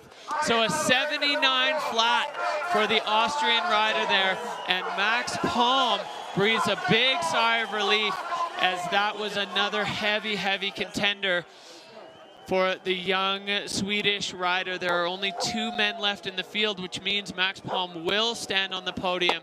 But get ready for thunder. This young man from right here in Bekir Barret, only 22 years old. He finished second last year, much to the joy of the local crowd, and he is going to be looking to back that up. This place is erupting for Abel Moga. He has got a fast haircut and he is fast on snow. I'm so excited to see what he does with the face and how the crowd react, because there's certainly hear from him. They are kicking off. He's been studying under the wing of Aimar Navarro. He's got the same big mountain feel, but also the deep bag of technical tricks. He can do anything on a mountain. He's so strong. His technique is on point, and Abel Moga is loved skiing through that crown line now into the section that will be judged. Odds are we're going to see something we haven't seen yet, as he knows this venue inside out, going into a totally untapped section. And he is taking on the big one. Bit of a backseat landing there, but he holds it together and is lacing turns with incredible speed.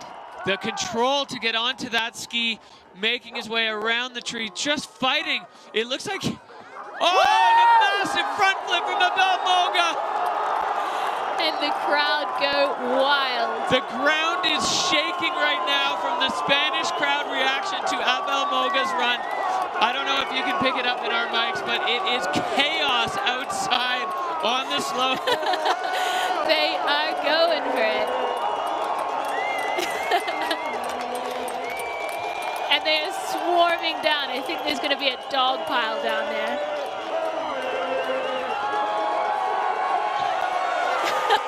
And there is his teacher, Aimar Navarro, to congratulate him on an absolutely outstanding run. Abel Moga. Well, Abel, I mean, we saw him with the reckless almost front flip in Verbier last year with a winning run in his pocket, and doing it again this time. Just, I mean, rocky takeoff, backseat landing, and still laces it together into the next couloir. That Superman front flip is just exceptional. I mean, what even was that? Abel Moga getting his legs spread out to slow down the control, and the crowd just going ballistic. Navarro with just a smile and a nod, and that's my guy. That is my boy. So, Aaron Style through the roof. We need another category for fan reaction, because that was bonkers. Abel Moga.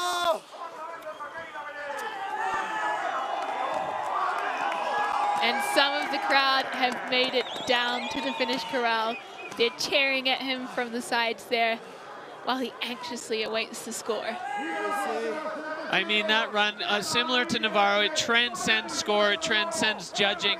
That was just the purest expression of joy you could ever see on this face, and the crowd's reaction says it all, as Abel Moga doing it for the fans on his home turf here in Bakira Barrett.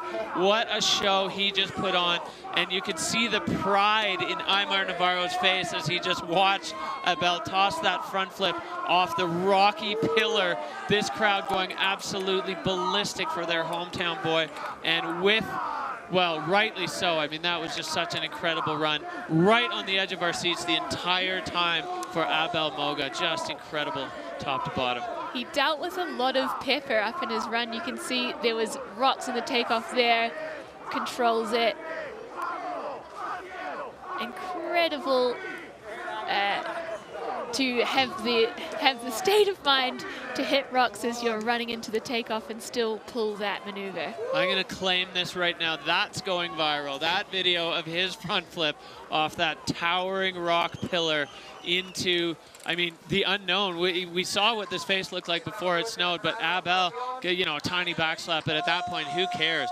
That was for the fans, and they ate it up. So Abel Moga, Max Palm now in on our screen, split screen, as we wait for the scores to come in. The judges really, they've got a lot to figure out there, because there were a lot of moments where that looked like it was going haywire, and he held it all together. I mean, he's so strong, his technique is good, and then keeping the just razor's edge, ragged edge between control and disaster the entire time. Abel Moga just really, really bringing the heat to this Freeride World Tour stop. This is only stop number 1, and we're already seeing everything and anything we could have imagined out of this. The judges are looking intently. I've seen some heads in their hands. Abel is waiting anxiously to go and embrace his massive fan crowd. Looks like they're checking out some replays there, checking each takeoff and landing and the skiing technique in between. Adding the 2s, carrying the 1s. que destroza la quinta posición al actual campeón, Massim Sarlo. Massim Sarlo es ahora quinto.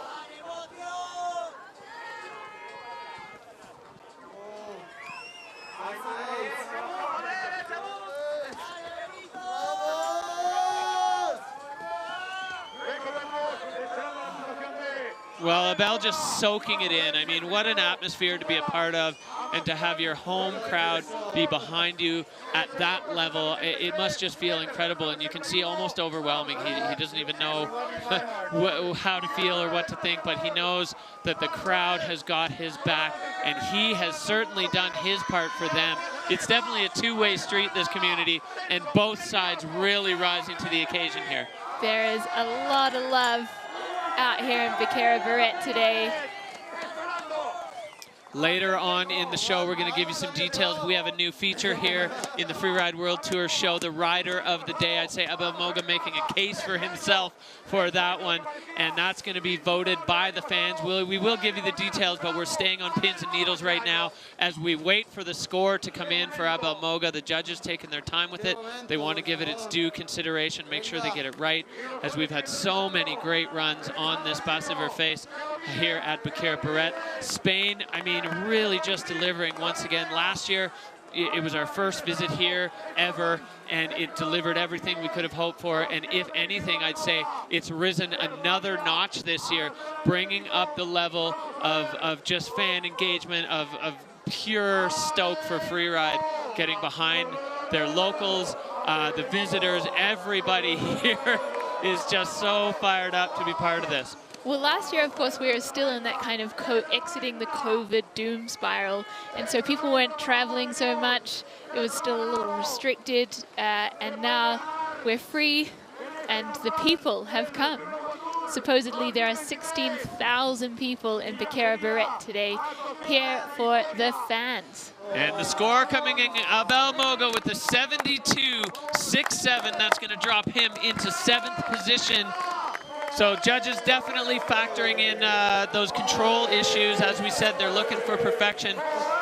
But Abel Moga cementing his spot as a legend here in the Spanish freeride community with that run. And we can say safely that there are many young freeriders who are going to start their freeride journey based on what they just saw from both Abel Moga and Aymar Navarro in the ski men's category. But we are not done. We have one more rider left in the gate. This young man qualifying through the challenger, Manu Barnard, riding out of New Zealand. An absolute beauty. If you are one of Manu's parents, I have to give you credit, because this kid is a beauty. He's such a great guy to be around, his spirit, his joy, but let's not shortchange his skiing. It got him here, and he belongs here on the Freeride World Tour. Yep, Manu is a super creative skier. He's a lovely kid, and yes, he is the prodigal child of 2 epic mountain guides who have made their own impact in the snow sports industry. So I'm sure they're all tuning in to watch Manu send it on his World Tour debut. He is making his way through the pepper up above the judging line and looking to find a little drop in here. Very rocky in this section. Yeah, so Manu just safely navigating that, and then he's going to come in. This will be part of the judged criteria. Manu giving himself a big face shot. We haven't seen anybody way over here in a while. And now lining himself up cross-court over a beefy section of this Bassa ver Face. Low takeoff on that one. Another clean landing. So Manu Barnard with a great start to his run. And mandatory pre-ollie with these features, as there are some negative takeoffs, and bringing some nice style into his air and just running it out the bottom. That was a quick run. It was quick, and it had multiple features stacked up back to back.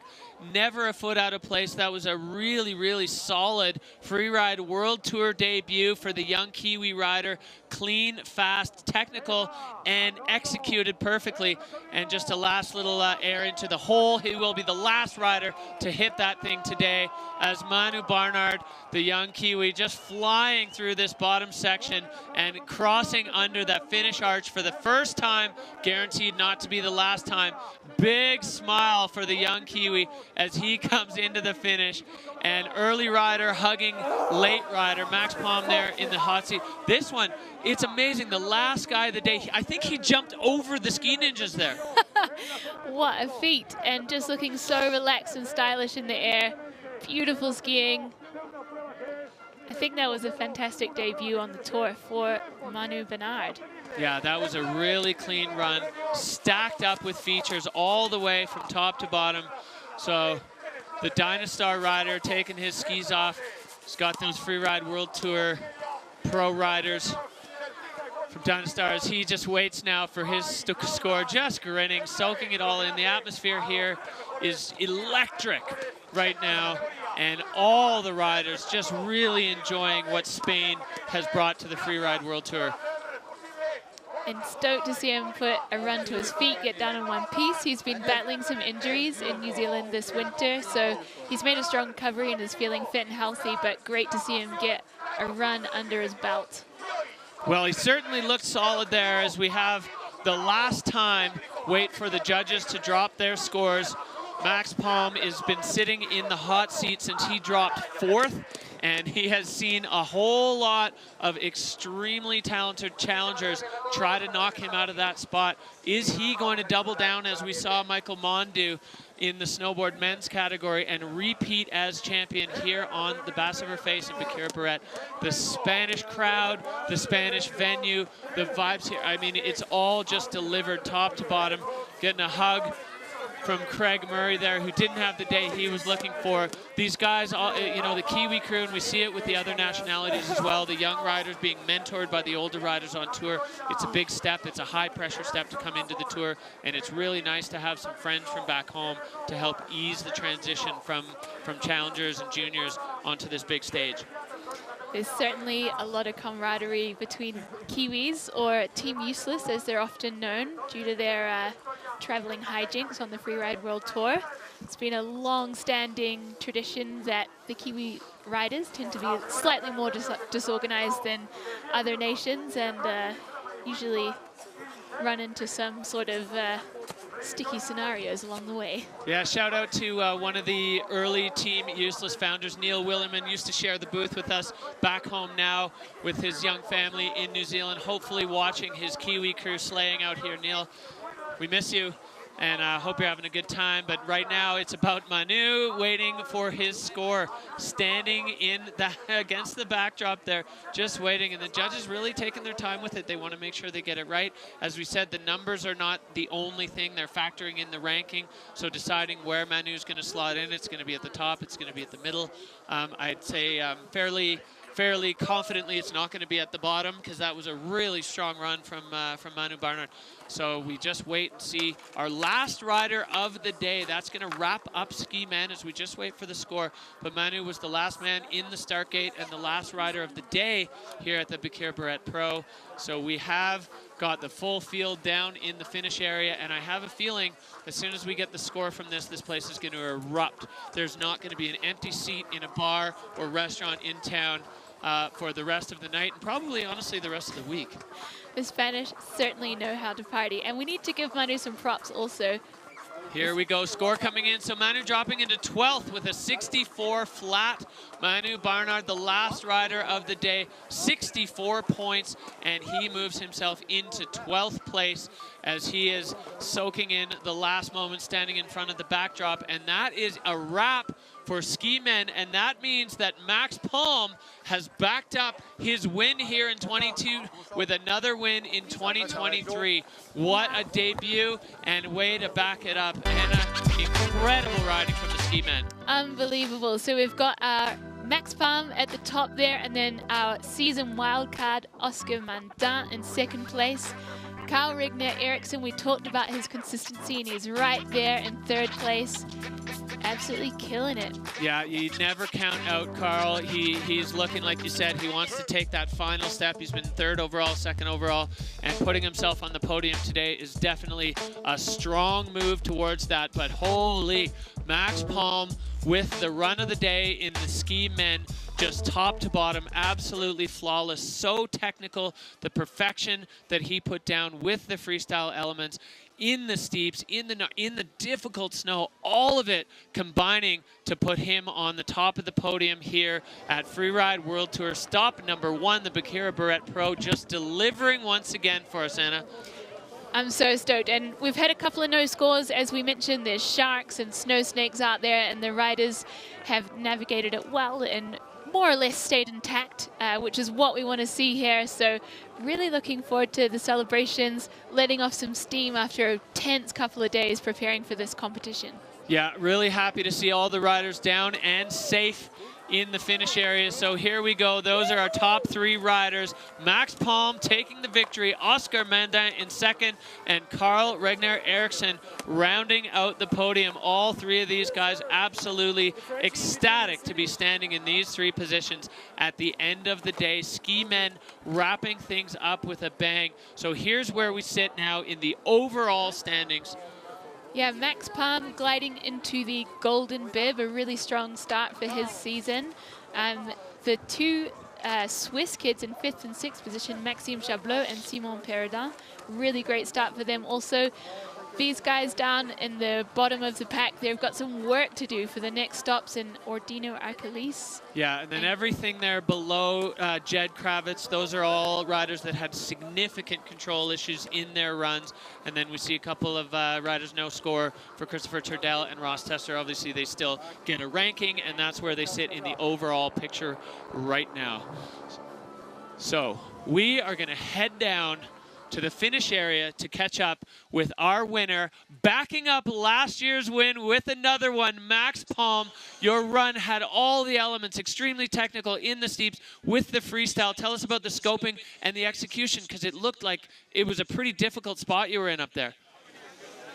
Yeah, I don't know. I just wanted to do a run again that made me happy. That was like the only line that I had in mind and like got directly, so I'd stick with it. Got like all the different angle and it went really good, I guess.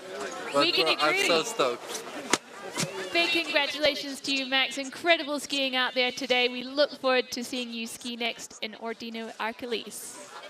Thank you. All right, well, a great, great run and another victory for Max Palm here on the Freeride World Tour. Every single element that a Freeride World Tour run could have, Max Palm had it.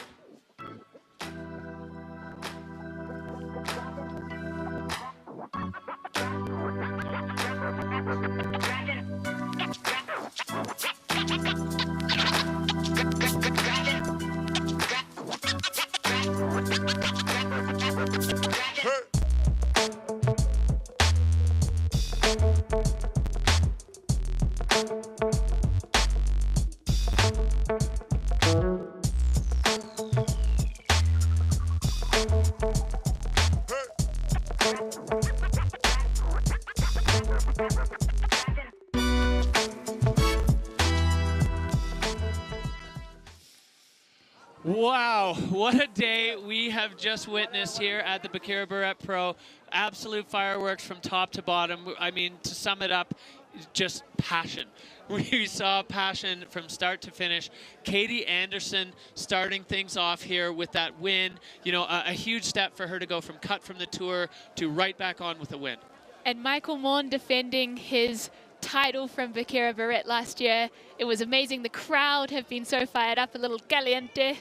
And it's just been a wonderful day. So Yeah. thanks for supporting us and tuning in. Addie Rafford getting the win in the ski women, and then we see Max Palm backing up his victory from last year with another one on this pass of her face.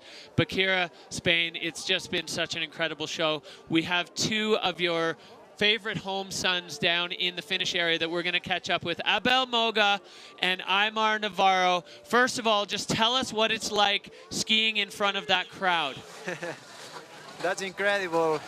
For me today, the winner line is this, no?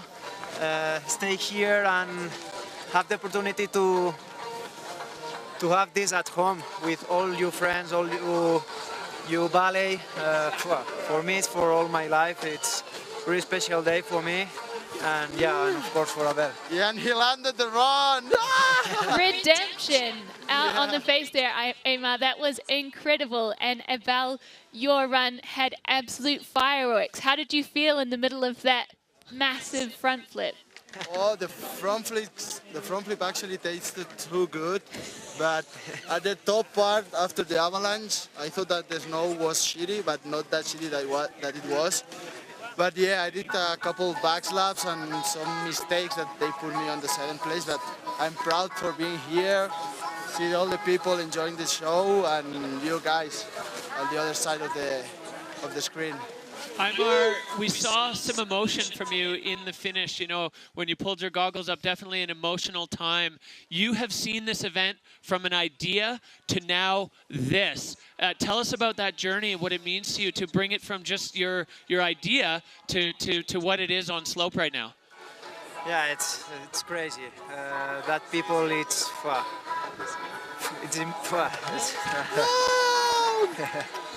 Aimar had worked a lot for this. He's been pushing up all the freeride here in the Pyrenees and in the Val d'Aran, and we are so proud of him. And he's gonna still continue and doing whatever he wants. That is ski big lines and big drops, and that's it. That's my friend.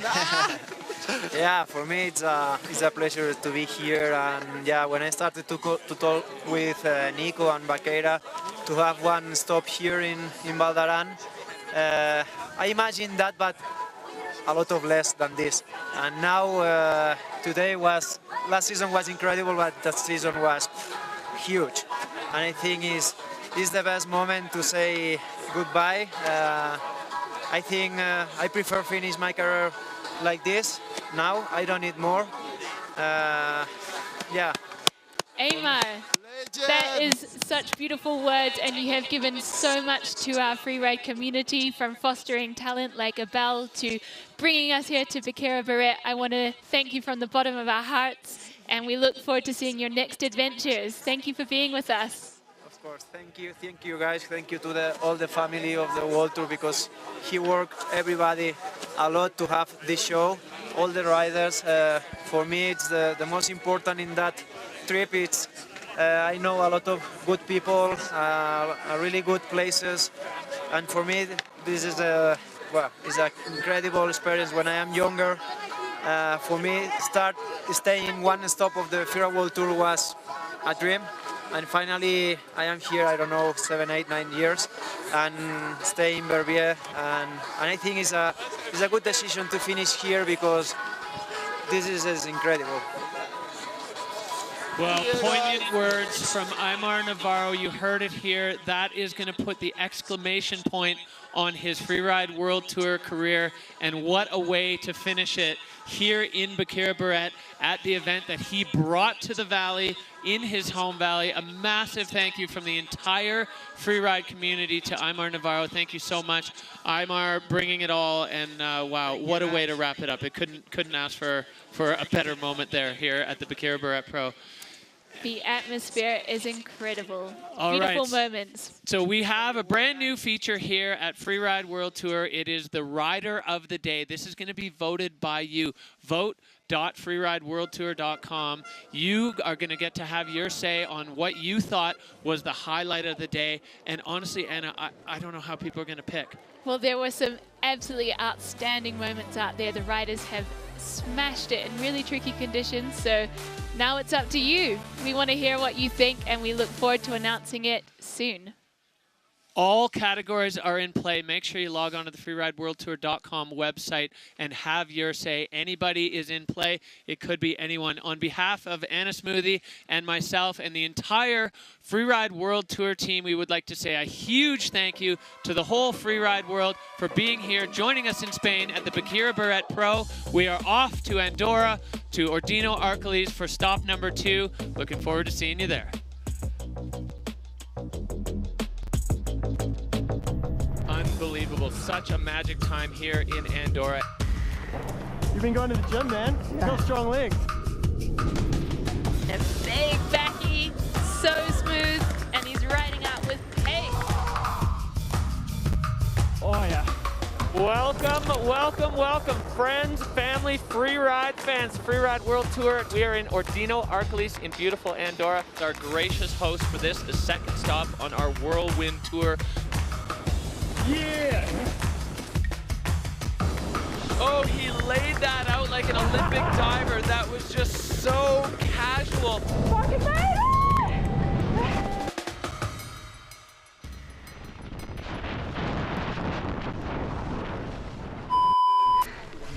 Holy shit, I've never been this nervous in my entire life.